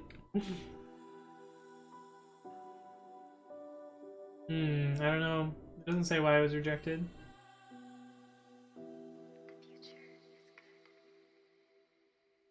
Maybe it'll say in this one.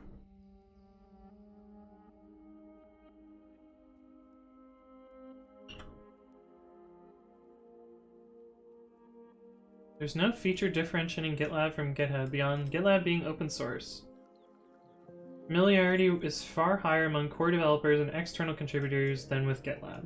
So it appears these were the reasons that it was chosen.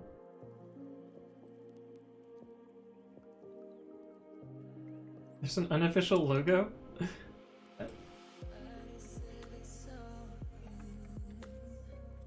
That doesn't look fucking creepy.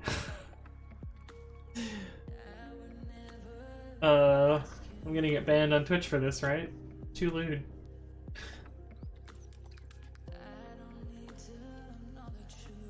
Rewrite Babi and Golang, yeah, that's not happening. I don't think they were gonna do on-premise, I think they were gonna do hosted. Is PEP a scientific journal? Oh, is that what it said when I searched?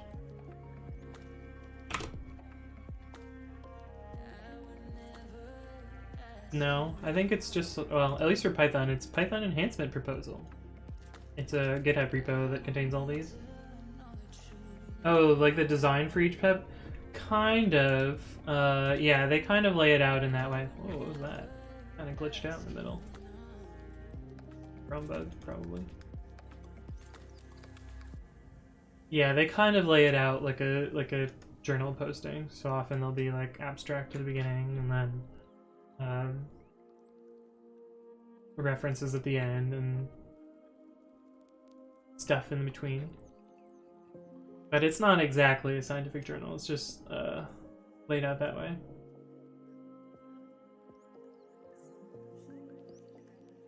Barry probably wanted GitLab because he uses that for Mailman 3. Yeah, he uses it for other stuff as well. Like gitlab.com/python devs. There's a bunch of repos in here. And by a bunch, I mean 3. Of which I've contributed a bunch to this one. Where's contributors? Yeah, see, here's the problem with GitLab. It's like, I have no idea where to find contributors. Oh, there it is. Obviously, this is the button. But yeah, look at these 8 commits here. And Steven, who did 15 commits. Ooh. These graphs look way worse than the GitHub ones, somehow. Look at how jaggedy this is.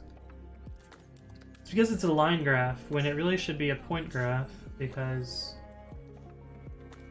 like, you may have made this many commits here and this many commits here, but that does not mean you made partial commits on this day.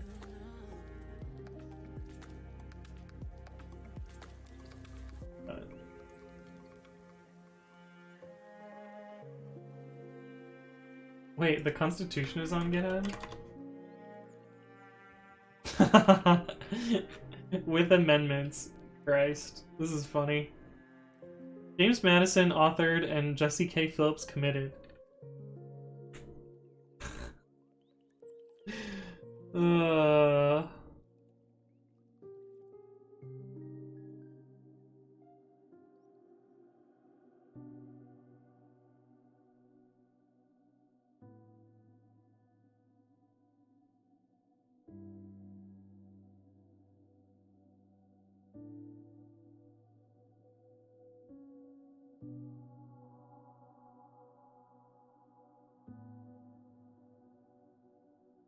Since the historic modifications are complete, additional markdown formatting is welcome.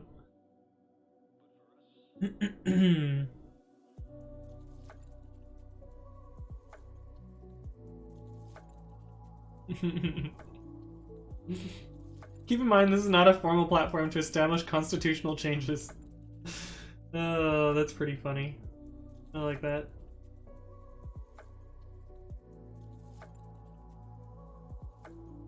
Okay, what are we working on with Babi today?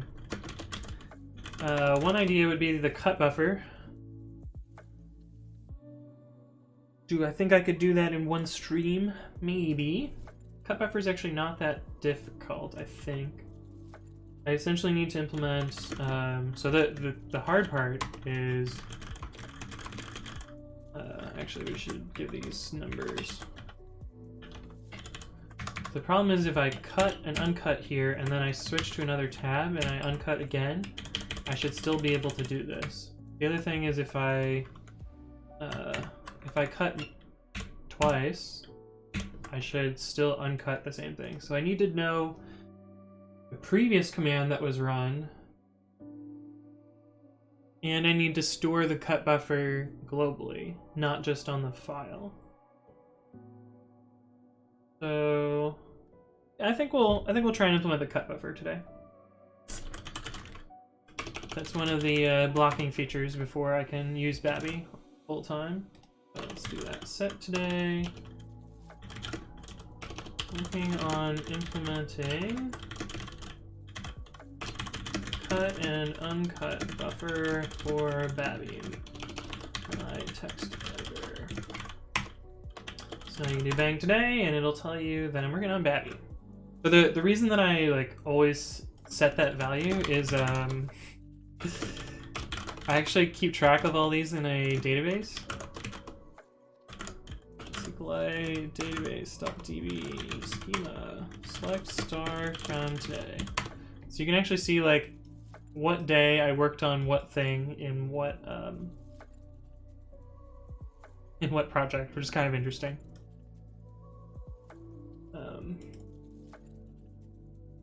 But look, I worked on 3 different things today. Oh yeah, and I did advent of code. Yeah, is identical as noticing that I have an advent of code directory. AOC 2018, which advent of code is pretty cool. But this is my solutions in their times. Some of them were not great. Like this one took was that 337 seconds, so 5 minutes to brute force. Then I got it down to 9 seconds, which is still kind of slow.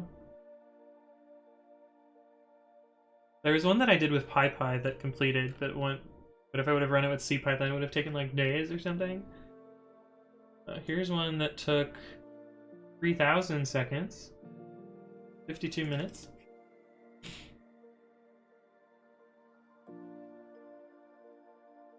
But got that down to a pretty good 19 milliseconds.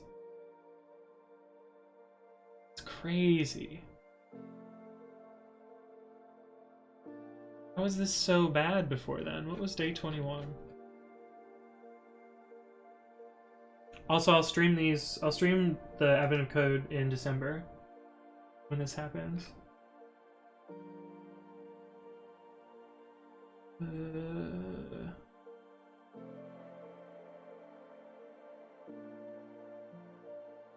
Oh, this was the this is the assembly one, which I actually wrote an assembler for this. There was like this particular, was it this day? 21? Yeah. So I took their like instruction code and then wrote an optimizing disassembler for it. Not assembler, disassembler. This is my disassembler. Which takes their input code and rewrites it. So this is what the input looked like. And I turned this into C code. I spent way longer on this assembler. I also did it like way after the actual day. But I don't know. Anyway, bit of a tangent there. Yes, I do stream Advent of Code, so when December rolls around, you'll be able to watch me do those on whatever days that I'm not super busy. But I will hopefully get to most of those until I go home. So I usually go back to Michigan for the holidays, and so I can't really stream from home because my internet is so bad there. Thanks for stopping by, Massey. Hope to see you around. Have good sleep.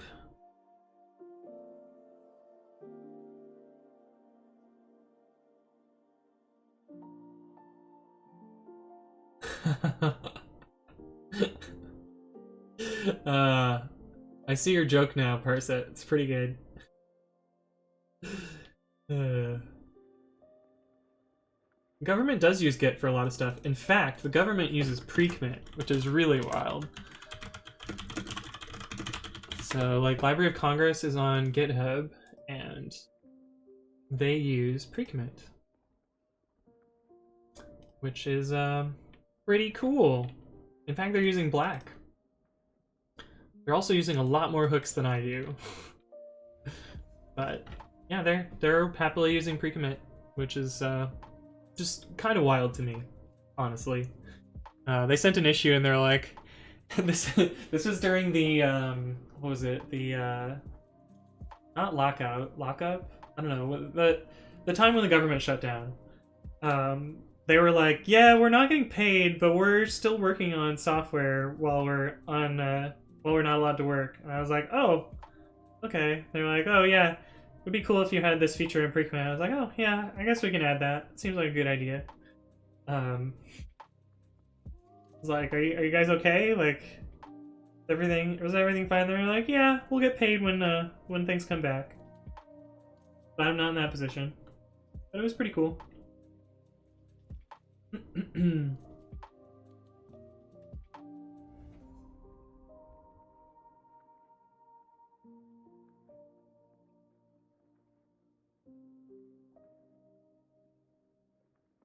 You should do a 24-hour stream. Yeah, that's gonna happen. Is identical.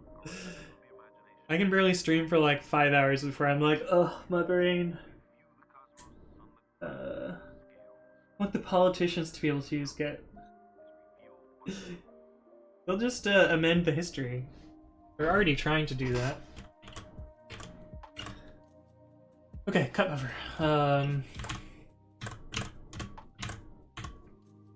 So the first thing that we need to do is figure out the keyboard shortcuts.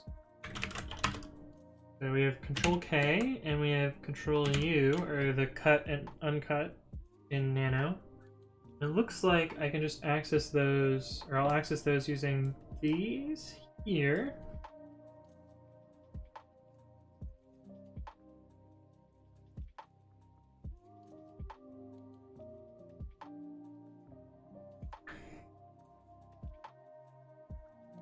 Yeah, actually I think this is gonna be pretty easy, now that I think about it. I'll even do test-driven development. That's how confident I am that this is gonna be easy. I need to split this file, it's getting pretty long. Disk, test, cut, and uncut.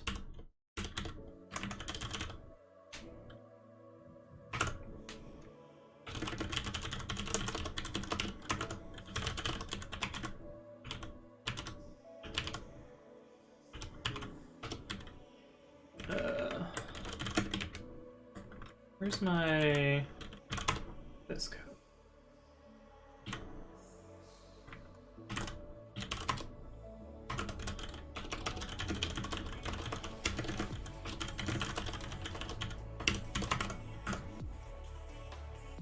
Okay, so first we want to just do a basic cut and uncut and make sure that that deletes line 1 and then adds it back. So press Control K and then we should see line 1 disappear.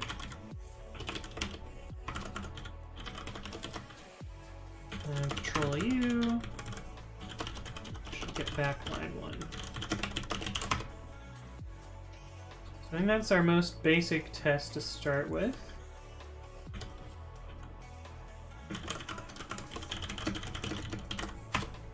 Should be failing. Cool, we got unknown key. Why did we also get unknown key U? Oh, it's supposed to be _1. I also wrote lint1.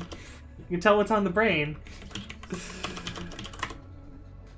Okay, we had a failing test, but for the wrong reason. Okay, so now it should have failed while looking for this to disappear. Okay, looks good.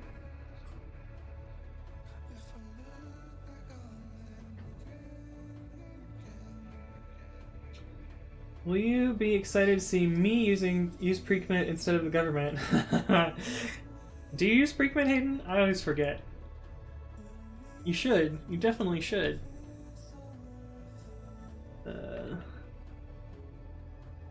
Hey, what's up, GeoTrick? Learn Vim for fuck's sake. Yeah.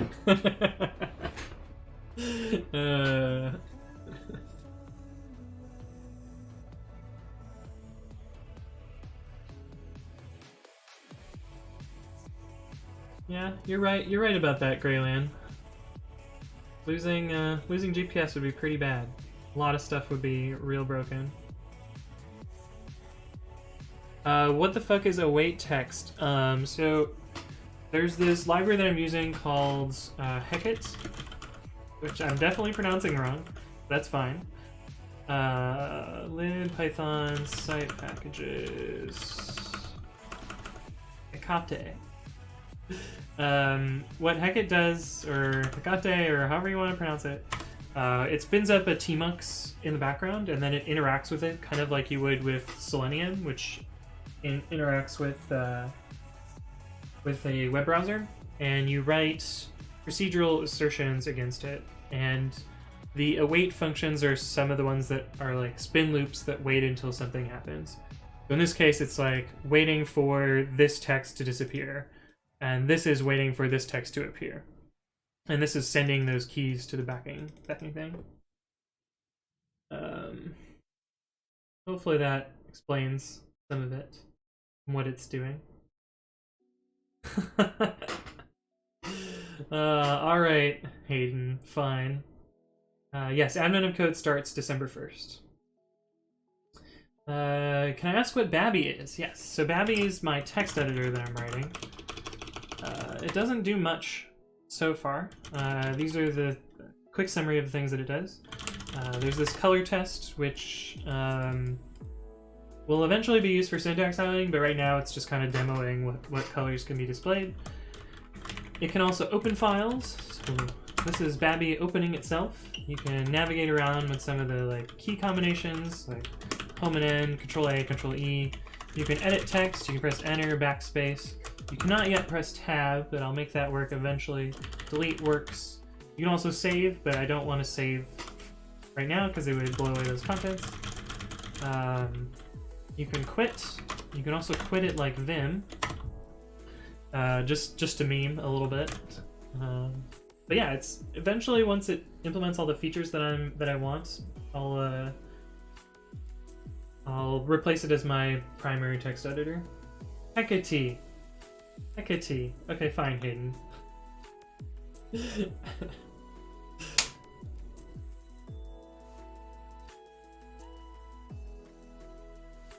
And California's power grid is super broken right now, Greyland. The fact that they're like brownouting a bunch of regions to do maintenance just feels like a third world country.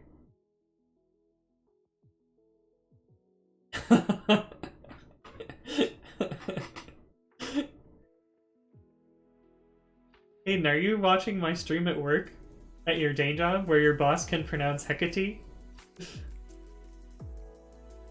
Do you have any code that will handle massive GPS failures at Lyft? We cache a bunch of stuff. Does that count? Like we, over the last, what is it called? The last peak event, or it was like 2 New Year's ago, we lost all geocoding, and we survived, still served rides and stuff despite geocoding being completely down. Like Lyft degrades pretty gracefully with most external services being broken. There's a few that are problematic, things like well, even payments being down is not so bad because we can always schedule payments later, and Stripe kind of handles that pretty well.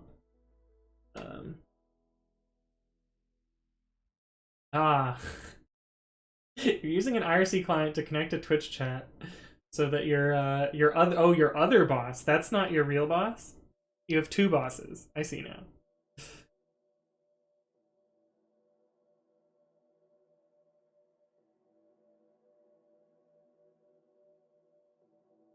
Don't learn Vim, learn Babi. Yeah, that's what's up. But yeah, let's try and implement this. Actually, what happens if you uncut without anything there? Okay, so the cut buffer is empty to begin with. Interesting. I guess that makes sense. Makes it easier to implement too. So since it's global, the cut buffer will be part of the screen.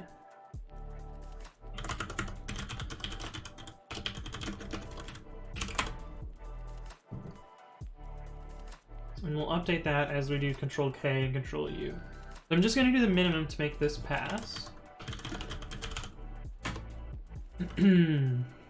I should implement undo before I implement too many features also. That's going to be a mess.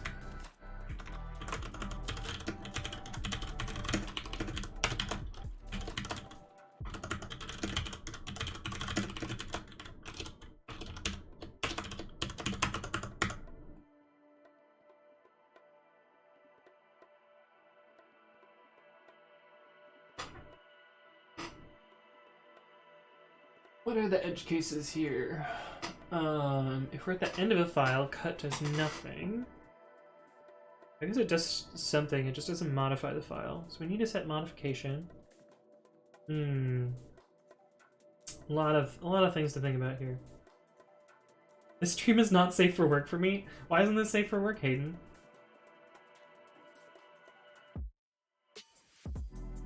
Because I'm working on code, or like because I say words? I feel like I'm mostly PC.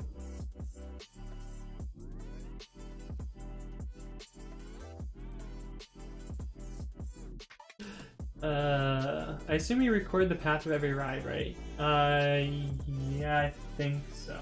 I don't actually know too much about how the core parts of Lyft work. I know how the developer stuff works, but I don't know much about like pricing, routing, locations, other stuff like that.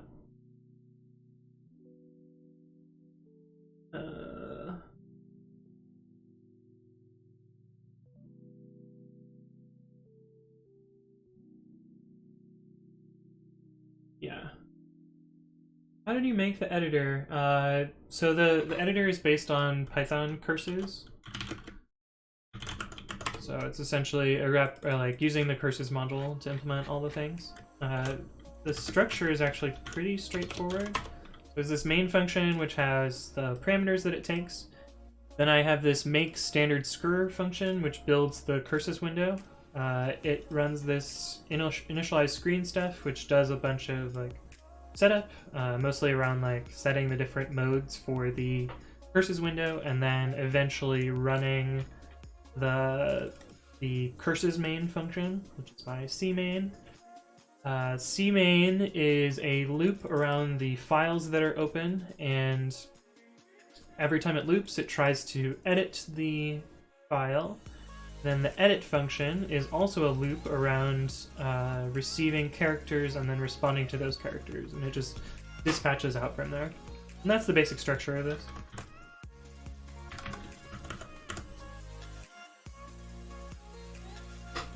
So I need to implement cut as taking the current line and putting it into the cut buffer. Screen.cutBuffer is equal to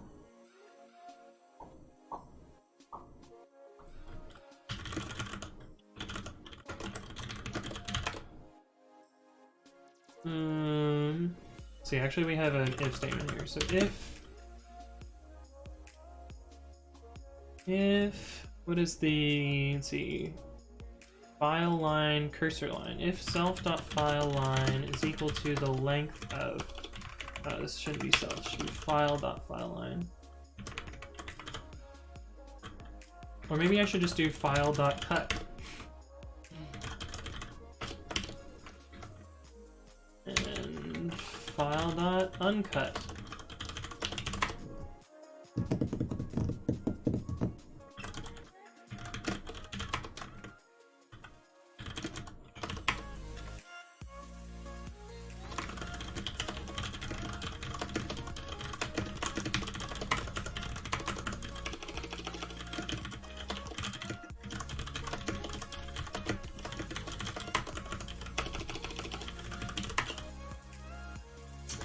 Alright, but it's circular. We'll just forward annotate for now, and maybe rearrange the code later. Okay, if self.fileLine is equal to the length of self.lines, then screen.cut buffer is equal to the empty string. This is if we're at the end of the file and we cut, it does nothing. This also means that we're not modifying anything, so we don't have to set the modified flag here. Otherwise, screen... Actually, I'm gonna need state, so we're gonna get rid of this.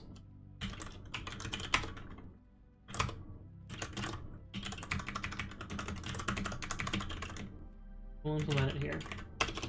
The reason I'm gonna need state is I need to know the previous command that got ran later, but it doesn't, well, this is not the right equals.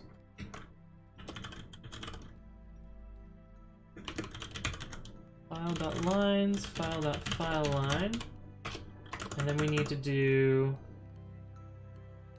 when we cut a line, we delete the current line, and we might need to scroll.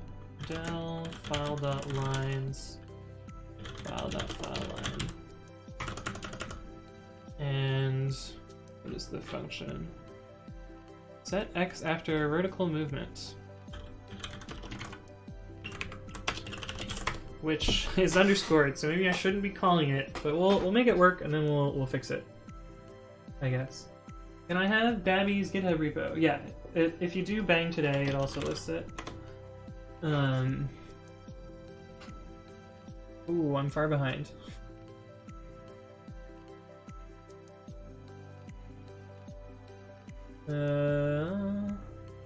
My day job boss thinks that Rust is the fastest language. It is kind of fast. Yeah, I'm still not far enough back, I guess. You're writing Python, it is illegal in my day job. We have to write Rust only. That's pretty funny.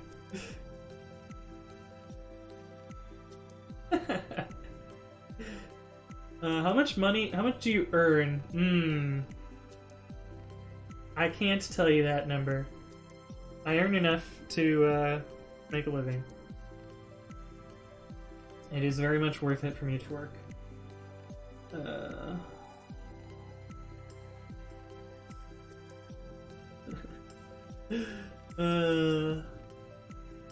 Let's rewrite our legacy code in Rust. Let's rewrite our pre-commit hooks in Rust. You know, pre-commit, the poorly named framework that I wrote, supports Rust. So if you wanted to, you could use my framework to write Rust-based pre-commit hooks.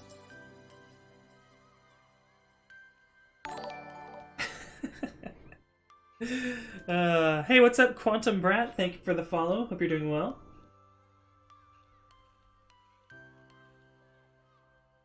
Still write Fortran.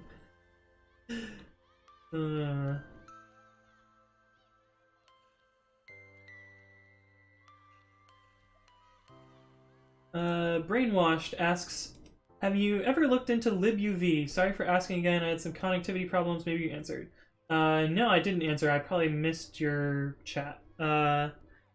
libuv. The only time I've interacted with libuv is at a distance. I was dealing with its event loop, forget what for, but I haven't really worked with it all that much, and I definitely haven't worked with it at a low level where I have to actually understand what it's doing. It was mostly just like providing an event loop, and then I was using that for something else. Oh, you're working at Uber, Hayden? Oh man, really? Wow. I work at Lyft. I didn't know you worked at Uber. I didn't know Uber wrote Rust. Rust at Uber. Of course, I'm not gonna get anything. Uber company. What programming languages does Uber use? I thought Uber was Go. And they used to be Python. I don't think you work at Uber. I think you're bullshitting me again. Where's the, like, tech stack? Here we go.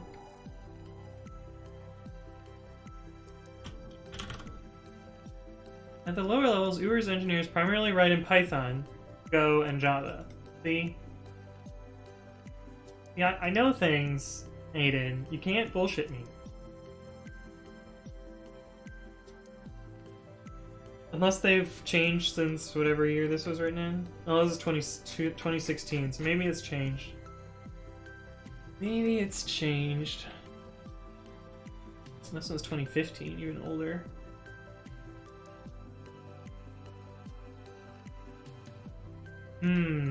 It's possible they write Rust now.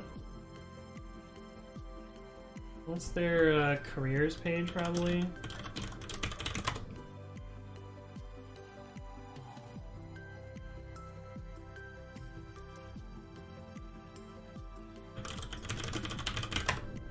Don't clip this and send this to my manager. Looking at Uber's careers page, caught on camera. I don't want Pennsylvania, I want San Francisco, probably.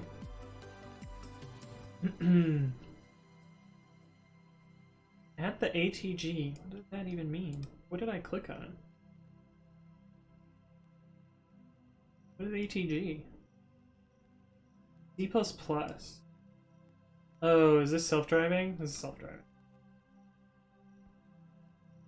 This is so hard to like find. Sub-team engineering. How is that different from software?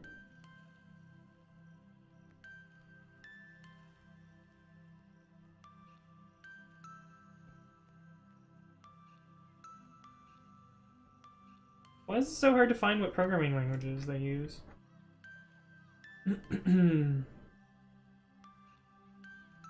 Alright, never mind. I'm not gonna look through this.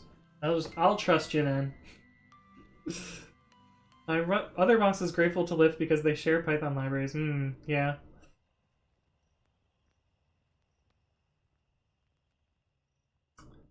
I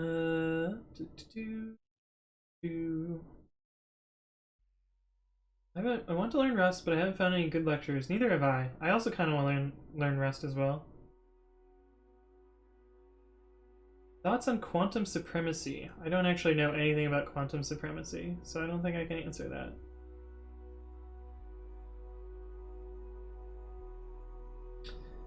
.324B2L says, "Hey, Anthony Red's Code. I was just wondering, does any of the libraries that Babi use depend on the arrow syntax that annotates the returns values, or do you use it mainly for making the code more clear?" It doesn't. I do it for type checking. So I'm currently using mayyybe through precommit. Mayyybe is a type checker that reads those annotations and provides errors if I do it incorrectly. I also, well, yeah, so I type annotate all of my functions, and so mayyybe is checking that for me. So yeah, that's why I'm using the arrow syntax. Another interesting thing is Babi actually doesn't have any external dependencies. It's entirely standard library right now. Maybe at some point it will need dependencies, but I'm trying to avoid that as much as possible, because I want to be able to just like drop the file on a server and use it directly without having to install a bunch of stuff. At least that's the idea. Quantum Brat says, "Just looking for interesting coding streams to lurk." Well, hopefully I'm interesting. I might be interesting. Who knows?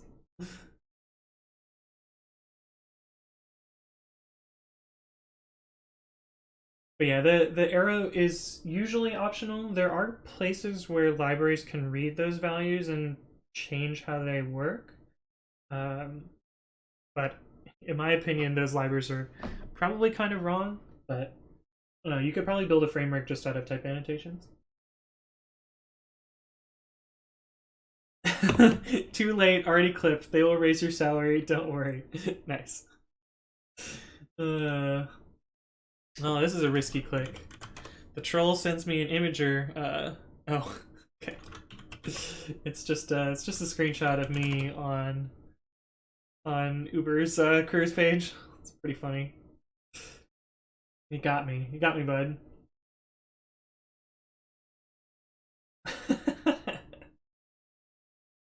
Wait, don't implement more Vim features. I don't need more Vim features. Yeah, there's two Haydens, Mindful Fox. There's the There's the trolley Hayden and the even trollier Hayden.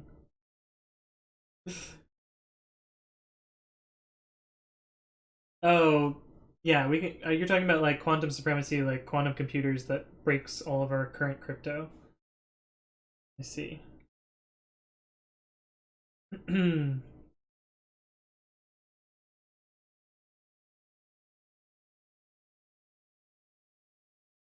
Command mode branch doesn't exist anymore, Hayden. It's just on master. I deleted the command mode branch. Why has the music stopped? Oh. Because I didn't press play again. I didn't say you're bad, I'm just saying you're trolling. Prime Hayden and second Hayden. There we go.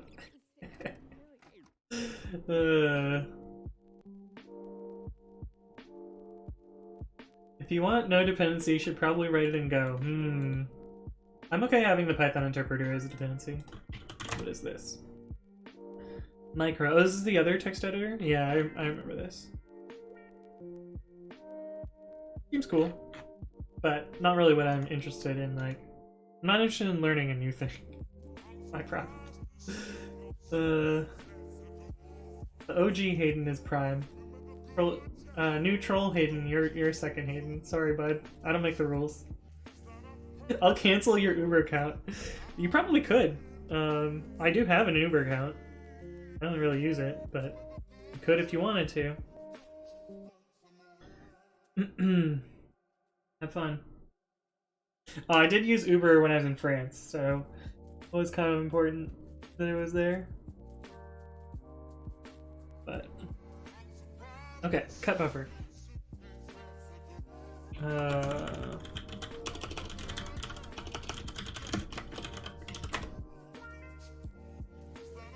So I'm gonna put this into a method later, now that I think about it, because doing this is broken.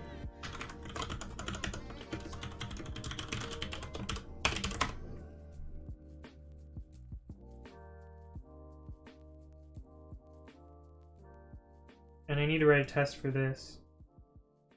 Maybe I should comment this out until I've written a test for it.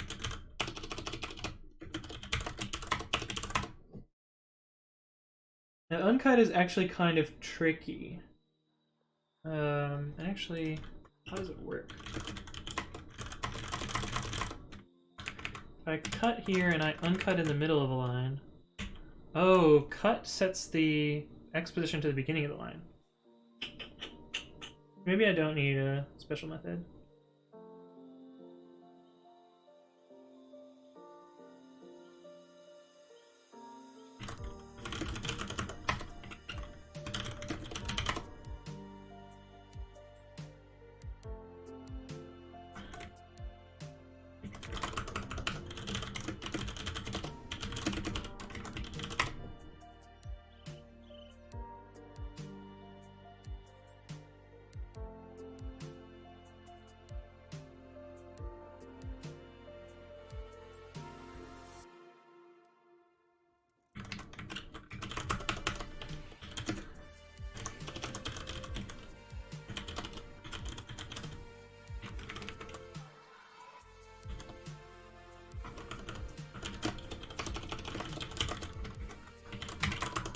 Uncut is a little trickier because you have to worry about the X position.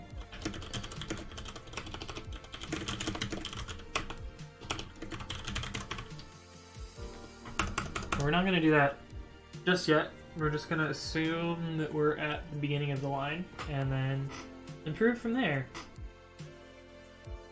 Oh man, why am I so far behind on chat today? I'm so bad at keeping up today. I don't understand why. Let's see. Yeah, Lyft is currently only in the US and a few cities in Canada, but will eventually spread internationally, I hope. And yeah, Lyft has bikes and scooters. I took a Lyft bike on Thursday. I also took one on Monday. The bikes are decent. We need to get the electric bikes back. They're currently out of service due to fires. The battery technology that we were using did not deal well with heat, apparently, or something. It's not not working. Or it was they were all pulled. We pulled all the electric bikes. They were really nice while they existed, apparently. I never tried one of the electric bikes. I'd rather use my own engine, you know? Hey, what's up, Andokek? Thank you for the follow. Hope you're doing well. What's the difference between get fetch and get pull? Get pull is get fetch plus get merge.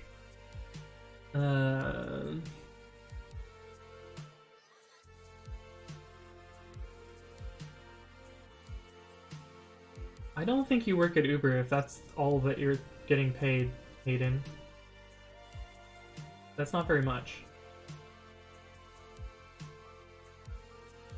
12 times 8 is 96. Yeah. You're getting, with taxes.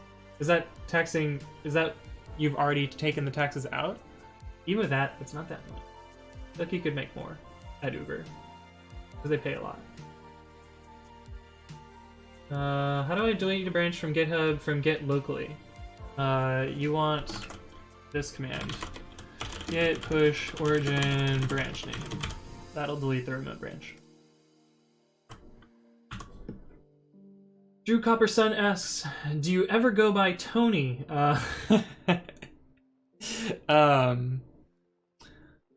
So normally no, but I have a drunk alter ego, and my drunk alter ego goes by the name Tony. And Tony is a very, very strange person. Tony's a funny guy. Yeah. Pre or post tax? Yeah, Mindful Fox is asking the right question. Is that pre or post tax? Hey, what's up, the Curator Music? Thank you for the follow. Hope you're doing well. So Hayden, how are you generating that bytecode without having a Python interpreter?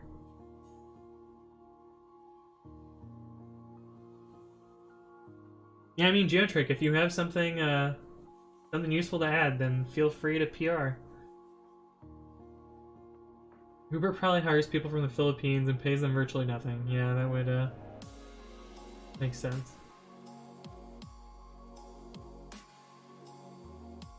I feel like most people don't talk about their salary in monthly increments. That seems like a very strange thing to do. But each their own, I guess. Right, implementing cut.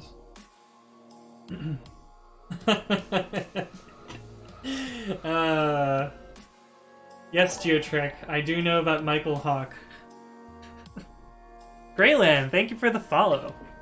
Hanging out in chat for a while. It's good to see that you're finally following.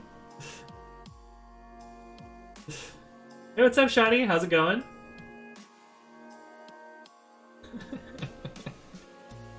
But yes, I do know about that Michael Small Geotrek. You've tried to get me on that before. I've probably said some funny names from follow notifications, but not gonna fall for that one. Can I reopen and just have you mark it as won't fix? I'll just comment won't fix on it. Is that good enough?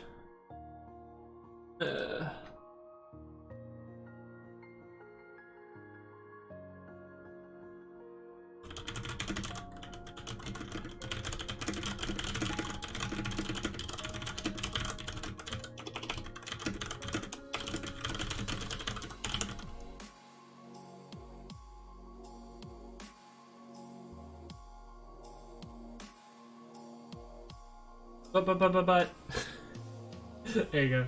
As far as I know, there's a pre-commit clone written in Rust. That wouldn't surprise me. Everyone likes to re-implement all the time, everything. Always.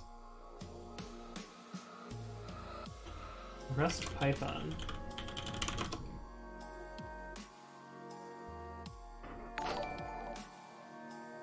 Hey, what's up, a midnight? Clever, I like it. Thank you for the follow. So you're saying that most of these people work at Uber, Hayden?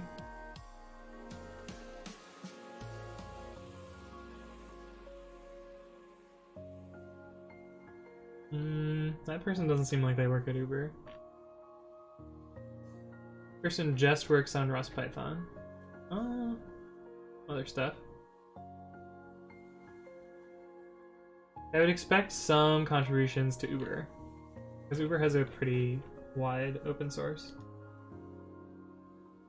I don't know, man. Still hesitant. I thought you forgot. No, I don't forget, Geotrick. I always remember. Sarcastic Dante. That's pretty funny. I like your name at midnight. That's what I gotta say. Good name. But yeah, we're not gonna worry about file.x for now. But what we need to do... Oh, this is tricky because it could trigger a scroll. All sorts of stuff can happen when we uncut. We basically need to... The one thing that I could do is cheat. I could just say like for C in green.cutBuffer green.file.c e.wch. We can just have it type out the cut buffer. This is actually probably the cheekiest way to do this. I think it would work, but I don't know how janky it's gonna be.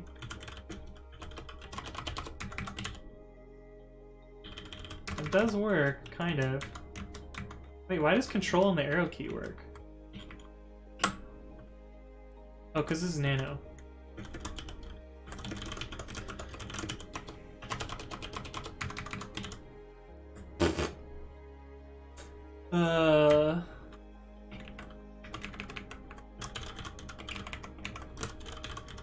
It's like, I was pretty sure it didn't work yet.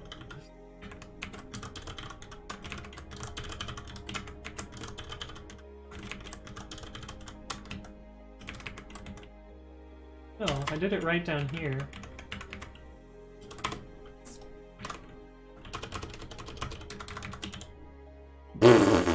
What? Oh, I want cursor line, not file line. Cursor.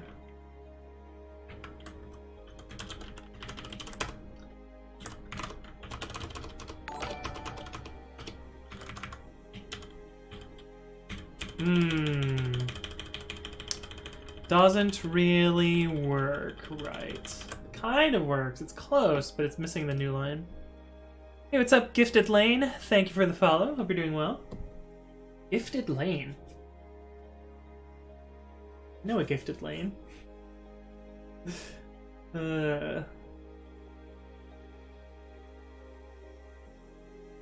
Wait, is Identicals in the list of Rust Python contributors? Really? What did you do to Rust Python? Oh, I saw some other... Oh, new commits.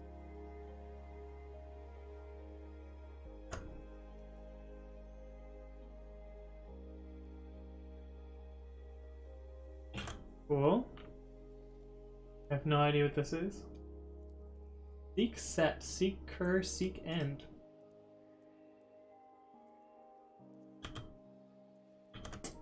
No idea what that does, but cool.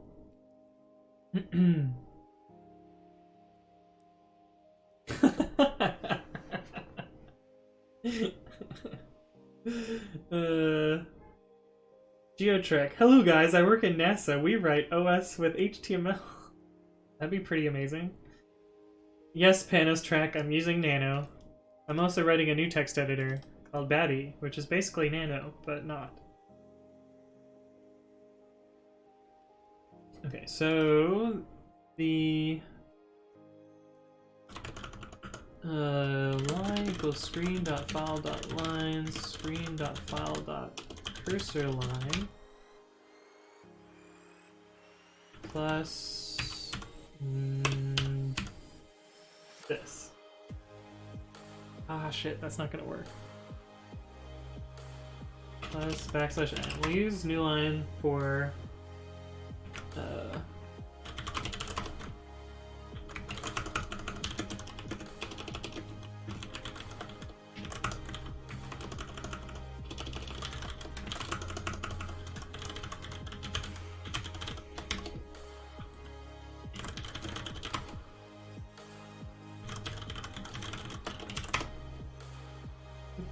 this is so janky, but I think it will work. It's just gonna be maybe slow. Like, we could optimize this much better. Although, it's just like strings. How slow could it be? It's not like it re-renders after every time. It's the simplest thing that works.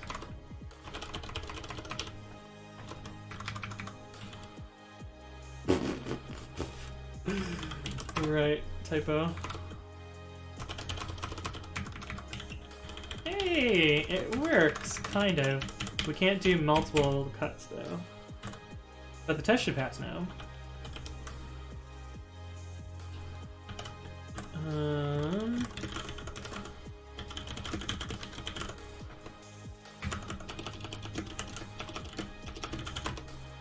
Dash K but. That's not what I wanted. Cut. That's what I want. Oh, test is not passing. That's why it's lagging. Oh, because we delete line 0, not line 1.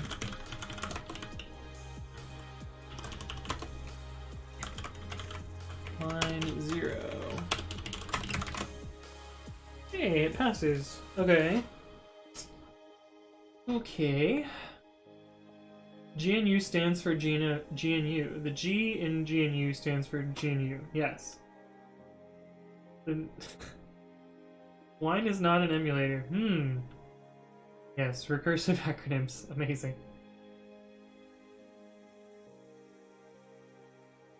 Perl URL request library. Man, if only URL was a recursive acronym, then it could be double recursive. Crazy.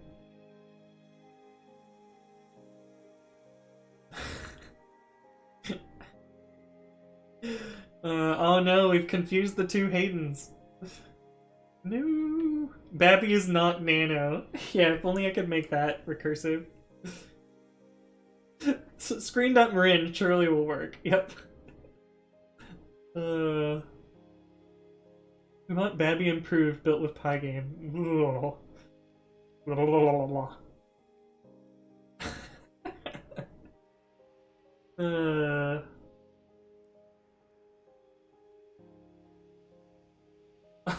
Let me PR Babi with message, remove shitcode, and leave an empty repo. Wow, the shade. So unnecessary.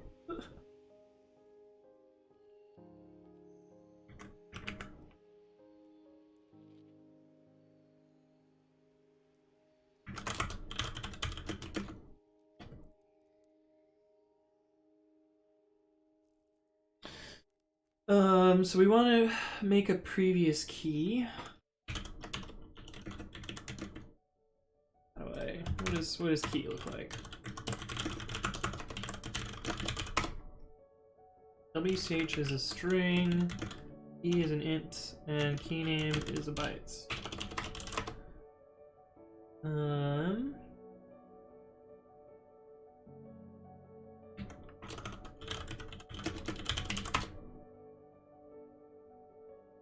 We want to know whether the previous key was a cut, and then we're going to append.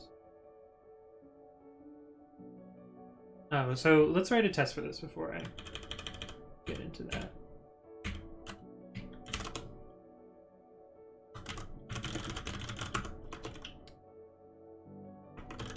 Test cut and uncut multiple lines. So we can just extend this test up here.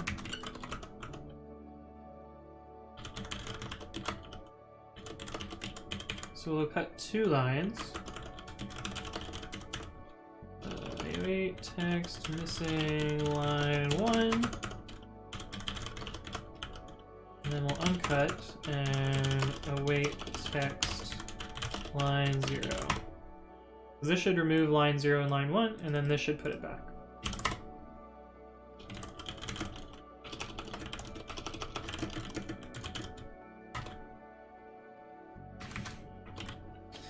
Why do you already work? Why are you passing?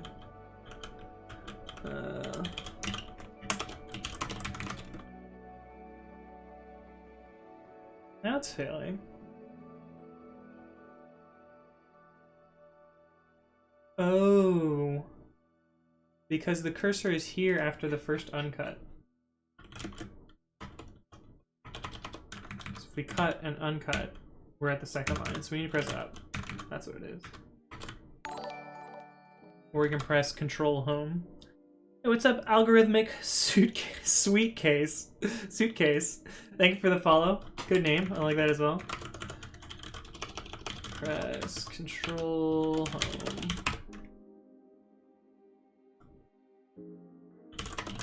So this should be enough of a test now.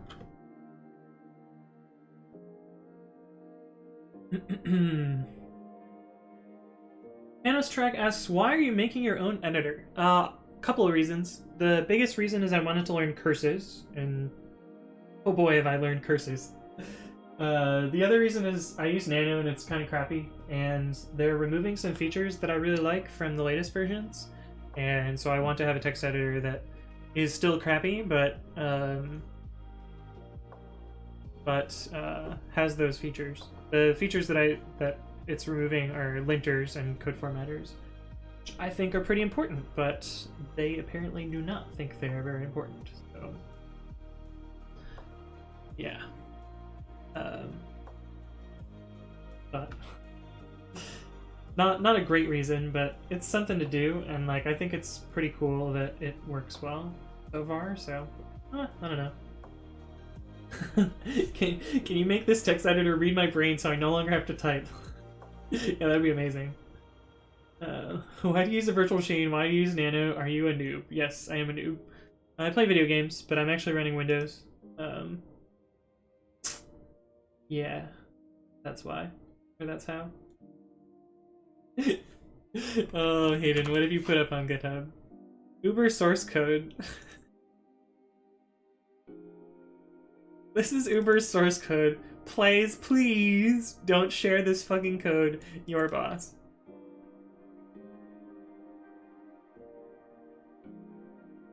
What in the fuck? Where'd you copy paste this from?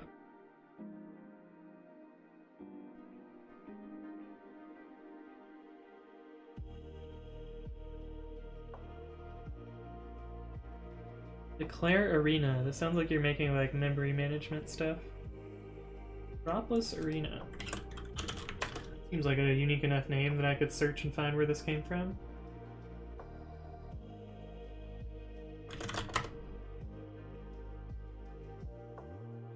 $159 results.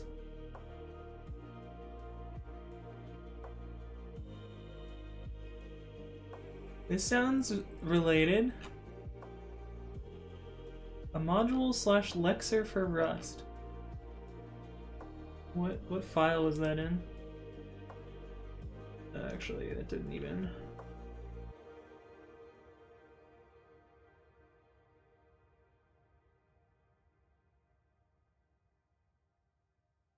Oh hey, I know this guy. Follow him on Twitter. I guess I don't know him. I know him on Twitter. What was the code here? Oh, you just imported this? Never mind.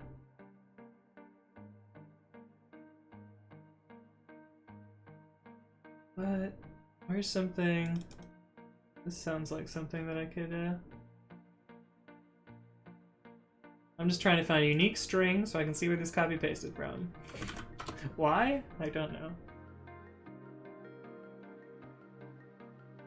Oh, maybe this is also something that's standard. Why have I not been able to find something that's not standard? Or it's just like a variable.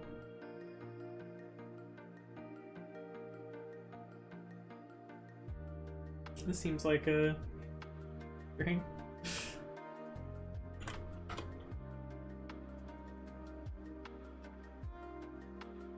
librustc.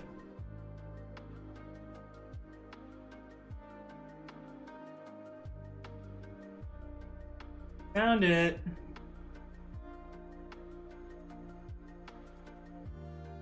Found it. Found it, bud. Found it.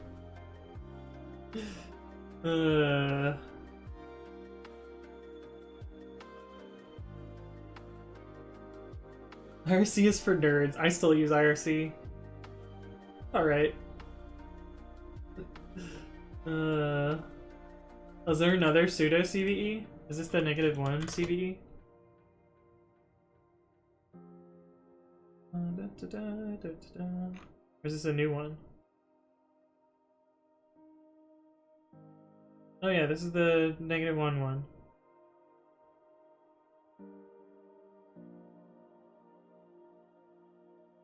Yeah.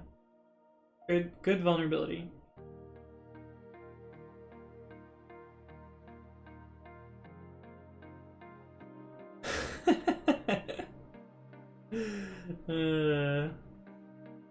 Geotrix says, learn Vim and you will love your life. I know how to use Vim, I'm just not as fast at it, so I don't use it. Email was also used by government. Stay away from that protocol.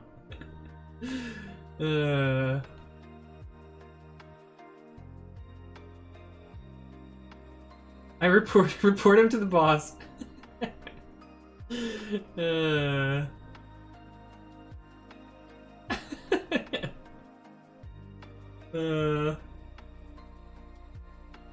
I found it, Hayden. I found your code.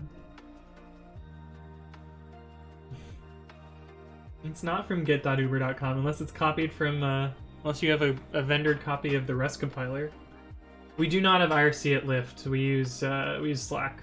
Although I use IRC with some friends that work at Yelp, and some former Yelpers.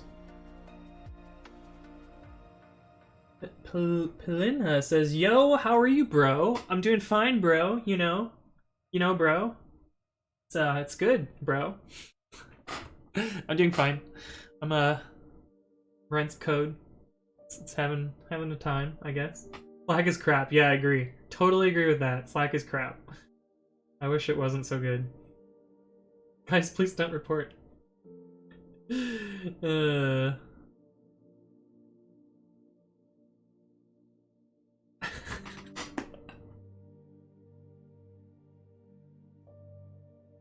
You eat chips? I don't believe you, Hayden. Do you really eat chips? Come on, man. Chips or crisps?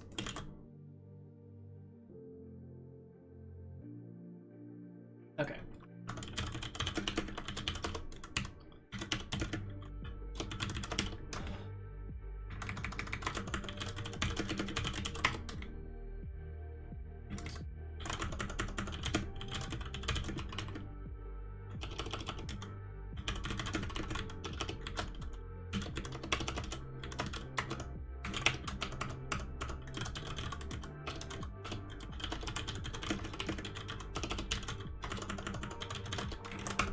Okay, so now I've implemented the logic that does multiple cut line, and the test still fails.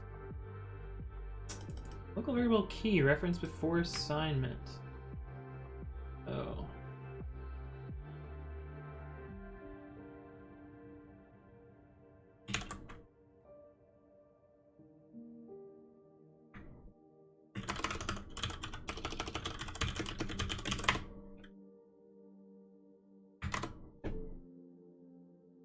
That works.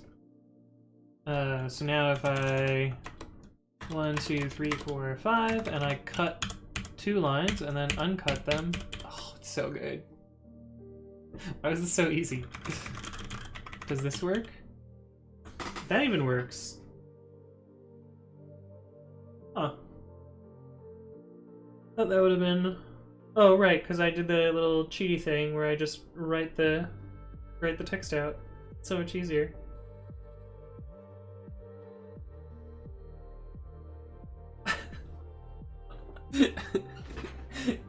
XD123 says, "Oi, you got any crisp, bruv?"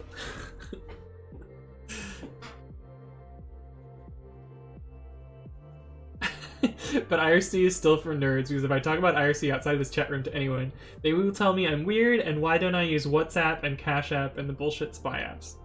Yeah, I agree. But all y'all in Twitch chat are technically using IRC right now.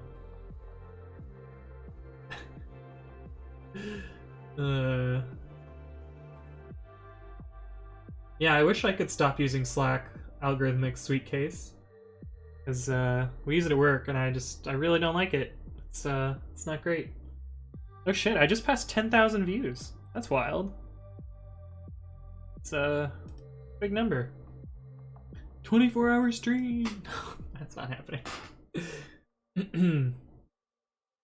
Rate my setup in the Discord. I was planning to not read Discord until after.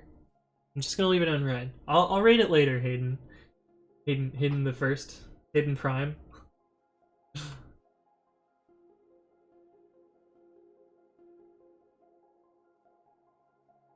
Yeah, I wish we didn't use Facebook too, Greyland. I feel ya. Feel ya, bud. Hey, what's up, Ness Neros? Thank you for the follow. Hope you're doing well. Welcome to the stream. It's a screenshot. Just post the screenshot in chat. Hayden Prime.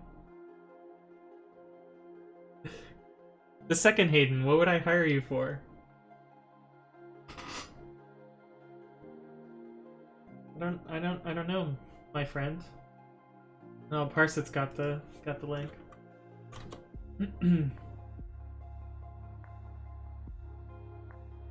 This looks like Babi. Oh, we gotta zoom out. Oh, what is your window manager? Oh, you have Twitch chat open here? That's amazing. With Ursi or whatever it is. I have to assume, because that's what this color reminds me of. That I've used before. And you've opened Babi.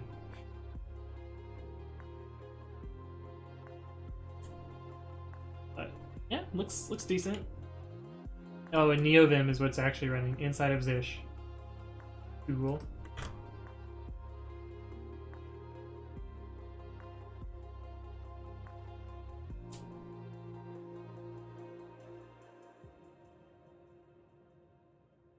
Is this KDE? Oh, Hayden's setup? I don't know. I know nothing about it.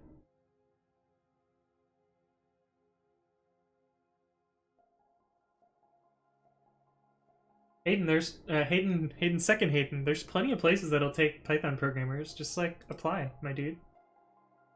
Okay, so the thing that's not implemented is if I press Control K at the end of the file, we now crash. It should be an easy test write. I already wrote the code for it. I just knew that I wasn't handling it yet, so I need to handle it now. Also, I need to handle the make sure that the modified state is updated.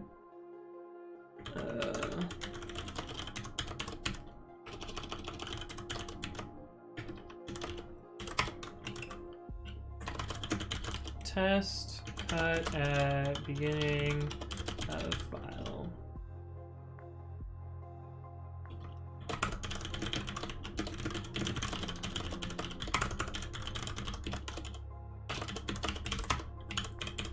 Let's do it a couple times.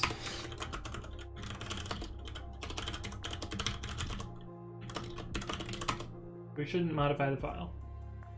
But this currently crashes, I believe. Boom! Crash. Hey, what's up, Dark Palerm123? Thank you for the follow. Hope you're doing well. Okay, so we just need to use this logic up here. And XD123, thank you as well for the follow. I saw you in chat. I see you chatting.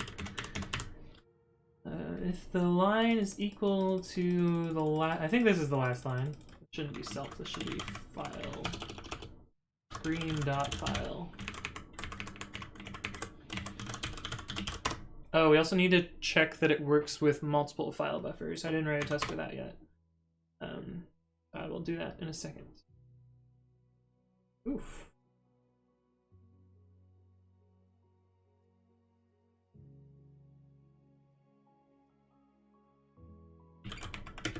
Stream -1.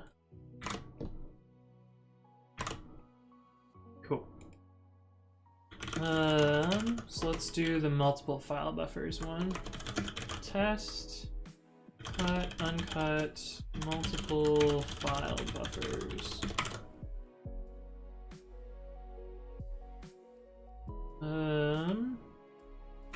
Temp directory.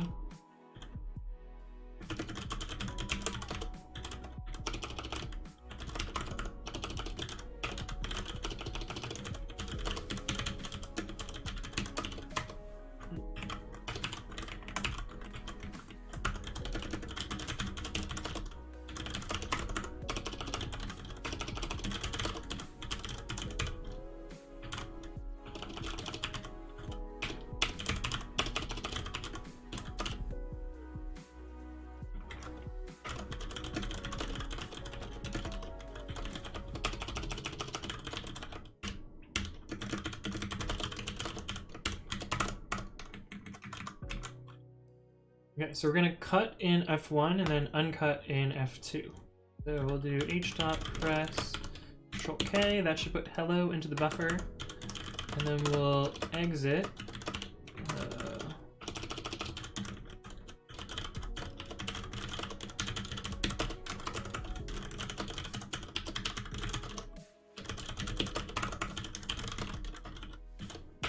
And we'll uncut, and then we should see hello, goodbye.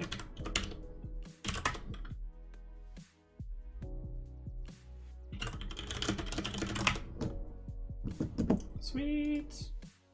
Let's make sure the full test suite works.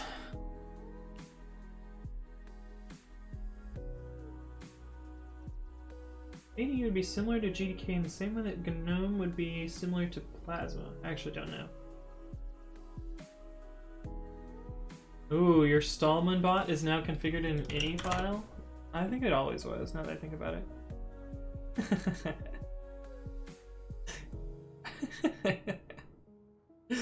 Oh, man. That's funny. I like it. I'm being recommended by Twitch. Ooh, that's cool. I didn't know that's a thing. How does that work? Is it just like the sidebar it's recommending me? Thank you, Twitch. Look, Mom, I made it.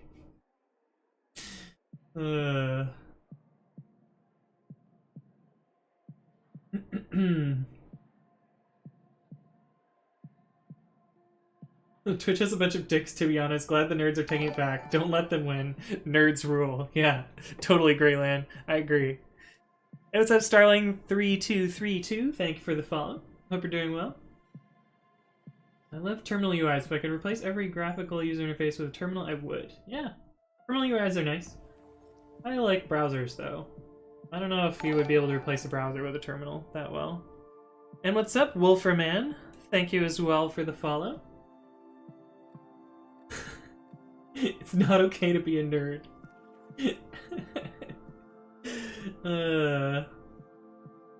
Now Edge waves at the lurker he knows in here. Well, thank you for the lurkers.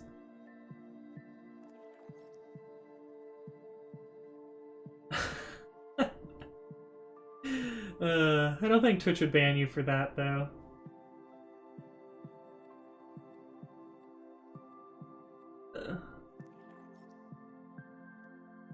Far too valuable to bases. It's true. Wow, you guys all found my channel through recommendation? That's amazing. That's cool. Yeah, I always wonder where people come from, because, like, I announced on Twitter, and sometimes people click through that, but that's, like, the only analytics that I get about people that show up at my stream.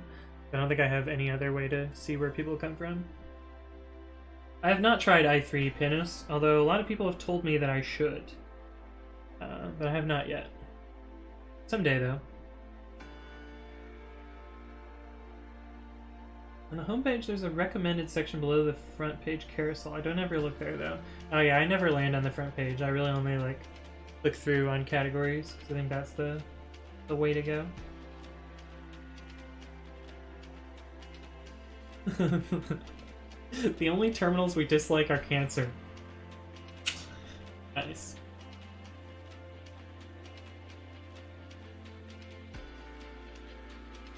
Kind of by stalking the programming tag or one similar. Nice. Yeah, the other way that I've gotten viewers before is through like raids or through counter raid. Like I raided someone and then people from that channel found me. That's like the other way that I've gotten people here. Let's see. Let's look at this patch. This actually was not too difficult to implement. I thought it was going to be more work. But I guess not. It's mostly tests, but it's really just like cut and uncut. And I cheat a little bit on this part, but like not terrible somehow. The logic's a little bit wonky, like I need to keep track of the previous key to know whether I'm appending to the cut buffer or not, but other than that, like, it's not the worst.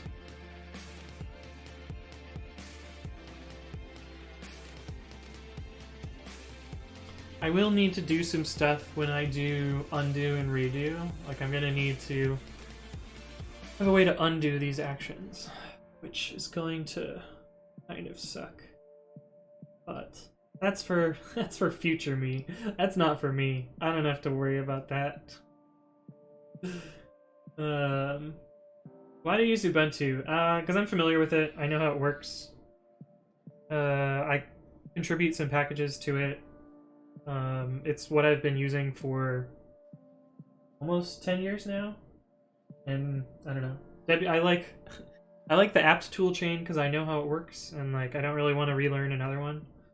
I don't have really good reasons. I'm pretty not picky about my like Linux setup. As you can tell from me using Nano and default terminal and default GNOME and no customizations. I guess there is one part about the terminal that I have customized. Oh, that has more things now. The terminal that I'm running is actually a fork of GNOME terminal. Because GNOME terminal broken. I'll actually, I can probably show it now that I'm winding down the stream. Yeah, so there's a bug in tab tearing which can cause the whole terminal chain, or like the whole terminal manager to crash.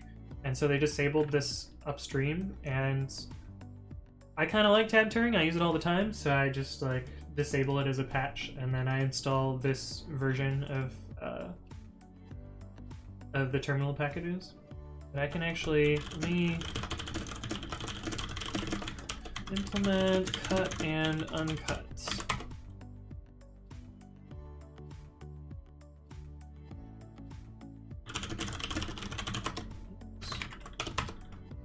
Put the characters in here. In case someone else is reading this and doesn't know what I'm talking about. But I think the minimum to do this crash is to have 2 windows. We're gonna stop the chat bot for a second. So now you can say Emacs as much as you want, and it won't complain. I trigger it. Maybe it's onto the body. There we go. Now it should crash. Takes a little while to crash, but then it eventually crashes. But that's the like bug, and I know how to avoid it, so I don't do that. But when it does eventually crash. But anyway, I think I'm gonna wrap up for today because I did all the things that I said I was going to do, plus one more, which is just crazy. I'll check out your PR later, Hayden. But I'm gonna wrap up here. Yeah, go ahead, guys. Spam all the GNU things that you can. Oh, this background is the background from which one? I think it's from Precise. What is it? Theme? Yeah, it's from the Ubuntu Precise wallpapers. Nano! Yeah, so I install the wallpapers from Precise. For whatever reason, I like this background, so I keep using it. That's like one of the few things that I customize, but I've automated customizing it through Puppet. So this declarative stuff here will set up the background. So when I get a new machine, I just run this Puppet configuration and it just does it. Great. We want tacos.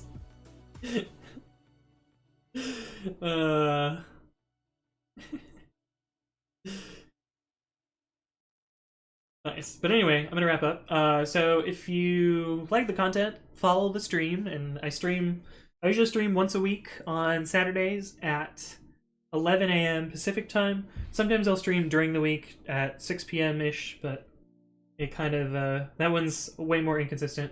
But I do announce the streams before I stream on Twitter. That's twitter.com/ yup, /code with Anthony. Usually I'll announce like within like an hour of streaming. At least that's what I try and aim for. I also announce the streams on Discord, and you can do... well, you can't do bang Discord in the chat because the bot's not running. Alright, I've stopped the spam. We'll run the bot again. You can do bang Discord now, and it'll show the Discord chat. But yeah, I announce the streams on there as well. We also talk about like programming stuff and memes and all sorts of stuff, and it's kind of fun. If you missed any of the stream today or want to catch up on previous streams, I upload them to YouTube. And that's youtube.com/AnthonyWritesCode. There's way more content than you'll ever want to watch here, but some of them are pretty interesting. Like if you want to check out, like, what's one that I really liked? There's the Vexoig one. Vexoig. This one I debug a memory leak and like go into detail about some cpython internals and AST stuff, and kind of cool. This one also fixed a bug at work, which was pretty nice. Pretty choice, as one of my coworkers says. Yeah, I think that's all I've got for today. Thank you all for stopping by, and hope to see you around in the future. And we'll go find someone to raid.